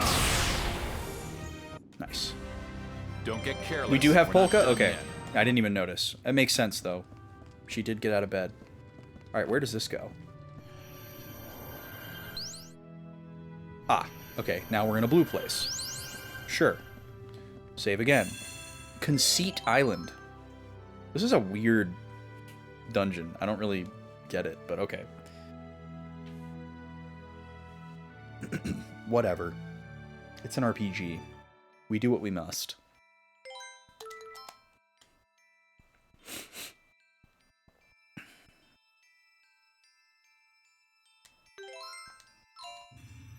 Yeah, the broad strokes of the gold and silver thing I came up with is basically one other person gets to choose one of your Pokemon, and then one other person gets to pick one random Pokemon that you're, or not random. They get to strategically pick one Pokemon that you aren't allowed to use. And then two of your Pokemon would be chosen randomly via semi-randomly. Well, one random and one semi-random via random number generation. You guys ever heard of a color lock? It's a Nuzlocke you can do where you're limited to a specific color of Pokemon, which is different than typing. There's a Pokédex classification for the Pokemon's color, and it's not necessarily always obvious. But there's 10 colors of Pokemon across all Pokemon in this classification, and so people will like use a random number generator 1 through 10, and then that number corresponds with a color, and it's like, okay, my color is yellow. I can only use Pokemon that the Pokedex says are yellow in my playthrough. So basically, for this, you would just have one Pokemon that falls under that. So you'd roll a number for a color, and then out of the available Pokemon, you'd have to use one of them from that color group. And then the last one would just be a random number generated out of all the available Pokemon. And you have to use that Pokemon, even if it sucks. Just for fun. So 3 of your Pokemon would be selected by the rules. And by selected, it just means you have to use them against the Elite Four. You can use whatever you want the rest of the playthrough to get there. But you'd have 3 predetermined Pokemon for your Elite Four team, and then you can use whatever else you want. And then you'd have 1 Pokemon that you're not allowed to use, that somebody else would choose. I guess I was going to heal here. Is that what I'm doing?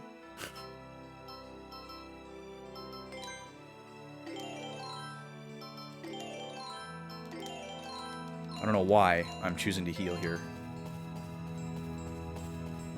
Oh no, we just got an item. What did we get? I totally lost my train of thought because I was thinking about Pokemon. I think it was a weapon, but I don't remember for who. Maybe I'll remember if I look at this. Oh, it was for March. Oh, it's really bad. Oh, but it's good against dark creatures, and it has the darkness body effect. Interesting. Made from the fang of Hachi, the wolf who chases the moon. It's really bad, though. But it's definitely something that we want to keep. Could be something that we want for a specific situation, so we definitely won't get rid of that. Okay. What else here? What's going on in Blue Town?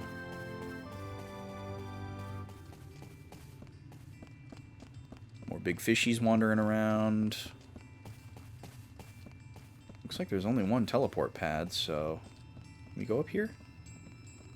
No. Kind of looks like we can go up there, but I think it's just for show. Any chests hiding back here? Anything? It's so weird that we got that one random clue on the ground, and we haven't seen any others. Can we get back there?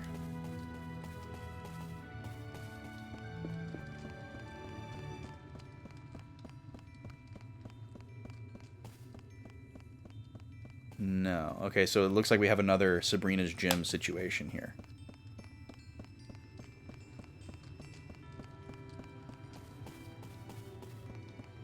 But yeah, I'll post that video that inspired me in the Discord, in the Boys Lock channel, since it's kind of like also just the Pokemon channel of the Discord. And then I'll also post the rules doc I made for the Gold and Silver challenge, if any of y'all want to do that with me. Where does this go? This goes to somewhere we've been before. Okay. So I see where we need to go up there.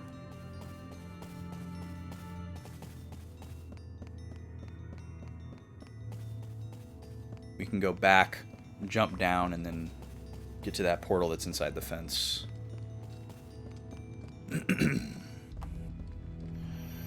I don't know why I point at stuff. It's just such a natural thing.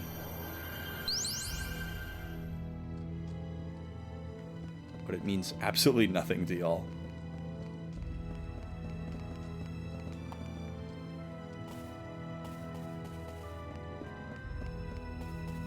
No. No, excuse me. Leave me alone. Do I know what is going on in this dungeon? I mean, I understand how it works and how to progress through it. I don't understand any, like, lore significance of it. It seems very arbitrary. Like, if this is a way that a traveler travels between Baroque and Forte, you know, from like a real world common sense perspective, it makes absolutely no sense. But from just an RPG perspective, it's like, yeah, whatever. Oh. Oh, are these all signs and I just didn't get close enough? Because we didn't see one for the second king, but we did see other little signs like this. I thought it was just a random environment object. Okay, third king.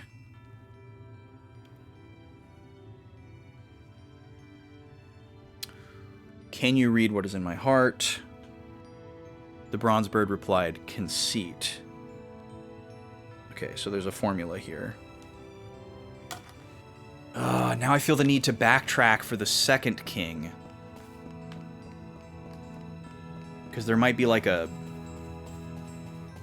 quiz in some way, shape, or form.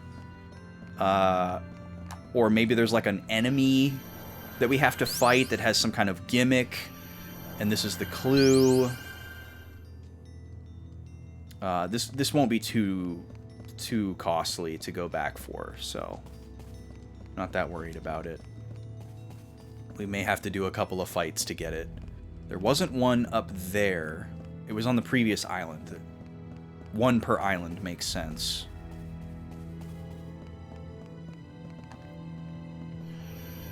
But the solution has just been the name of the island. So, like, do I just already know that the answer is false pride? Yeah. Okay. So, it's not even really like a clue. So the first island was called Betrayal Island, and the clue was betrayal. False pride, conceit, conceit.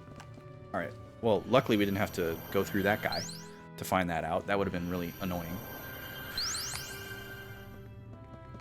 Okay.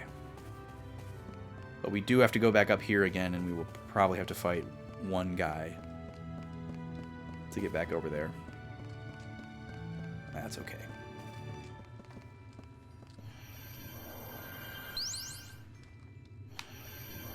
Maybe we can get by him.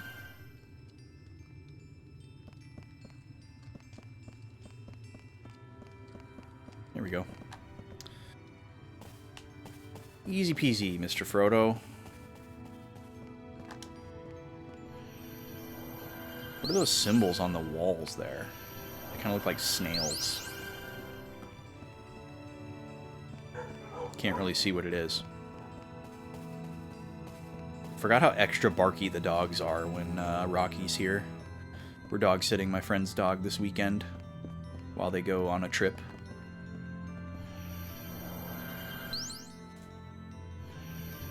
And he's not used to all the sounds around here, so he'll bark at something that he doesn't recognize. And then the dogs that are familiar with the sounds will not bark at the sound. They'll bark because the other dog is barking. All right, we're on the fourth island, titled Resentment.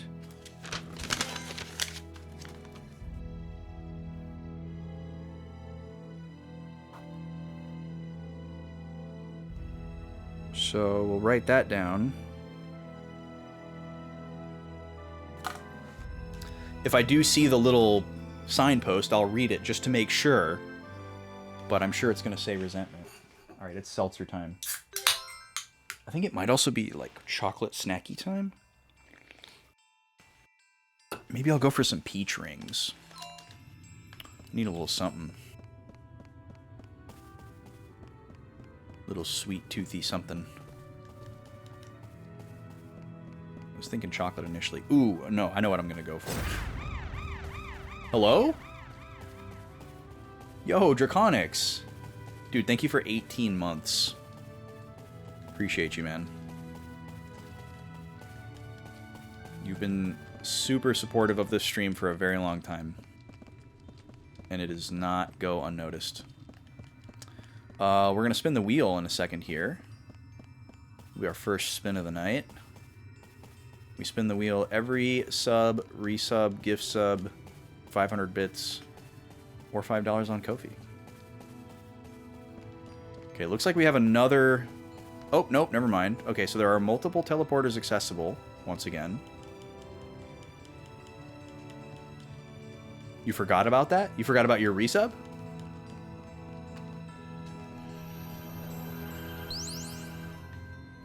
going to assume the more obvious path is not the path forward, so we'll take that first.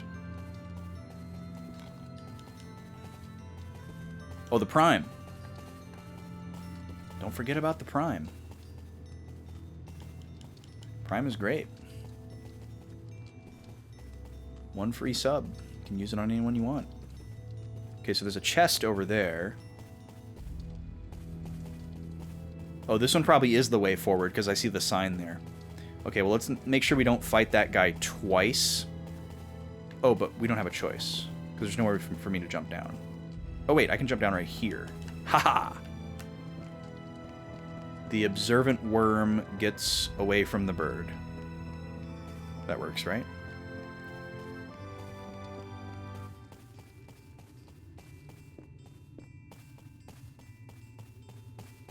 Alright, I bet this one is going to lead me to the chest. Oh, I can't get up there. There's another chest up there. Okay, hold on. Oh, okay, here we go. There's another one. So where does this one go? Oh, I see. This one goes up here, so the chests are going to chain together. Got it. What do we got? The solar eclipse. That is so last month. That's going to be for March, right? Yeah. Oh, okay, so it's the same thing as the other one, or it's the opposite of what we just got for Salsa. That'll probably be useful at some point. You know, if we run into a... Oh, no, it doesn't chain together. Okay.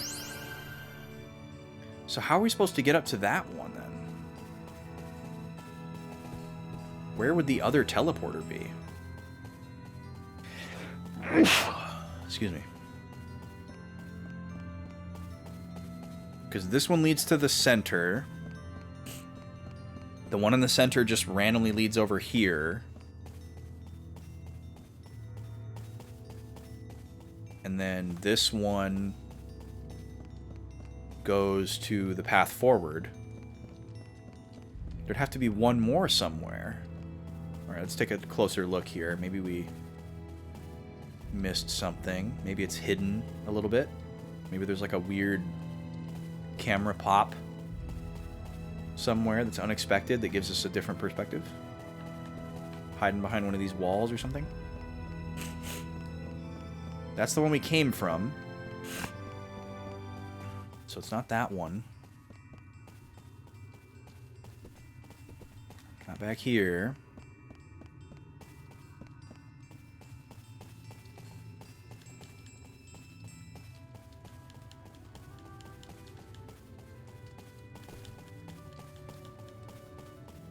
You ever go to like your favorite coffee spot and you have like your regular drink that you order, and on one particular day that you order it, it's somehow just like extra good or like better than it ever was, and you don't know why. Like, you know, did the person that made your drink that day just like nail the ratios, or was some ingredient just like a little bit fresher than it normally was, or was it just your perception and like something was just like a little bit different about how you were feeling, and so it just like hit a little bit more, you know?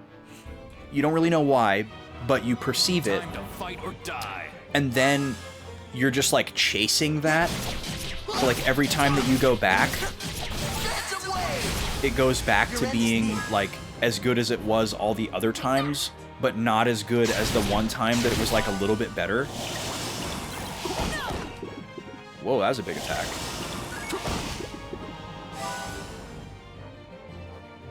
I don't know, that's really specific. Maybe that's never happened to you before. But that happened to me last week. Do you think that did it? Pretty much every Friday, I stop at a coffee spot in the morning on my way to work and just, you know, treat myself, because Friday's caffeine day. I only drink caffeine 1 or 2 days a week. Friday and Saturday usually. And, well, I guess Friday, Saturday, and Sunday. We usually have a cup of chai on Sunday morning. We don't always go out for yummy drink time on Saturdays. So two to three times a week I have caffeine. Friday is definitely like the heavy day, party day. And I usually treat myself to a coffee drink Friday morning on my way to work. And I usually go to the same place. I usually get the same thing. But last week, for some reason, it was just spiritual. I was like, whoa. And I don't know if it was just me, if I just really needed it, because it was like I hadn't had it in a while. And it was like the first time I'd had one since like, before VGM Con. So I'm kind of like a new person, my palate was like reset or something. But something was just firing on all cylinders. But what leads me to believe that maybe it wasn't that is that the lady was with me and she also perceived this. Take that. Like she was with me the same morning and she didn't get the same drink, but she did get a drink from the same place at the same time, so it might have been made by the same person or with the same ingredients. Do you think that did it? And she also perceived like, damn, that like really hit. That was better than usual, So something happened that day. Something happened.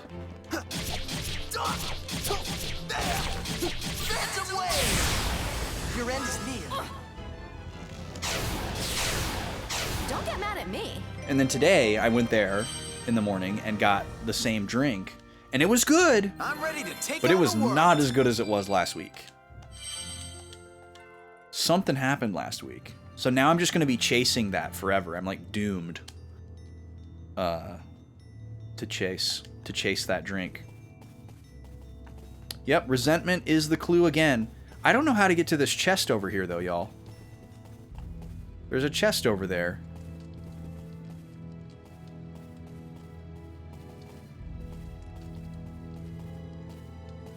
I've got one theory.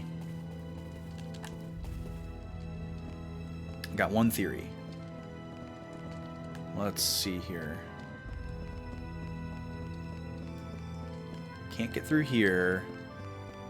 But what about a hidden path over here?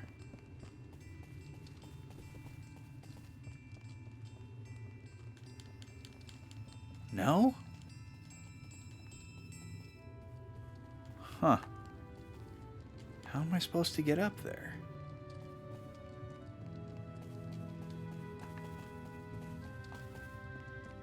That's really strange. Do I like this game, limited items, or do I wish that enemies would drop more healing items? I don't mind that enemies don't drop healing items. I don't really care about that. I don't ever really expect enemies to drop healing items. That's kind of like a perk, I guess. I would never expect that.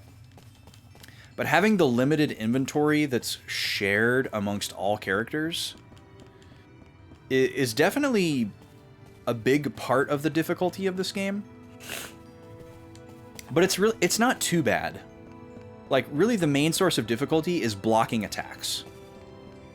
Because, like, if you didn't have to block attacks, and if every attack did the amount of damage that a blocked attack does, this game would just be really easy, and you probably would never have to use any items. So it wouldn't matter if you had the shared inventory, So it's kind of symbiotic, I guess. Man, it's really bugging me that I can't get that chest.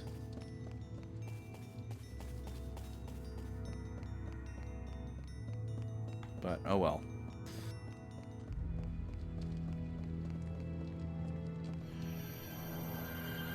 I got no ideas.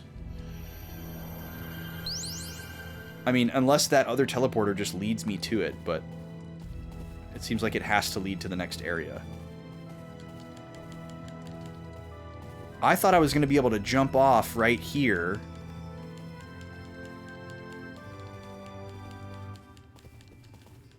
Like, maybe there's just something that I'm not seeing, but...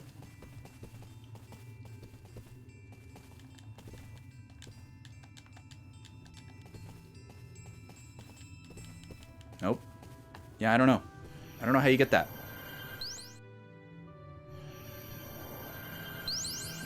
Where's this?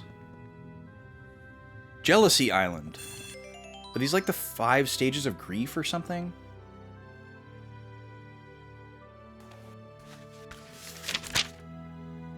No. But maybe that's what they were inspired by. What was the 5th one? Oh, it's going to tell me right here.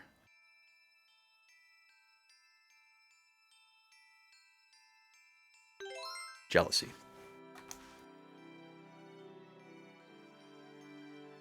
It's not the 7 deadly sins either.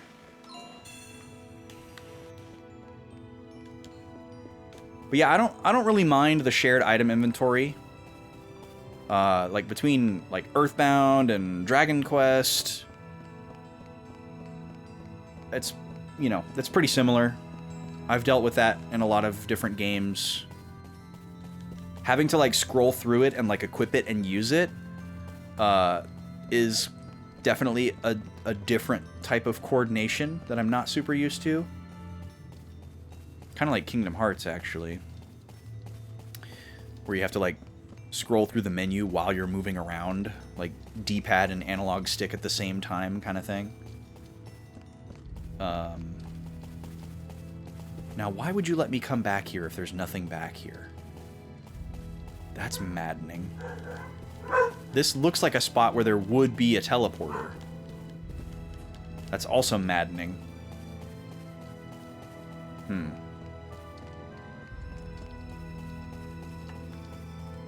But yeah, I think blocking could stand to be a little bit easier in this game. Like the windows are really, really short. Really, really small. Like some of the attacks feel basically impossible to block. Like you would have to spend hours and hours just memorizing each individual enemy's and boss's attacks to the point where you could predict what they're gonna do, you know? Like, but you can't really like react, you know, unless you're like a pro Smash Bros player or something. A lot of those are just way too fast to react to, in my opinion. Maybe I'm just old. Hashtag old, but I don't know. Even if you were like young and had a really fast reaction time, it's still pretty prohibitive. Oh, I should have healed myself.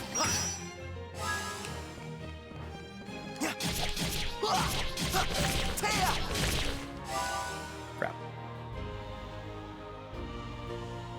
Nice.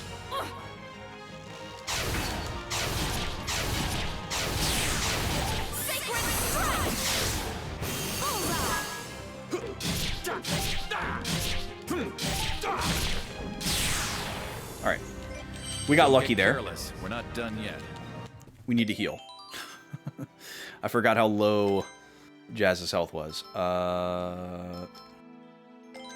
Do one of these. And a couple of these.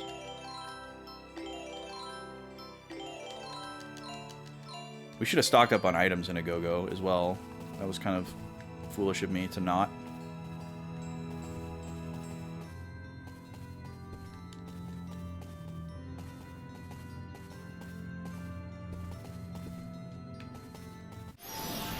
Oh, I did not think I was going to touch that guy. Okay. Yeah, guarding and counterattacking. We haven't even successfully counterattacked yet. I haven't even been, like, investing brain space to that. Because it feels kind of equally as prohibitive.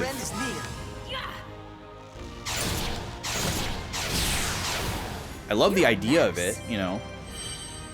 I come from the school of Paper Mario, Super Mario RPG, timed hits type stuff. I love that. Sea of Stars, you know, it's great. But the windows are a little too small. And it'd be one thing if, like, the windows were really short, but there were only, like, 2 or 3 different variations across all enemies, and you just had to know, oh, is it the short, the medium, or the long? You know, that would be fine.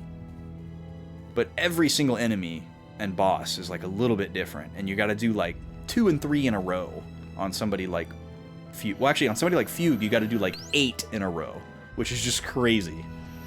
Oh, we found it! Yes! Okay, I was not expecting different color to lead to a different color, but we finally get this chest, and we don't have to leave it behind, so that's great. Time to fight or die. Yeah, hopefully fight.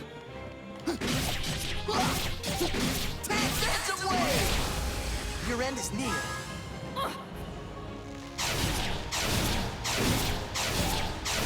Sacred strike! Bullseye!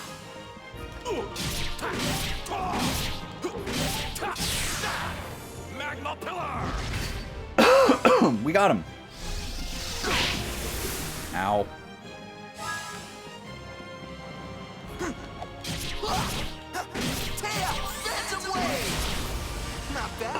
That was a bad idea. I don't know why I thought I could take a drink during that. Spilled on myself. Am I going to be on for a bit longer? Oh yeah, it's only 9 o'clock. I usually stream till 11 on Fridays. Or till midnight if I'm feeling it. So yeah, we'll be on for a while. Yo, what's up, Sen? Pretty rough when the enemies can just run behind you and there's nothing you can do. Yeah, that's super brutal too. Acquired Allegretto's new costume. It doesn't actually have a name. That's so weird. The one that we found for Polka had a name, right? It was like, you found Polka's such and such dress, right?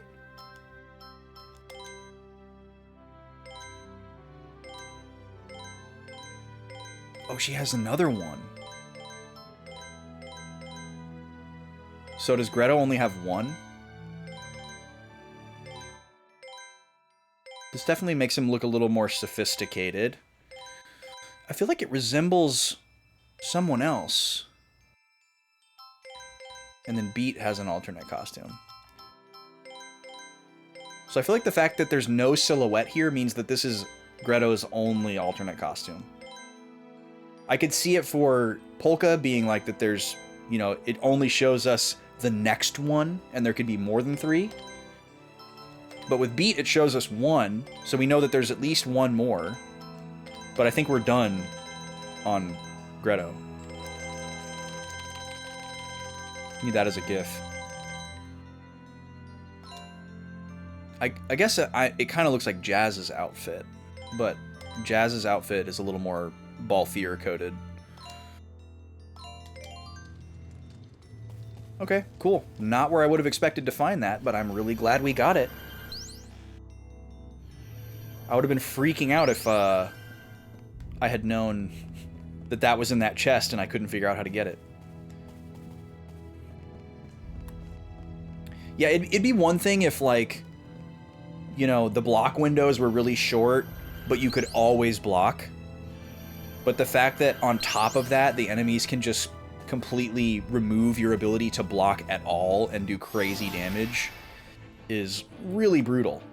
Especially like a super fast, multi-turn in a row boss like Fugue. But even just like a regular enemy can do that. Not bad. Take that. And it's not like the game is trying to like teach you a lesson, like, oh, you need to formation your party in this specific way so that you're not susceptible to do that. Like, there's only so much you can do to not have that happen. All right, new ability for Jazz. That's why we've had him in the party. He's been way behind. I think this is the first ability he's learned. Let's take a look here. Oh, no, he's got plasma chains. We haven't tried that one. It's got a AoE. And then he also just learned a new... Create a maelstrom and attack the enemy.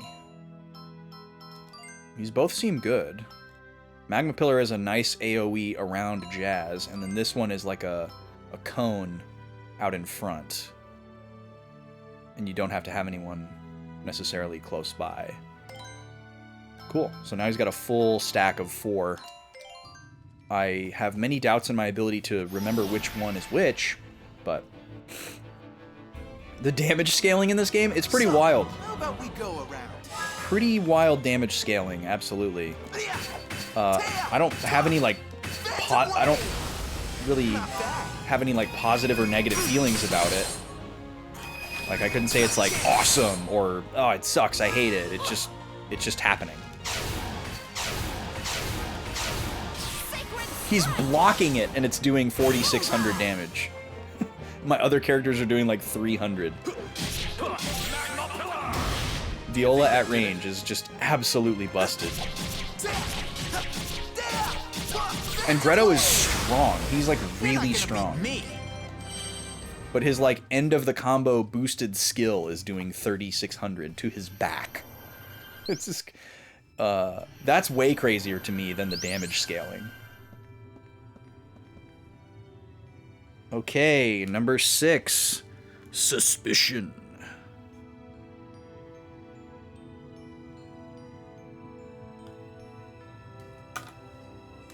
Okay. Let's see what's going on out here. We're looking for treasure. There's one, hiding. Nice try. Apollos Lycanos. Lishanos. Wonder how you say that. Never seen that word before. We haven't used Frederick in a battle since like the very beginning of the game. So this one raises his HP by 5%. But this is a huge buff to attack.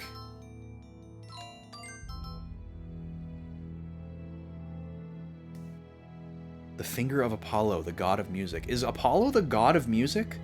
Is that right? Doesn't sound right.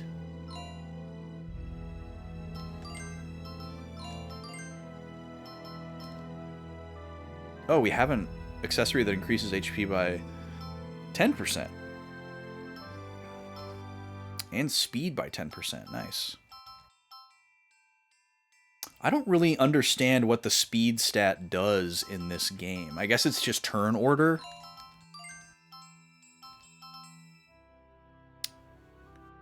Yeah, I think we take this. Do I want to switch around any accessories?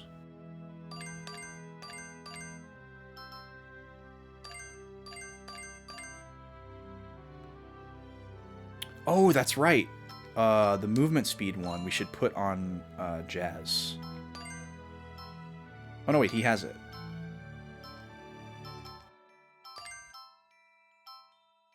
We need to give it to Viola.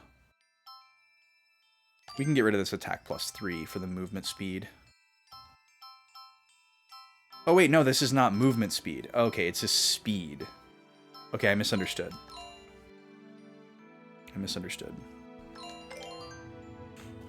Okay, that's fine. Apollo's the god of art and music. Oh, okay, nice. When I think of Apollo, I think of Hunter. I guess I'm just mixing it up with Artemis? But Artemis wasn't a god, right? Artemis was a hunter that was, like, blessed by the gods, or was a demigod or something? My mythology knowledge is not great. I have, like, a little bit of all of them. Jack of all trades, master of none, I guess, when it comes to mythology. We have 2 different teleporters, both with signposts here. This one is completely hemmed in.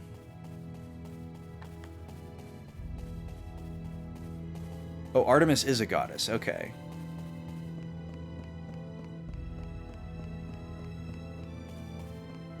What is Artemis the god of? Is it like harvest or hunting or something? What is the point of these?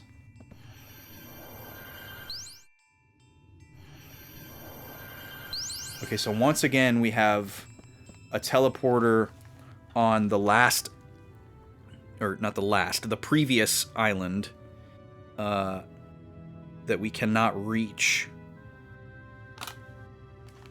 So hopefully there's one here that will take us there.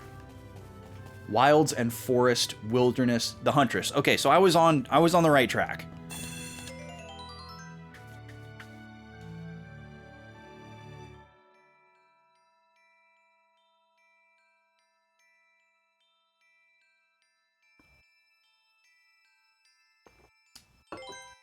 Arky's laying behind the couch. He's being such a quiet, good boy. I didn't even know he was there. He's usually very whiny when you're not paying attention to him, because he's used to being in a house with 2 young kids. So he's constantly getting attention. So sometimes he'll come over here and we're all just like chilling, you know, like watching TV or, you know, playing a game or reading or laying in bed or eating or whatever. And nobody's looking at him. And our puppies are used to it, you know, they know the drill. But he's like, oh, I don't like this. Why is nobody looking at me? But he's being good right now.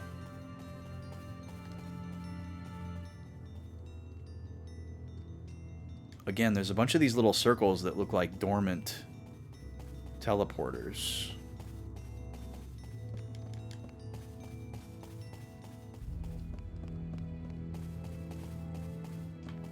So far, we only see one that looks to actually be active. There's another one that's hemmed in by walls.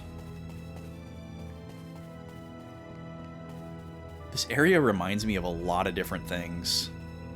It reminds me of like Gauntlet and what was the other thing I was thinking of? I lost it already. I don't think it was Rogue Galaxy. The Agogo Forest kind of reminded me of Rogue Galaxy.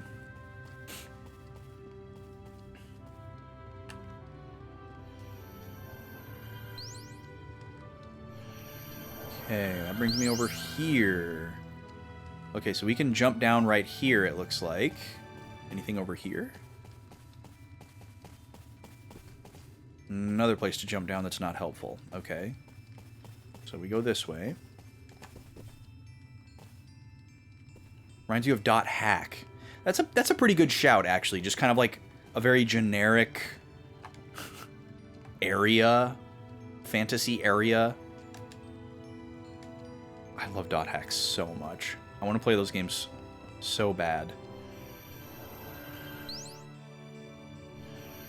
I've played part 1 and part 2, and I was a pretty decent way into part 3, and I don't remember what was going on in my life at the time, but I had to put it down. So we're back on the 6th island here. As before, the bronze bird replied, suspicion. Oh, I wonder if this is going to be like... Oh... it could be like a password where they're like, where they give us like a bunch of numbers or something. I don't know. Okay. We could be in trouble for not taking better notes. We'll see. Okay, and then this is assumingly the 8th island, Sincerity. This is new, so I'm going to assume it's the next one, even though we technically just went from 6 to 8.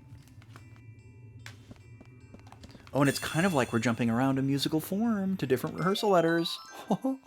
That's kind of funny. That might be what happened to you. You played 1 and 2, you bought the others, but they're just sitting in their boxes. I mean, that's a great place for Dot Hack Part 3 and Part 4 to be sitting. Those are some very valuable games to be sitting on. But yeah, I really want to get back to them. It's been on every single RPG poll that we've ever had since I started playing RPGs on this channel years ago. It's just never won. And I will continue to put it on a poll until it wins. Same with Final Fantasy Tactics. But it's going to be a while. We got to get through this game, and then after this, we're going to be playing Secret of Mana. And, you know, commissions will always remain open because that's a really awesome way for people to support the stream. Okay, the 8th King... Oh, there's a golden bird. Okay, this is a little bit differently. The 8th King mourned instead of asked. and the golden bird instead of the bronze bird. Interesting. I don't think that's going to matter, but we'll see.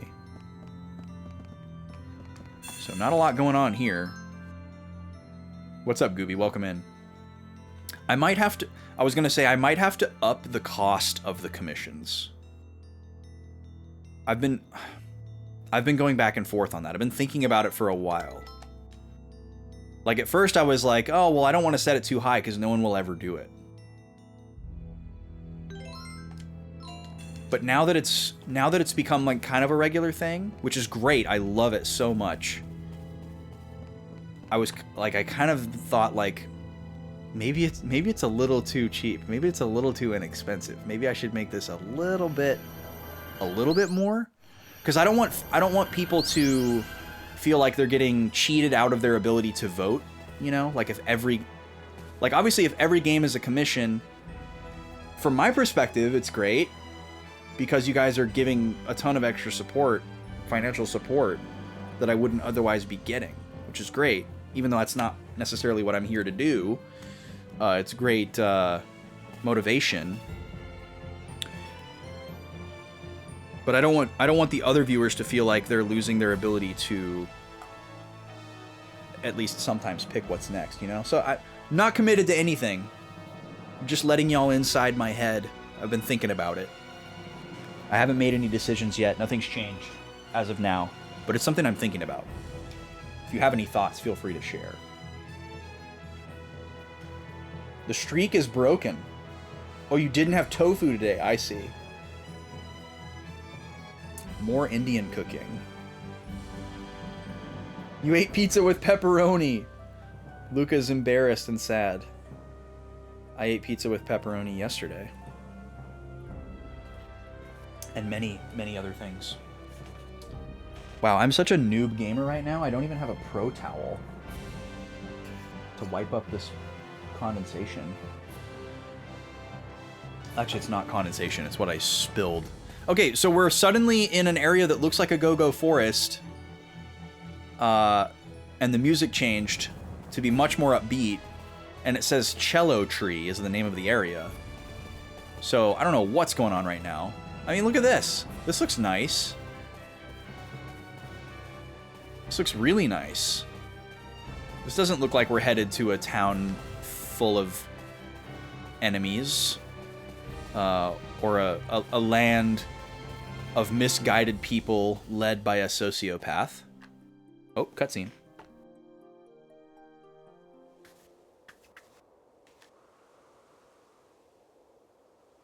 You also ate chicken wings. Double no tofu. A Fire 2.0.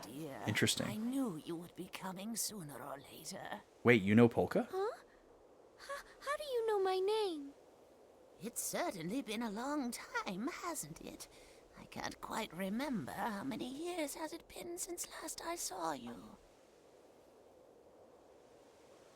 It feels like it could have been only yesterday, but I suppose it also could have been hundreds of years ago. Huh? You know her? No, I don't. I'm sorry, have we met somewhere before? Not somewhere, my dear. We've met before right here in this very place. Because you're the only person who can draw a fortune here. Draw a fortune? We met here, but this is the first time I've ever been to this place. Excuse me, ma'am, but how is it that you know about me? My dear, I'm afraid you wouldn't understand even if I explained it to you. And even if you knew everything, you cannot change fate now. And I see you arrived here right on schedule. I suppose you must not have encountered any particular trouble this time. Oh my.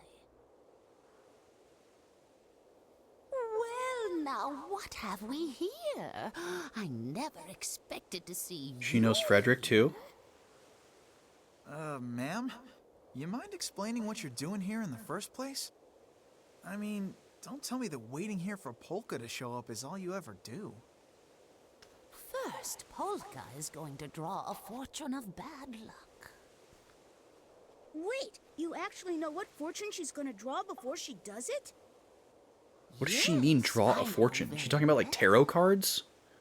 You see, my job is to witness whether or not she ties that fortune to the sacred tree. The sacred tree?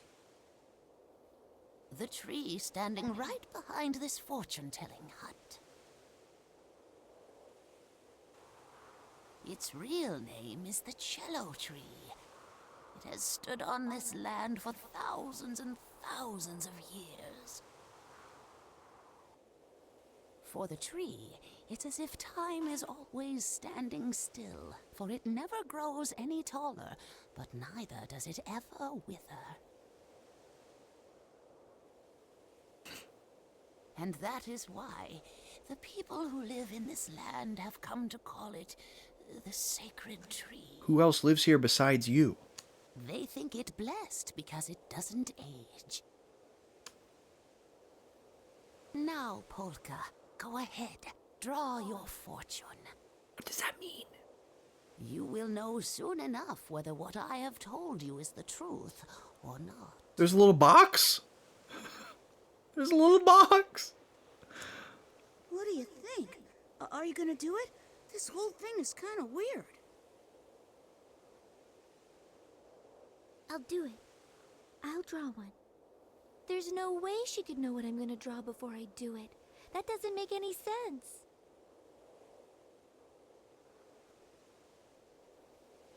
No one knows what they're gonna get before they draw. That's why people can have hope for the future.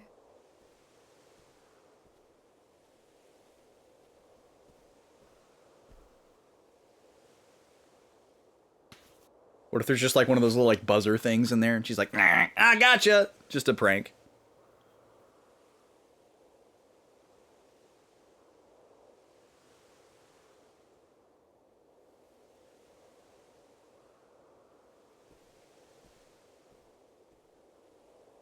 Excellent. Now then, my dear, go over to the sacred tree, and if it is indeed a bad fortune, tie it to one of the branches of the tree. Doing so will drive away the bad luck.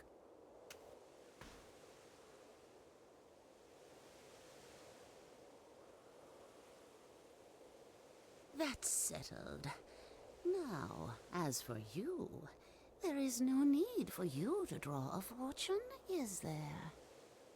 I should think not, for your destiny lies in a place that is far beyond our reach. Even so, I am fairly certain that we must have you see this part through to the very end. Go with her. Madam, are you saying that following her will somehow decide my fate? Weren't you listening to me? No one of this world could possibly know what your destiny holds. All right. Come on, let's all go. I love how along for the ride Frederick You may is. not. What? Why not? Because the rest of you are different. You exist within the boundaries of destiny. Boundaries of destiny? So Polka's like immortal? Those who exist within the boundaries are not permitted to ever see its form. You're saying that he and Polka are different from us? That is correct. Huh. Yeah, well, I'm not buying it. I want to go too. Dear me, how utterly pointless.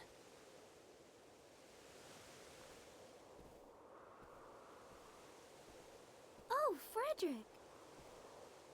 The old woman told me I should see this through to the end.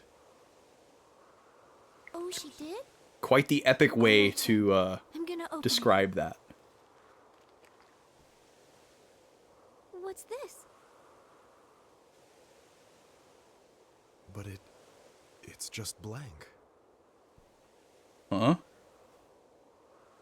And all of the fortunes tied to the tree are bad luck. I wonder, could a blank one mean what I think it does? That this world really is just my... This is it. This is what I can do to help the world. No matter what. I guess there's no escaping it. What's wrong? Oh man, you opened it up already? Well, what did it say? What is this, a joke? It's blank. Wow, there sure are a lot more up there. Yikes, and all the fortunes are bad luck. Hey, do you think that's why that old lady said she knew what was gonna happen? Anyway, it looks like she was totally wrong when she said that thing about you being the only person who can draw a fortune here. Allegretto, I'm not so sure. What's the matter? Aw, come on, don't take it so seriously. I guess picking a blank fortune is kinda weird. But face it, it's way better than getting a bad luck one. Hey, let's head back and talk to that old lady again. We can tell her intuition was 100% wrong.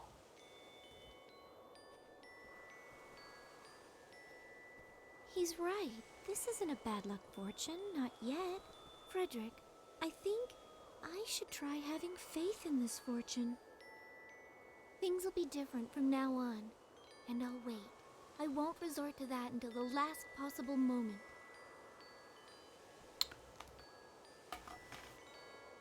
They keep referring to this like event So or it's all up act. to me to do something to change this world. And they To don't let save us in on Polka. what it is. But how? But they seem to be connected What by am I it and know what supposed it to do? is.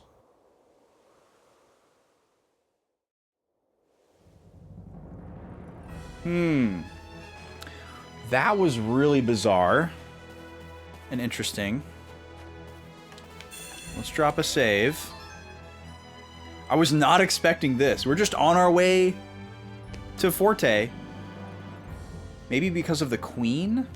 Oh, the queen of the Agogos? Maybe. It's kind of reading like a Marvel Avengers Doctor Strange with the Time Stone kind of thing. Like looking at like millions of possible futures and finding the one that isn't complete and total annihilation. You know, and like this old lady has like seen a bunch of these timelines play out and they were all bad.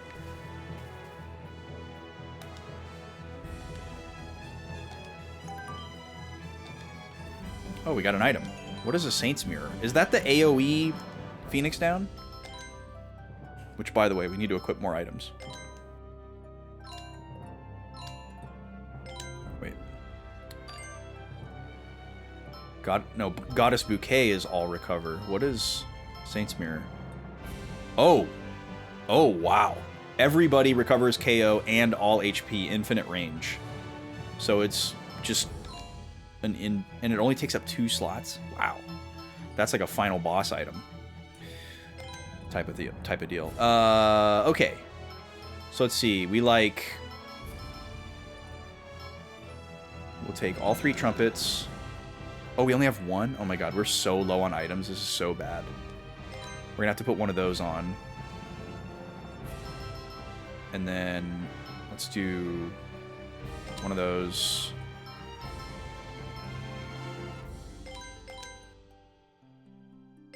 All right, we gotta be really careful here that we don't let characters die, because we only have 1 single character revive, and then we have a bunch of party revives, but I don't want to waste them. Yeah, Mega Phoenix. All right, let me save again after the item management. So that old lady's just gone, completely disappeared. We don't get to talk to her again.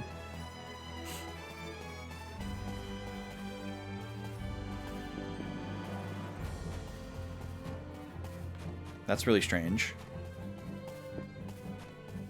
Since we just said that we were going to go talk to her. And now she's not here.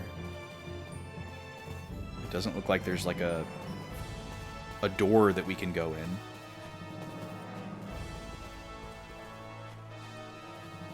Can't inspect the tree. I like how this house has a hat. And the little fortune box looks like a phone.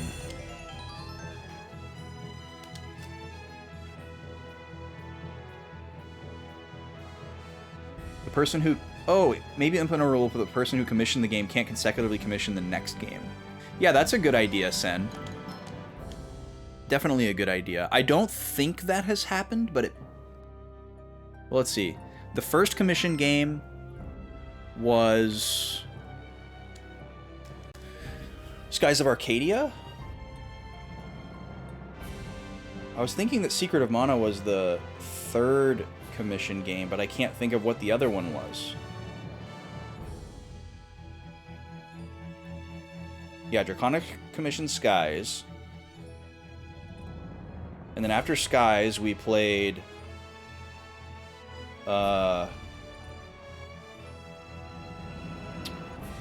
what did we play after Skies of Arcadia? Why can't I remember? Oh, yes! Onimar commissioned Suikoden 1. That's right. And then I pushed us right into Suikoden 2 without a poll. And then this game was after Suikoden 2. Okay, yeah. So yeah, no, the same person has not commissioned 2 in a row, but that's a good rule. I think I would adopt that. We obviously don't want one person just dictating the flow of the stream. That's a good rule. We can definitely adopt that rule. Good shout out, Sen. I think I just saved, but I don't remember if I actually did it or not.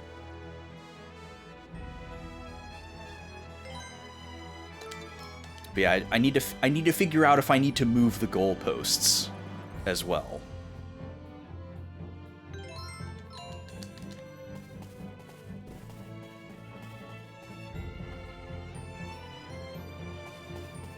Cowbell Heights.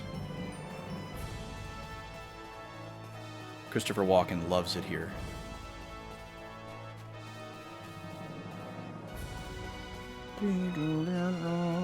That's so weird. Like, that there was no follow-up on that. Greta was like, we gotta go tell that old lady that she was wrong. And she just wasn't there. And our party doesn't have anything to say about it. And we just move on and keep going.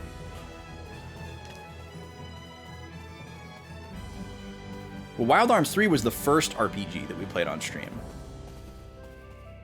Wild Arms 3 was before Skies.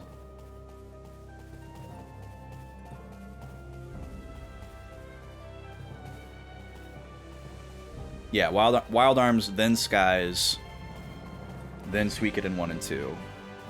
Now this.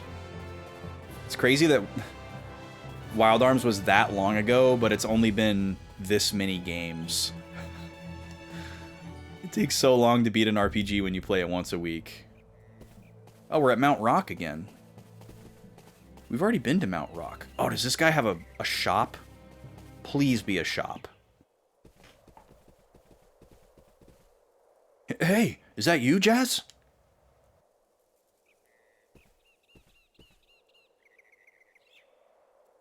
Wait, why does it say I'm offline? Am I still here? Hello? Bitrate is good. Are we still live?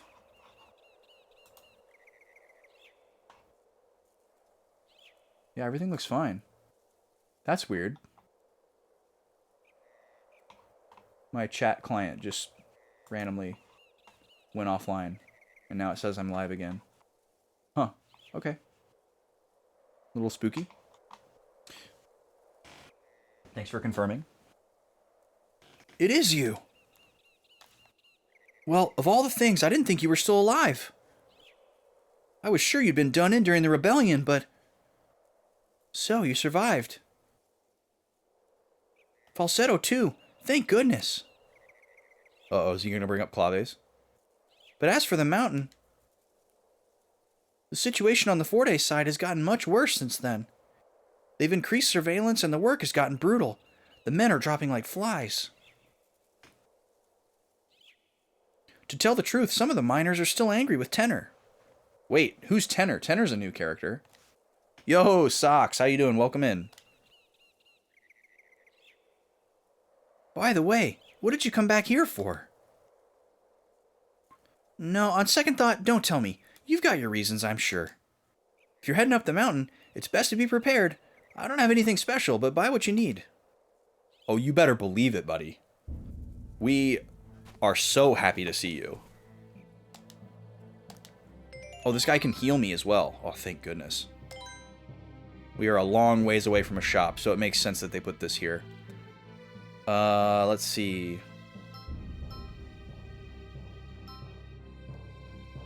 We got a lot of good equipment here, but I think I want to focus on the characters that we're using. Love the bonus stage show yesterday. Dude, thank you so much for being there. It was a fun time. It was very chill. I definitely felt like I could have done a better job of, like, being more organized and trying to talk more about, like, the production of the album and inspirations for tracks and stuff like that, and have it be, like, a little bit more curated. It was very much just like casual chats and off the top of the head, which was fine. I think that's what it was supposed to be. But I did have to reckon with a little bit of guilt and misgiving. I've never ever seen a word end with E-I-N-N. That is wild.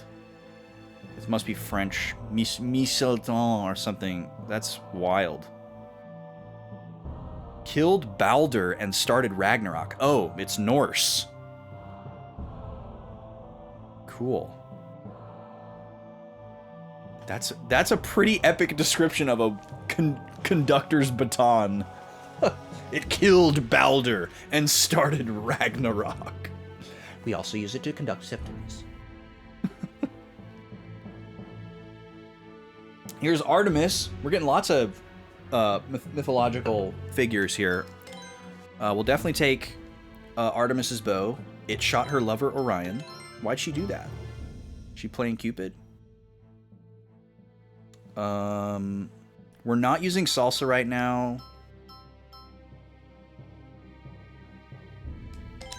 We will buy Jazz's sword. Jiao Zhu. Or Ju? I don't know how to pronounce Chinese stuff. Okay, so we don't have a new weapon for everybody. Nothing for Greto. Let's check out the armor. Cursed armor. Gorgeous clothes. Wait, no.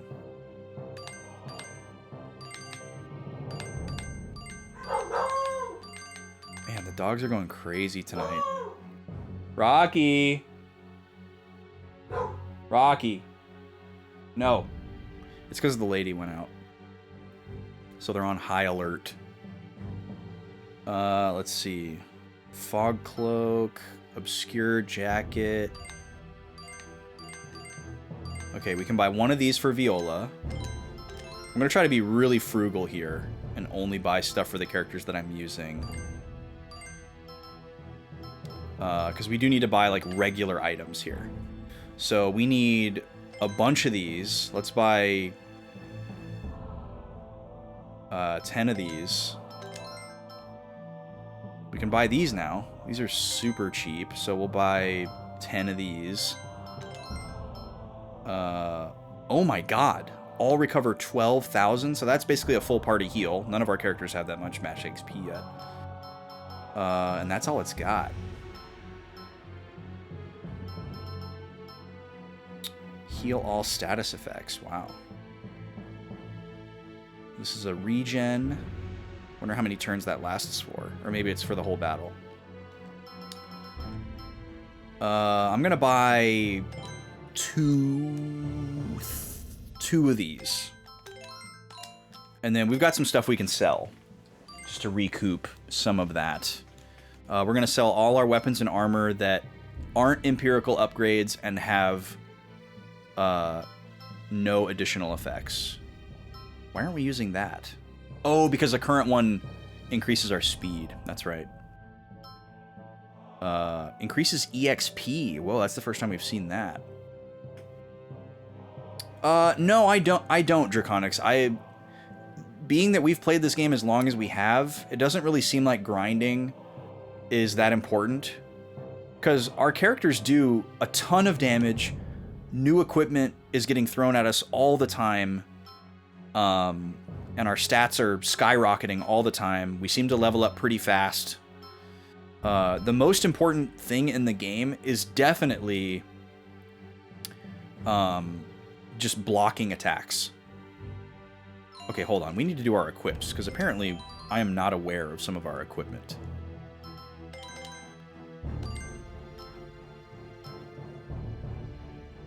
Oh, that's right. It has that passive effect. I don't know why we would ever want to keep that. So I feel like I can probably get rid of that. So yeah, this is only 2 points difference, but we lose the movement speed increase. So yeah, it's totally worth it.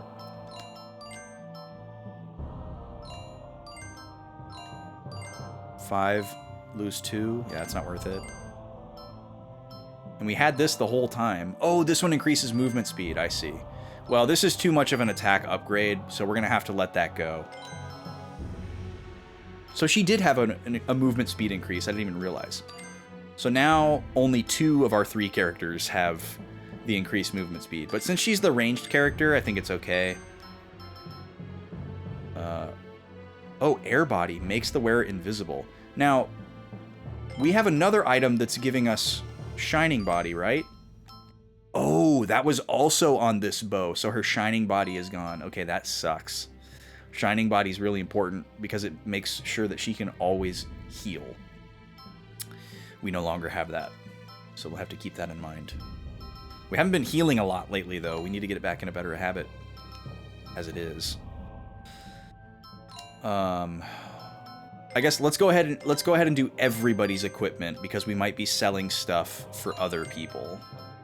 Make sure we're up to date and we don't accidentally sell something that's good.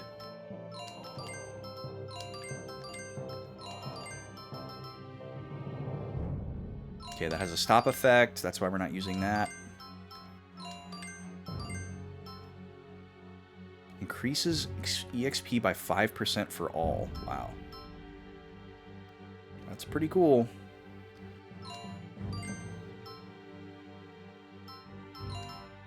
That would be good for grinding.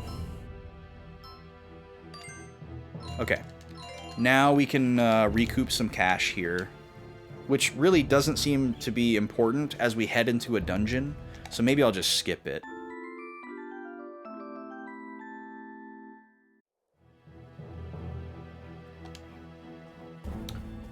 Equip another dark type special on Viola in case you start a harmony chain with her.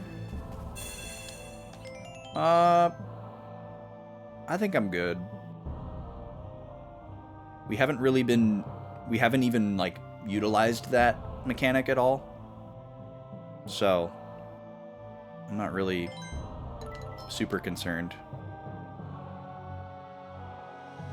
Plus I'm not really taking tips.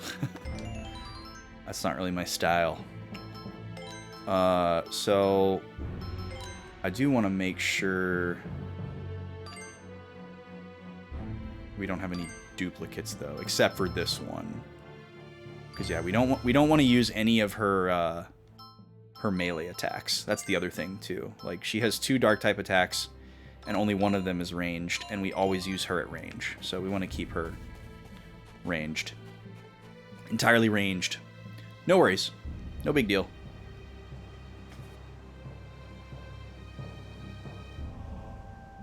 All right, it's dungeon time. We need to run an ad, so I'm gonna do that. Mount Rock. So when we come back, it'll be time to rock, time to rizzity rock and roll through another dungeon. I think I'm safe here. I don't need to pause so we can enjoy the music. I will be back in 3 minutes. Gonna kill the pre-rolls for another hour and use the restroom. Oh, thank you, Draconics. Yes, when I come back... Well, actually, I should spin the wheel first in case it's something that I need to do during the break. So let's spin the wheel really quick. Thank you so much, Draconics, for keeping me on track. Let's go over here and have a spin. Thank you again for the resub. And your patience. Man, the way that this shirt like pops out on the white balance of the camera is insane. Soda! Perfect. Good thing we spun first. Okay. This is a big moment. Is this the first time we've landed on Soda since the restock? Or did we have one last week? I can't even remember. Well, this is still exciting. So, we're going to run a 3-minute ad. I'm going to grab a soda out of the fridge that I've never tasted before. When I come back, we're going to taste it and review it live on the stream, and then we'll go back to the game. Exciting stuff. See you in 3 minutes. Enjoy this epic track.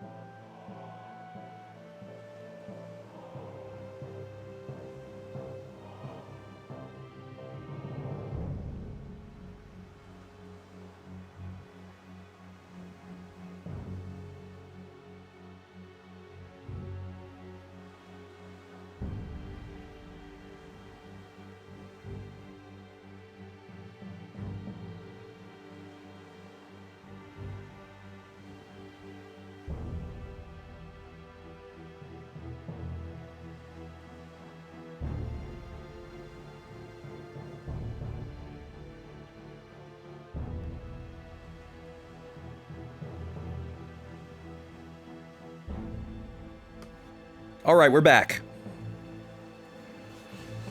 Thanks for waiting. We have made a selection. Let's come over here and let's get this off the screen. Let's turn on the music.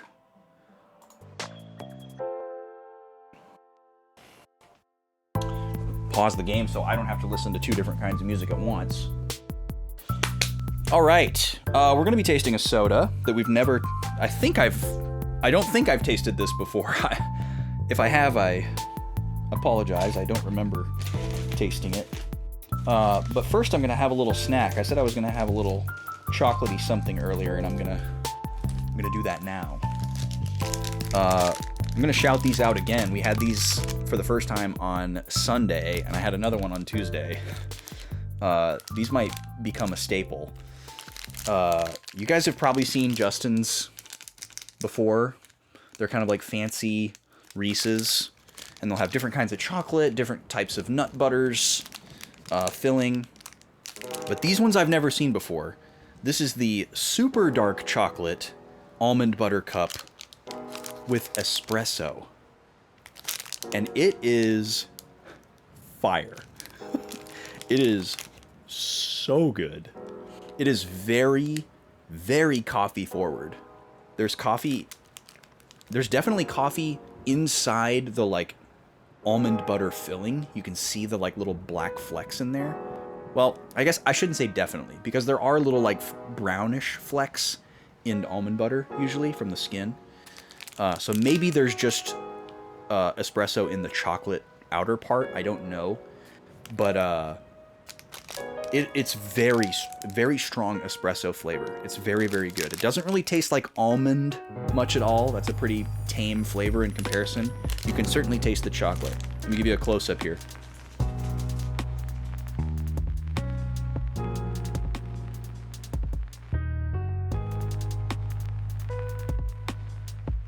Coffee bean.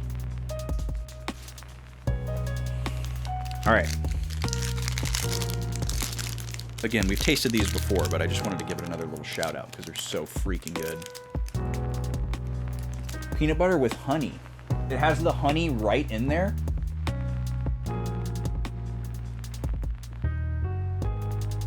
Or wait, are you talking about just peanut butter? You're just talking about Justin's brand peanut butter with honey already in it.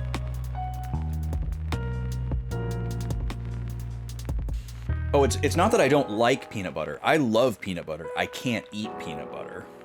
It will give me a massive, debilitating migraine if I eat it. It can't kill me, which is good. I don't have to, like, read every single label that I eat. But it will ruin my day if I have it. So my go-to nut butter of choice is actually sun butter, made from sunflower seeds. It's been so long since I've had actual peanut butter that sun butter just tastes like peanut butter to me. Kind of like how, you know, if you move away from like meat long enough, meat alternatives pretty much are the same thing when you're not side by side A-Bing them. I like almond butter too, but it's definitely not as good. Almond butter has its wheelhouse. Like, it's good in like a smoothie because it's more liquidy and it mixes up more. But on like a sandwich, no way, man. Sun butter all the way. Or basically any other like if I was gonna put it in ice cream or on a s'more, like any other like sweet treat that uses peanut butter, like a cup, I would definitely go for sun butter. But almond butter is good. It's got a couple of things that it kind of like excels at. The only one I can think of right now is smoothies. It's great for smoothies because it's more watery and it mixes up. But sun butter has like the same texture as peanut butter. It's like creamy and smooth. Oh yeah, just like a little, you know, like a little spoonful dollop of peanut butter on a s'more. Never done that before? That's good stuff. I mean, for me it'd be sun butter. Or like just breaking a graham cracker down into like the little rectangles and just like eating the you know, the nut butter like chips and dip, but like the sweet version. Been known to do that. I've done that with Oreos as well. Just jar of sun butter, Oreo, right into the sun butter, you know, and there's like a half dip of the Oreo in the sun butter. That's really good. Yeah, sun butter jelly. There you go. I mean, I've never been a jelly fan, but if I was a peanut butter jelly person, I would always, you know, do sun butter jelly. But I've never really been a jelly person.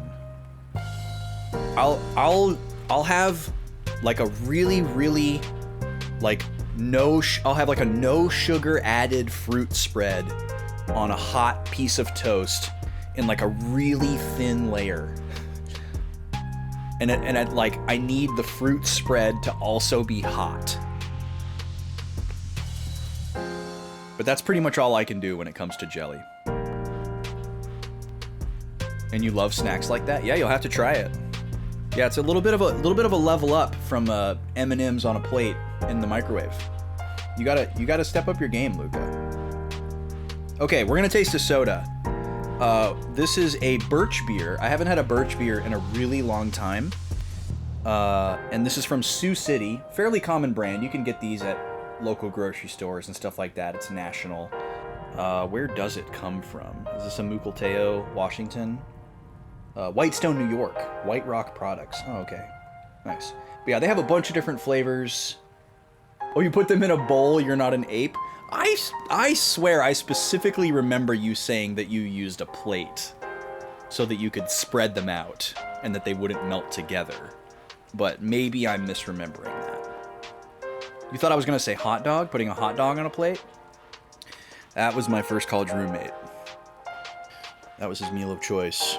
Hot dogs and ketchup, no bun. All right. I don't want to think about that person. Sioux City Birch Beer. Here's a close-up of the label. Nice brown and teal color combination. Underutilized.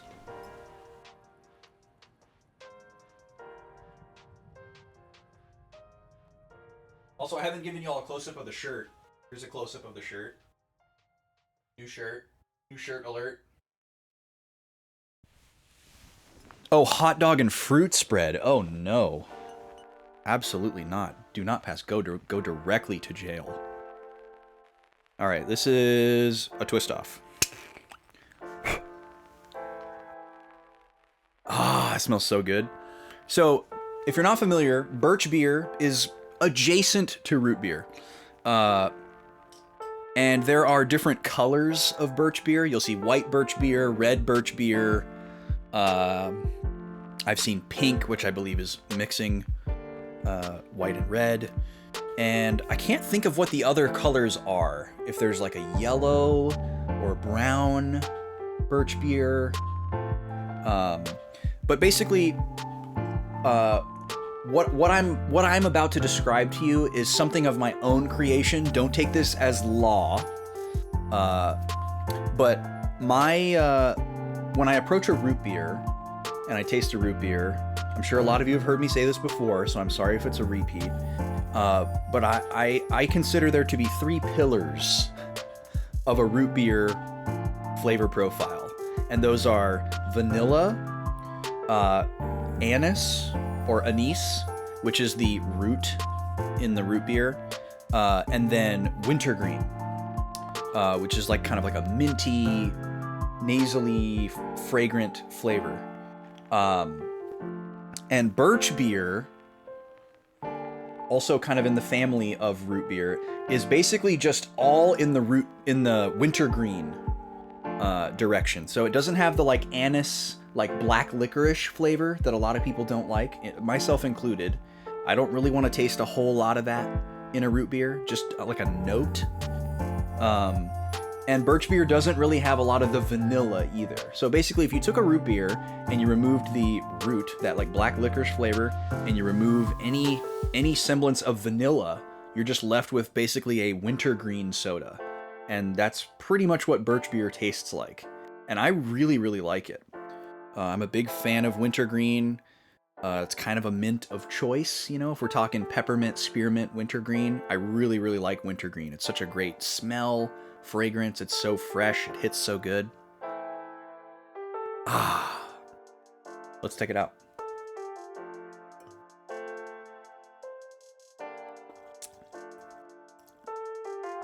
Yeah, it's pretty tame. It's not super punchy wintergreen. The smell is honestly the strongest part.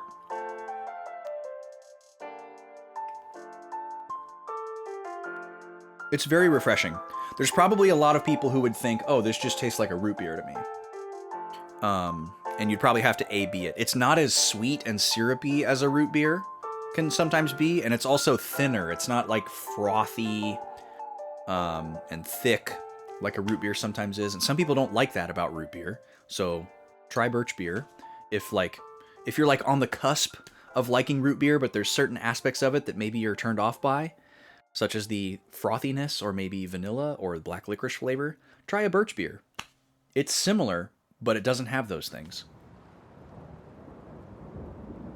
I think the best birch beer I've had to date, at least that I can recall at this point in time, is Boylan brand, which is not super surprising. They're a really good brand. They make one called Creamy Red Birch Beer, and it's very good.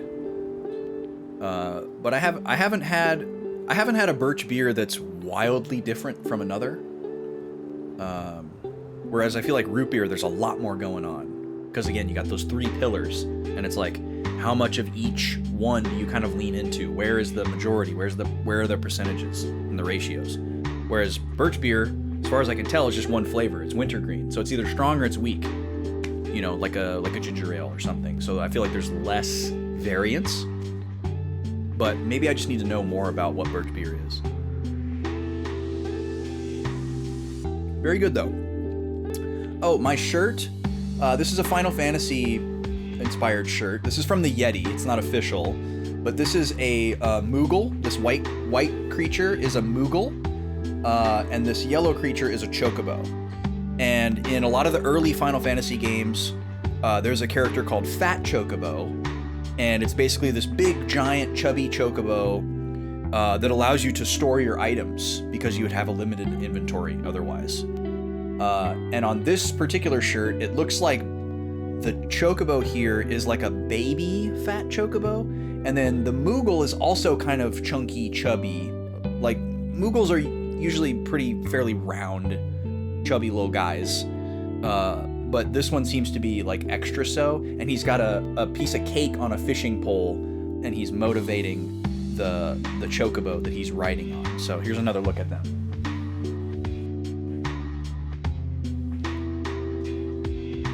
This right here says "Pupo," which is what Moogles say, and this says "Kwe," which is what Chocobos say. And I'm always looking for more pink. And this one is like hot fluorescent pink, and it's really popping on the camera just because of the white balance, I guess. It's not quite that crazy in person, but it is very bright, and I think it looks good with my purple shorts and my purple glasses. But yeah, I just got this one this week, and I also got my Iwata book, which I'm excited to start. There's 2 different books that have come out about the life and achievement of Satoru Iwata, and one of them is, I don't know if it's published by the Yeti, but it's being distributed by the Yeti, because you can also get it on Amazon. But the Yeti edition had like a special jacket or something like that, and I just ordered it from there because I was buying the shirt. It wasn't like cheaper or going to a cause or anything like that. It was just a convenience. Speaking of coordinating my outfit, I forgot to put a wristband on. Luckily, I haven't had to touch any of the switchers, but I'll put my purple bracelet on. I have 2 pink ones, actually, but I think I'm already representing the pink enough with this shirt, so I'm gonna go purple. Your husband just got you a shirt that has a bunch of nerds on it, like the candy. Oh, nice. That sounds cool. Is it like, are they like really small and it kind of looks like a pattern until you look closer? Or is it like the little characters with like little stubby arms and legs and noses, and there's just like a couple of them? You should send a picture of it in the Discord or something. Yo! TLB, how's it going? Cheers. Nice to see you. We're just taking a little soda break. We're about to jump back into the game. What's going on tonight?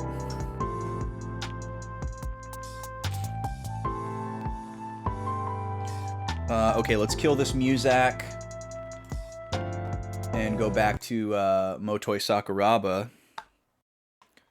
Just a slightly better composer than whatever likely robot composed that royalty-free music. Okay, I shouldn't throw that much shade. Maybe they're a really nice person that's just doing really important work so that we don't have copyright strikes. I should be more charitable. Lucas just got done streaming and saw that I was streaming. Nice. Well, thanks for popping in. Yeah, we're playing Eternal Sonata. I can't remember if you've popped in during one of these streams before, but this is a very music-focused game. Very whimsical, very interesting, very unique. Definitely something to check out if you are into Japanese RPGs, because it has got a lot of cool music stuff going on. There's like little vignette stories that are about the life of Frédéric Chopin, and Chopin is also a character in the game. The setup for the story is super wild. Super cool game. I'm really into it so far. No music knowledge required to play the game by any means. It's not like a rhythm game or anything like that. But if you are musically inclined, I think it definitely enhances the experience. There's even a little mini game where you can like play duets with people with these little excerpts of sheet music. It's kind of neat. Yeah, the graphics are incredible too. It's unbelievable how well it's held up for a PS3 game. Something's happening. Voice acting's great. Motoi Sakuraba music's great. This is where Tenor and I parted ways. Okay, we still don't know who Tenor is, unless I'm forgetting. Curious if Eternal Sonata 2 would go to Beethoven? I mean, first of all, I don't think we're ever going to get Eternal Sonata 2, unfortunately. But it would be interesting if they made another game in this style, but about a different classical composer. Beethoven would be a good choice, because obviously they chose Frédéric Chopin because he has like a very tragic and emotional story, and that translates to kind of the tragic and emotional setup for this story. And Beethoven is also like a very like tortured soul type of person, very romanticized. So that could work. Could certainly work. Yeah, Chopin did went through it. Yeah, we're kind of learning about that. I don't know a whole lot about Chopin. I know like, you know, his most famous pieces of music and maybe a few little factoids, and we've been learning a lot from this game.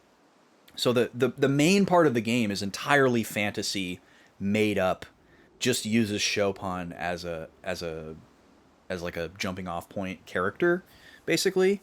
But in between each chapter of the game, there are these little vignettes where you get to listen to a real recording of an extremely talented pianist playing a Chopin piece, and there's text on the screen that is actual real life history about some slice of Chopin's life. And it's like kind of like subtext, little breadcrumb trail loosely related to what's going on in the game. And it's never like directly related, but it's like you're kind of picking up on some kind of little link, you know, trying to find the thread. And it's really cool how they're doing it. Every chapter of the game is named after a piece of Chopin's music. And then at the end of the chapter, you get to hear the piece. It's pretty cool. Well, actually, it's not always at the end. It's the format of the game has been a little bit freeform. Sometimes it's at the beginning of the chapter, sometimes it's in the middle, sometimes it's at the end. It's just doing its own thing. Okay, I want to know who Tenor is. This is a new name that we just heard like an hour ago. I remember it well. The tide had turned against us, and retreat was our only option. I thought we'd be safe if we could just make it to Baroque. I was such a fool. No sooner had we crossed the border than Forte's army came pouring through right after us. We finally made it into this cave.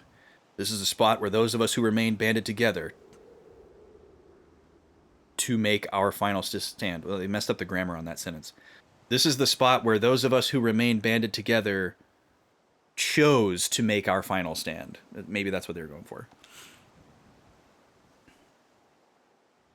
I still haven't forgotten Tenor's words. Having made up my mind to fight to the death, they weren't easy words for me to hear. I felt as if I was being torn apart. But in order to carry out Tenor's wishes, Base and I turned our backs on the blood and sand and left the mountain behind. Wait, who's Base? We don't know Base either. So maybe they were original Andantino members? Jazz. If you could do it over again, would you?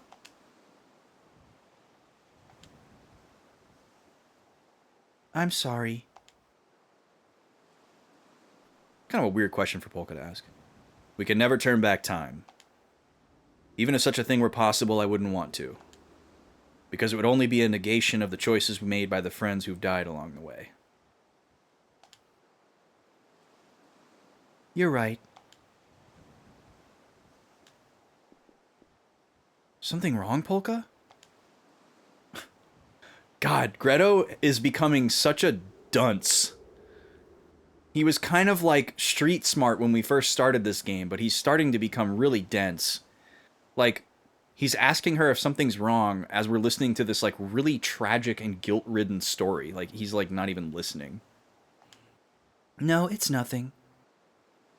I guess Greto saying that is supposed to, like, wake us up to as the player to the fact that maybe that's somehow related to something that Polka has gone through. It's probably what the point of that was. Okay, so Jazz, Tenor, and Bass fled Mount Rock and left comrades behind to die.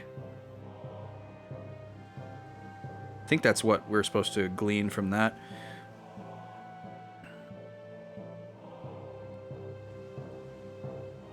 And feels immense guilt.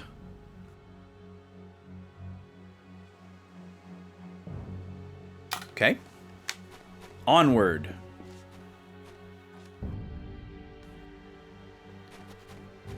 Yeah, it could certainly be related to whatever's going on with Polka. You gonna let me pass, Gandalf? Nope. Alright, new enemy. Hopefully this thing doesn't make horrendous noises like the other bird enemies. Don't think, just attack. You mustn't hesitate. Oh no, he makes the awful noises. I hate it. Hate. Have a nice nap. Take that!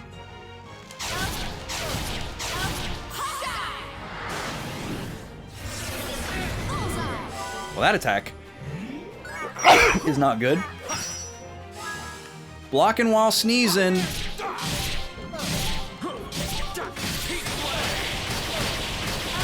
Oh, nice splash. Holy crap, he's strong. Okay, don't underestimate the Bird Knight. You're going down.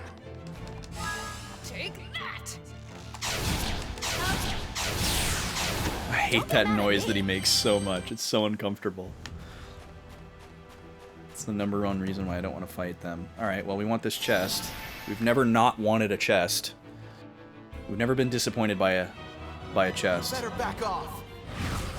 It kind of reminds me, it's not the same sound, but it gives me the same energy as the sound that the black-robed creature makes in Spirited Away. To, like, beckon Chihiro.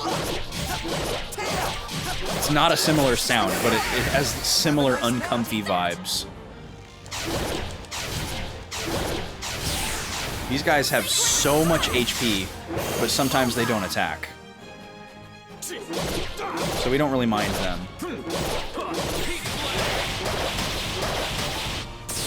Oh, I think I need to check my item set You before we paid get dearly into for that. a fight that's actually scary. Let me check here. Oh no, we're stacked. I just need to sort them. Let's see.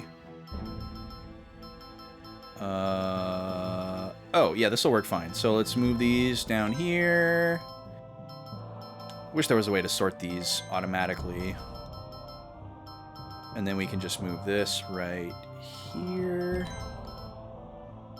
And then this like that. Oh, we need to change this anyway though, because we didn't have any angel trumpets and now we do.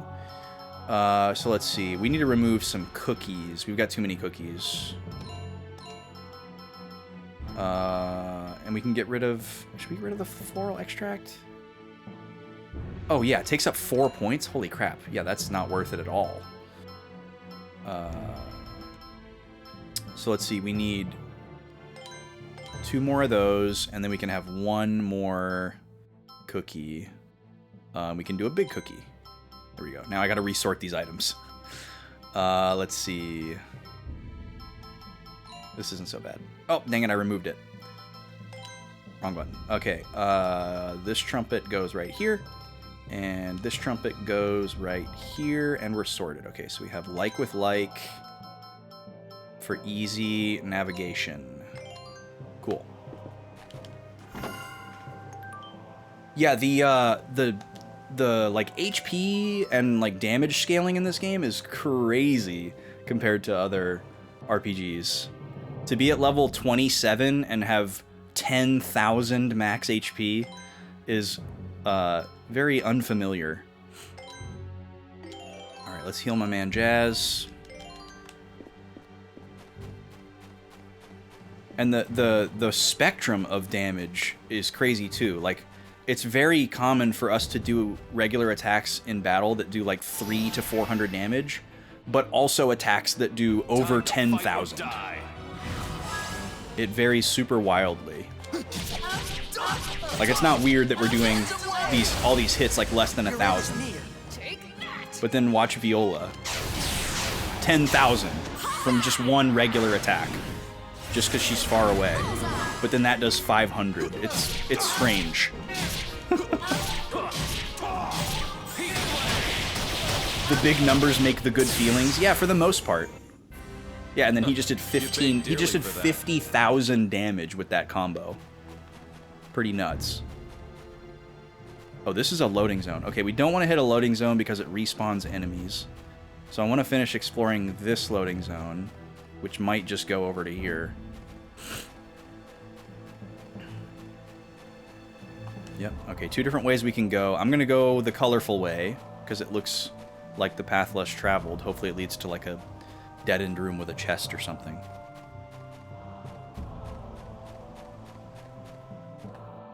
Yeah, it is really all over the place. Secondary mine shaft. Well, I like the word of secondary. Tertiary area. That's kind of a small little musical nod. Are you going to let me by? Yes, you are. Tertiary mine shaft. Oh, hello. You're a friend. Aloof fiddle. Oh, we get to do a little duet. Me? I'm not really anybody special. Just an ordinary traveler. Which direction should you take? Perhaps this score piece will take you where you need to go. Alright, let's see what we got here. So yeah, this minigame especially is more fun with musical knowledge, but it's definitely not required. Okay, so we got another little bass clef thing here, but it's not really a bass line like the last one was.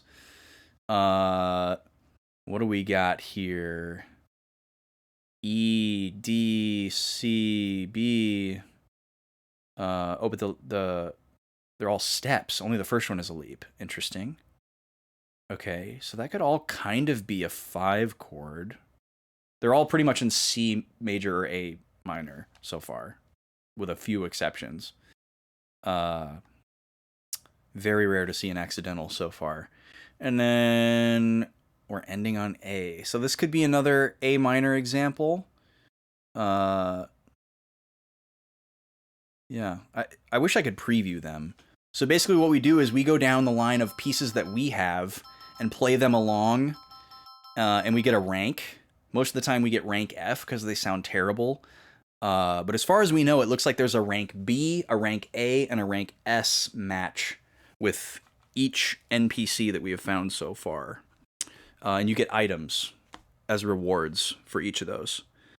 So we've been recording where they are. Let's see, this is Mount Rock Tertiary. And we'll just go down the list here, I guess. Well, let's try our A minor examples first.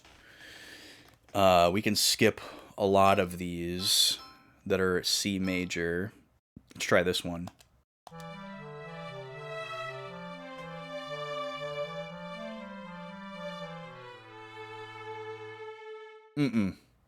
Nope. Rank... That was horrendous! And you gave me a rank B? That was by far the worst sounding one we've had in the entire game that was not a rank F. I cannot believe that. That was horrible. That was so grating. Okay, what do we get for that? A floral powder. Wow. All right, so now we can try some more. That was so bad. That was very I'm 15 and I just pirated finale coded. Okay, let's try...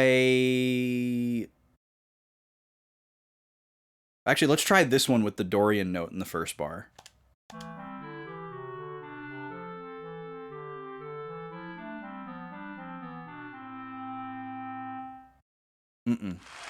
Rank A. Okay, what is happening? I mean, there was some consonants there, but there was a lot of classical music no-nos in there. There was like parallel motion and fourths and fifths happening all over the place. But he liked it. I really felt your determination there. With such strength of will, you won't lose sight of your destination. Ooh, an accessory. The rank A items are usually pretty good. We've only gotten rank S one time. Well, this is going surprisingly well, despite not sounding good. Maybe we can find one that actually sounds good? I had no inkling that that was going to work. Okay, these were the two that we did already. This one is very C major. Let's try this one. It's A minor.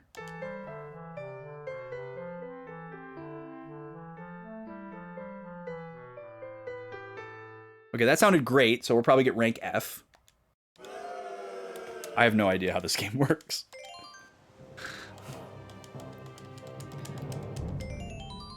Yeah, I don't know if they just, like, did this arbitrarily. Because none of the high-ranking ones have sounded... Well, I shouldn't say none. Very few of the high-ranking ones have sounded great. A couple of them have sounded good. And some of them have just been odd, like the ones that we just got good scores for. Let's see, not that one. Should we try the guitar riff? Let's do it.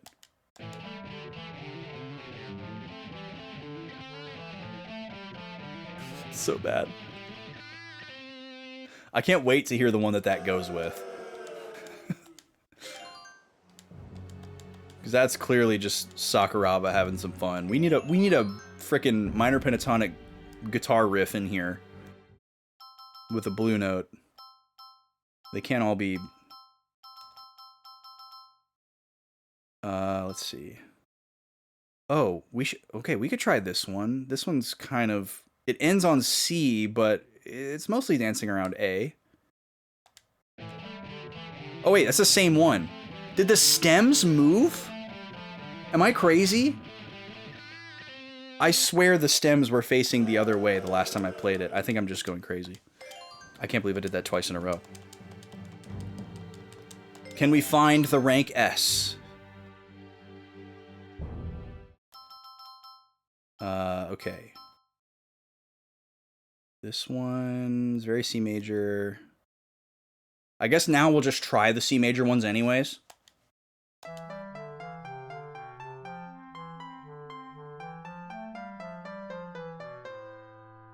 It sounded fine until the very last note, actually.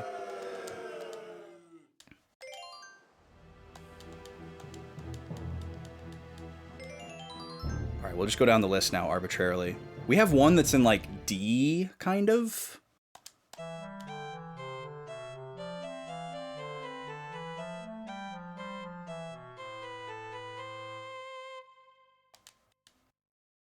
Yeah, you could like get away with the first 3 bars of this example being C major because it's kind of like a G chord and an F chord. But then it very clearly ends on A. There's not a whole lot we can do about that. All right, what this one's going to sound weird.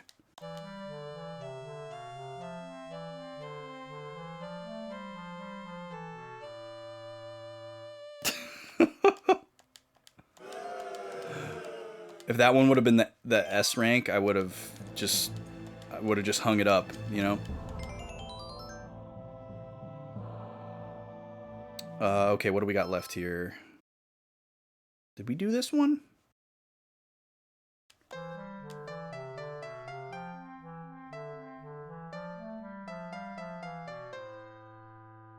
Can't remember if we did that one already or not. Boo! It's so rude.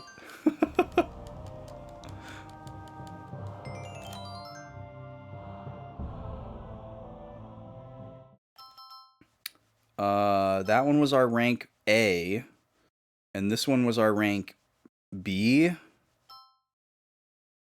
We didn't try this one.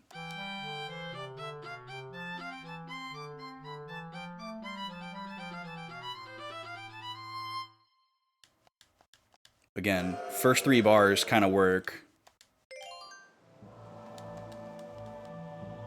I think there's maybe one more that we haven't tried.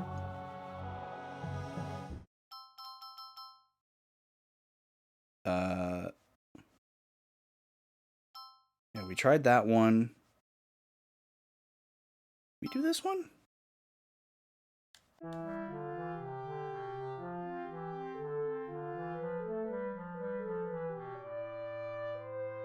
think we did that one. Boo! Well, I guess there is the mark button. But it doesn't carry over from attempt to attempt. Like, we could say, yeah, we tried this one. But, like, after we do it... Does that stay there? I guess this would be a worthy experiment.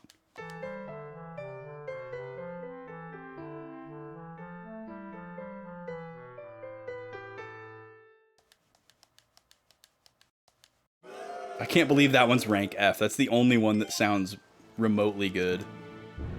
Alright, I want to see if these check marks are still here. We're not going to do it again. We've already done them all. Oh, they are. Okay, so we need to start utilizing that. Okay, so this area also exists... Oh yeah, I need to write down what items we got. We got a floral powder for rank B. And what was the name of that accessory that we got? It was like sunlit something. Sunlight guards. Defense plus 10. It's pretty good. Plus 10 is one of the higher ones we've seen. Okay. Back to it.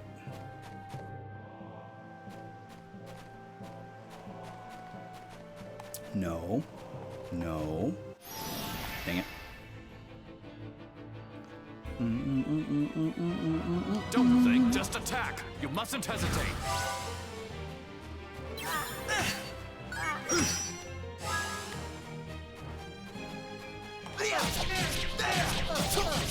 Phantom Wave! Your end is near.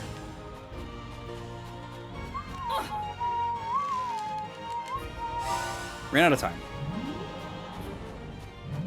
Oh, they are the same enemy.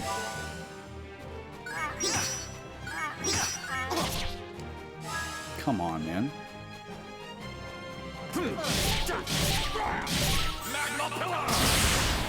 Beautiful.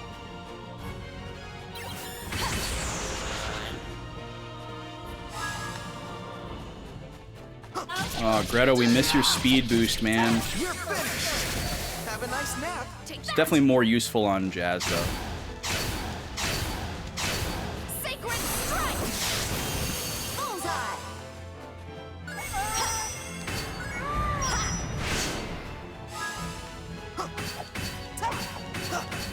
Come on. There we go. Sky to fire. Have a nice nap. God, this guy is just hanging on. Get out of here, dude. Thank you. We won't be stopped. Hey, I'm still growing. I thought I told you that we won't stop. Maybe it's time to upgrade. More levels. And all of our non-participating characters are also gaining experience, just at a slightly lower clip. So, that's very nice. Your active party will outpace your bench, but not completely. Okay, I'm so glad that wasn't a back attack. I was worried. Don't get cocky. Back attacks are incredibly dangerous in this game. If you don't block your enemy's attacks, they do like 10x damage. And if they're attacking you from the back, you don't even get an opportunity to block. Take that. So you just automatically take max damage.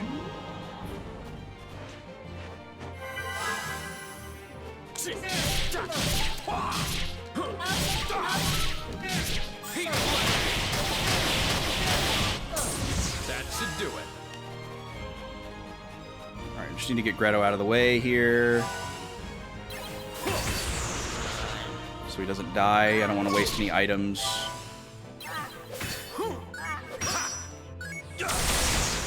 Holy crap.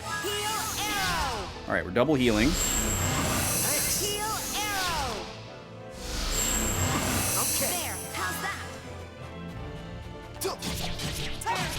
These guys have a lot of defense. Have a nice nap. Not a chance.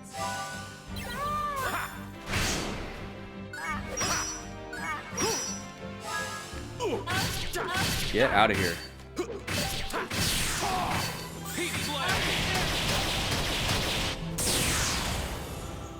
These guys kind of suck. Well done. Okay, we're gonna item heal here. Wow, we're picking up a lot of those. That's really nice. I don't want to waste them though. Should use the smaller ones outside of battle for sure. Use those up first. Okay, now we're going this way. Okay, that was risky. Glad we got through there.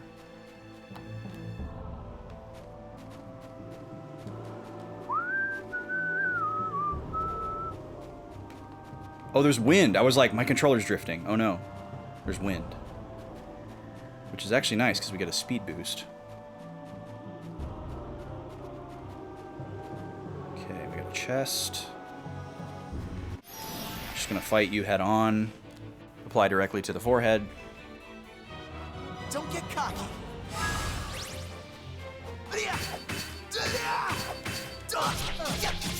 You're going down. I really don't like fighting these guys.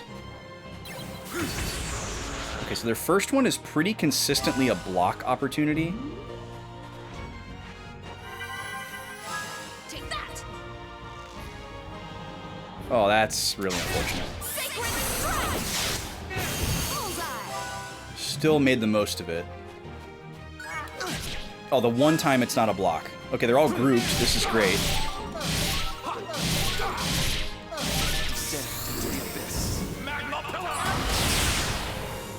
27,000. Holy smokes.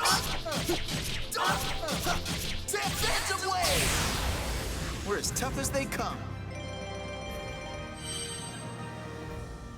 Yeah, we're probably gonna hit a pretty big wall at some point where we're gonna be forced to utilize that like chaining system because we're not doing enough damage to some like super hard boss or something.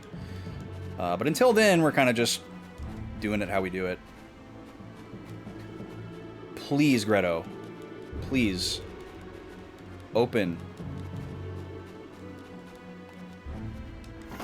Wow, that was extremely difficult. Antelope armor. That sounds like it's going to be for Viola. I was wrong. That is for the boys. Max HP plus 3%. That's not a lot. What's the defense difference? 20 points. That is a lot. Okay, we don't care about losing 2 points of attack. They're both wearing the same thing. Who's got lower defense? Greto. Okay. Here you go, Greto. He's also got lower health, so that's a good play. Someone needs a cookie. And it's me. Do we want to use this here? Let's use one of these instead. It's technically a better item, but don't at me.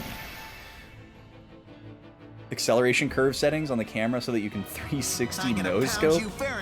Oh, you mean like with Viola's like third person over the shoulder attack? That's very silly. Oh, this guy's called a Gyaman. Out of the corner of my eye, I thought it said gay man. Wouldn't want to hurt a gay man. We're allies here.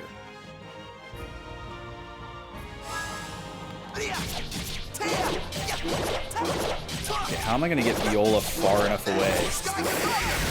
See the afterlife? Here we go. Nice, field goal.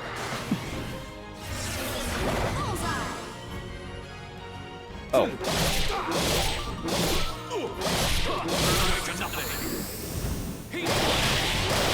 Ooh. 31,000 on one of those.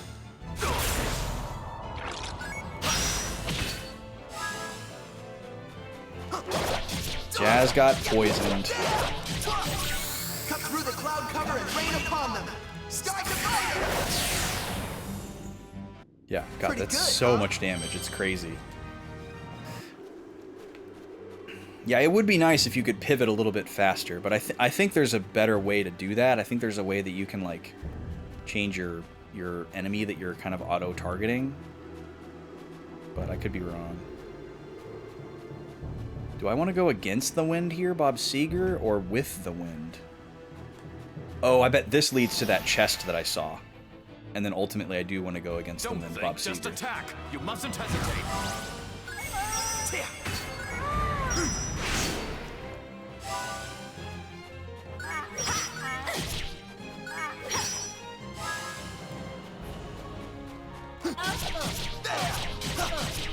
Can't believe how tough these guys are.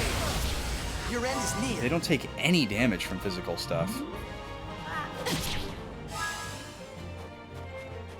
Take that! Sacred strike! That was good.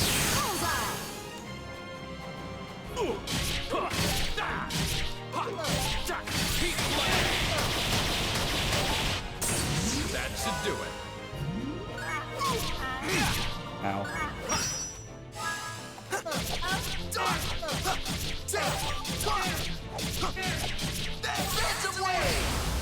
Did your stomach drop? Take that! Sacred strike! Get going!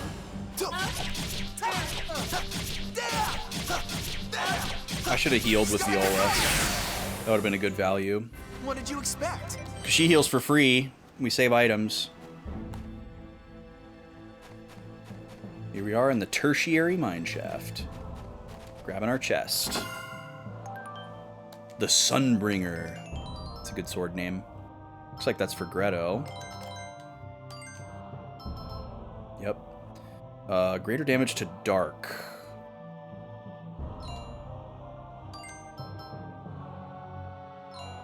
Yeah, we're still rocking the Jade Falcon here. Oh, wait, we do have the movement speed increase. Interesting. So why does it seem like Jazz moves so much faster than Greto? So is it possible that this sword doesn't increase our movement speed as much as the speed shoes, and there's different levels of increase? That seems very unlikely.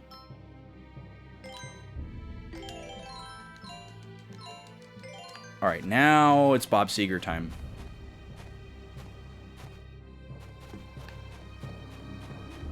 This is going to be rough. We're probably going to get in a lot of battles here.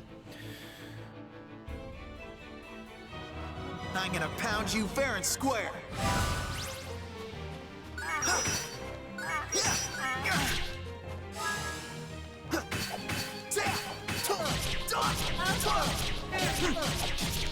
Sky to fire! Have a nice nap.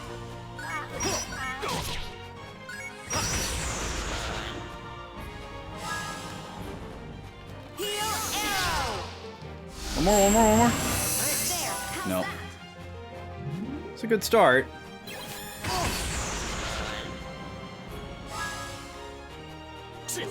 Yeah, he moves so fast. Just absurdly fast. That should do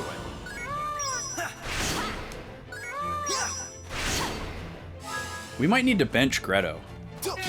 For a while, Greto was our powerhouse, but he has really fallen behind. Have a nice nap. At least in this area. As far as we know, there's no, like, elemental affinities or weapon triangles or anything like that. Because he's doing significantly less damage than Jazz and Viola.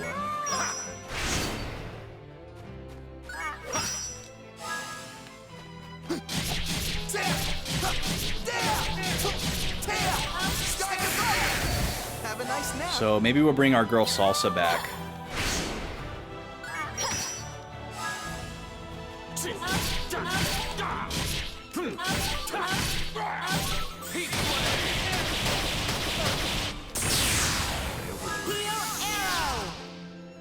The double. Yes.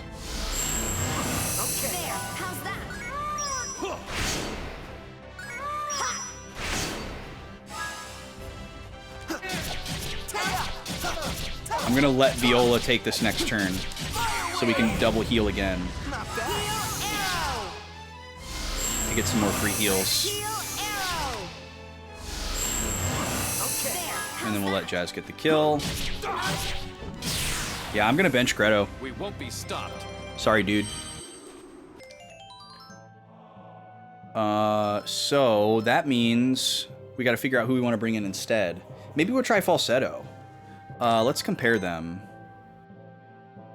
208, 196, 125, 103.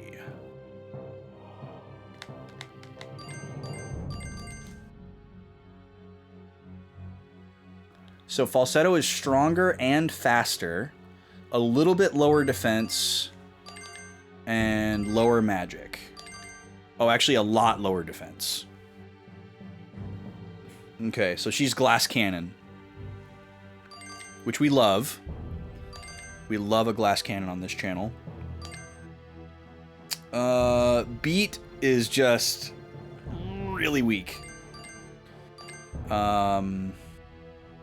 Haven't used Frederick in forever. He is a good ranged attacker and supplemental healer. Oh, he's got a new healing spell. Interesting.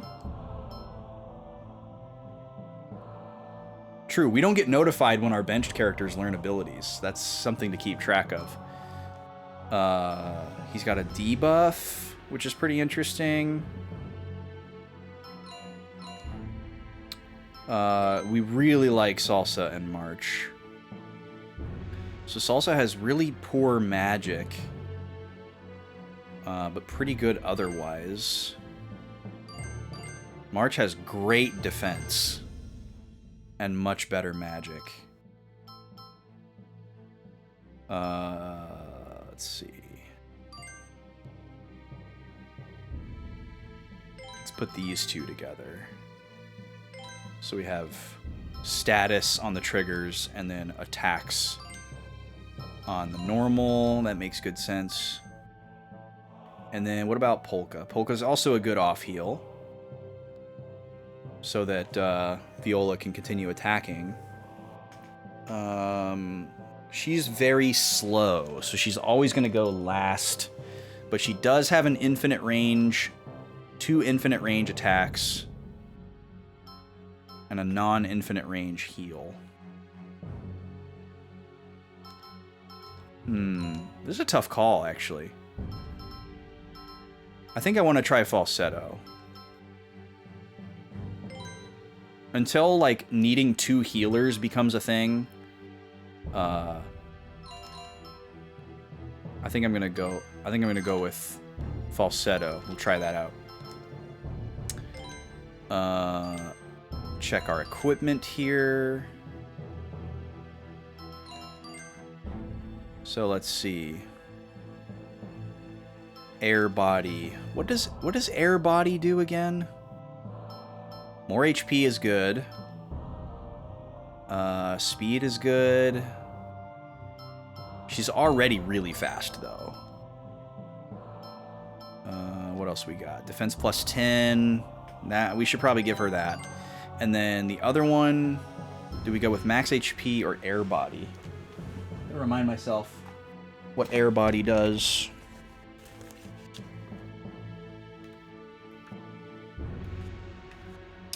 Oh, that's right. It removes your shadow. Which is important to pay attention to, but hasn't been super crucial to us so far. So I think I'm going to go with the HP here. Giving more HP to a low defense character is smart. Giving more speed to your fastest character is less smart. Because as far as we can tell, the speed stat just determines turn order. So I think we're good there. And we've got some new abilities. Let's see here. Both close combat. Oh, I like knock down more than knock back. It's a light attack, but it's called Shadow Beam. That's interesting. And then what do we got here? Attack target and enemies behind it. Okay. This one is to the side. That's odd. But it also has knockback. Strong knockback. Okay, let's take that. And then over here, we'll have this one, and then...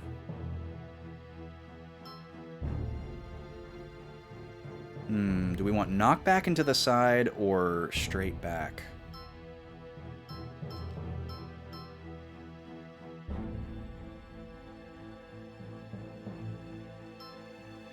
I guess we take this one because if we wanted knockback, we'll just use the regular one. Because these have knockback. So we'll take the range. Because range is hard to come by with her. Okay, cool. Jazz needs a heal.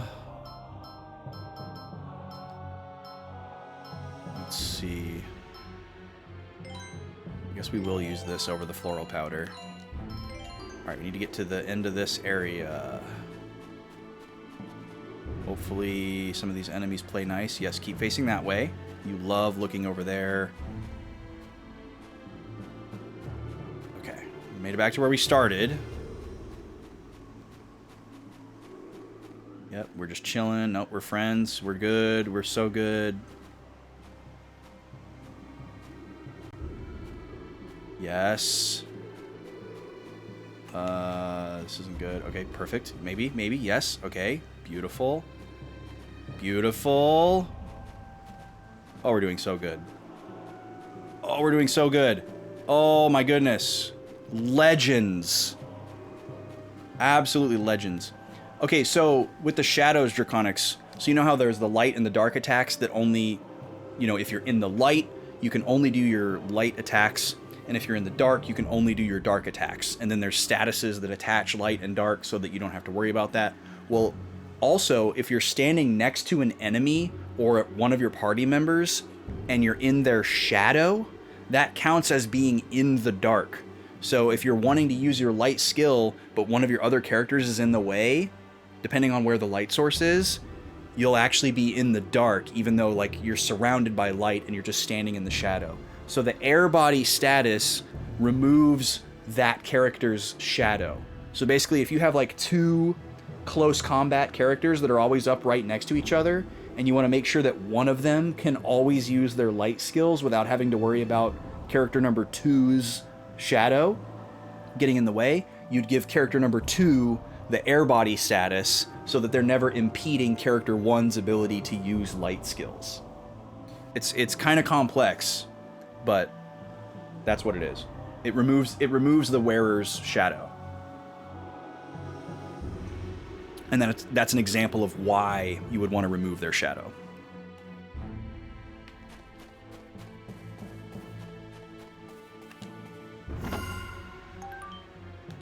All right. A chest and a save point. I feel like there's going to be a boss right after this. I'm getting boss vibes. And I'm also getting pretty tired. So I think we're just going to call it here for the night. I'm going to make sure I do a good sign-off tonight because I totally botched my sign-off on Tuesday. Where's the old lad? Oh, the old lady. Yeah, I don't know what happened to the old lady. That was just totally left behind. Totally left behind. Okay, let me figure out who we're going to raid before I start the sign-off. We're going to get this right tonight. We're going to make it nice. We're going to make it clean. Wait, what? Oh my god. What is happening? That was wild. Okay. Let's see who is on tonight. Usually lots of people on Fridays. A couple of different faces that we're not used to seeing. That's cool. Very exciting. Ooh, some tempting options here. Okay, I think I know where we're going. Let me just poke my head in really quick here and make sure they're not ending soon. Okay, good. Yeah, we're good. I haven't gotten to raid Melody in a long time, so we're gonna raid Melody Loves Luna. She is a very talented Super Mario 64 speedrunner and just a really nice, wholesome, fun person. She's got some really funny, silly, goofy alerts. Really good, cozy late night vibes. Strongly recommend. If you're not able to go along with the raid, please do drop a follow. But thank y'all for hanging out today. This was a lot of fun. I appreciate you. Please go and check out my band's new album. It is available on Bandcamp. We have digital copies and beautiful, professional, hard copies if you are so inclined. You can listen to it for free, ad-free on Bandcamp to check it out and see if it's something that you're interested in supporting. Would love it if you could check it out. But otherwise, we will see you on Tuesday for more Jet Force Gemini and Friday for more Eternal Sonata. Thank you so much for hanging out. If your weekend is starting, like mine is, cheers to you. I hope you have a great weekend. If it's not your weekend yet, keep pushing. We believe in you. We're thinking about you. And in the meantime, we'll see you in Discord. And let us know if anything fun's going on. We'd love to chat with you about whatever. Let's go say hi to Mel.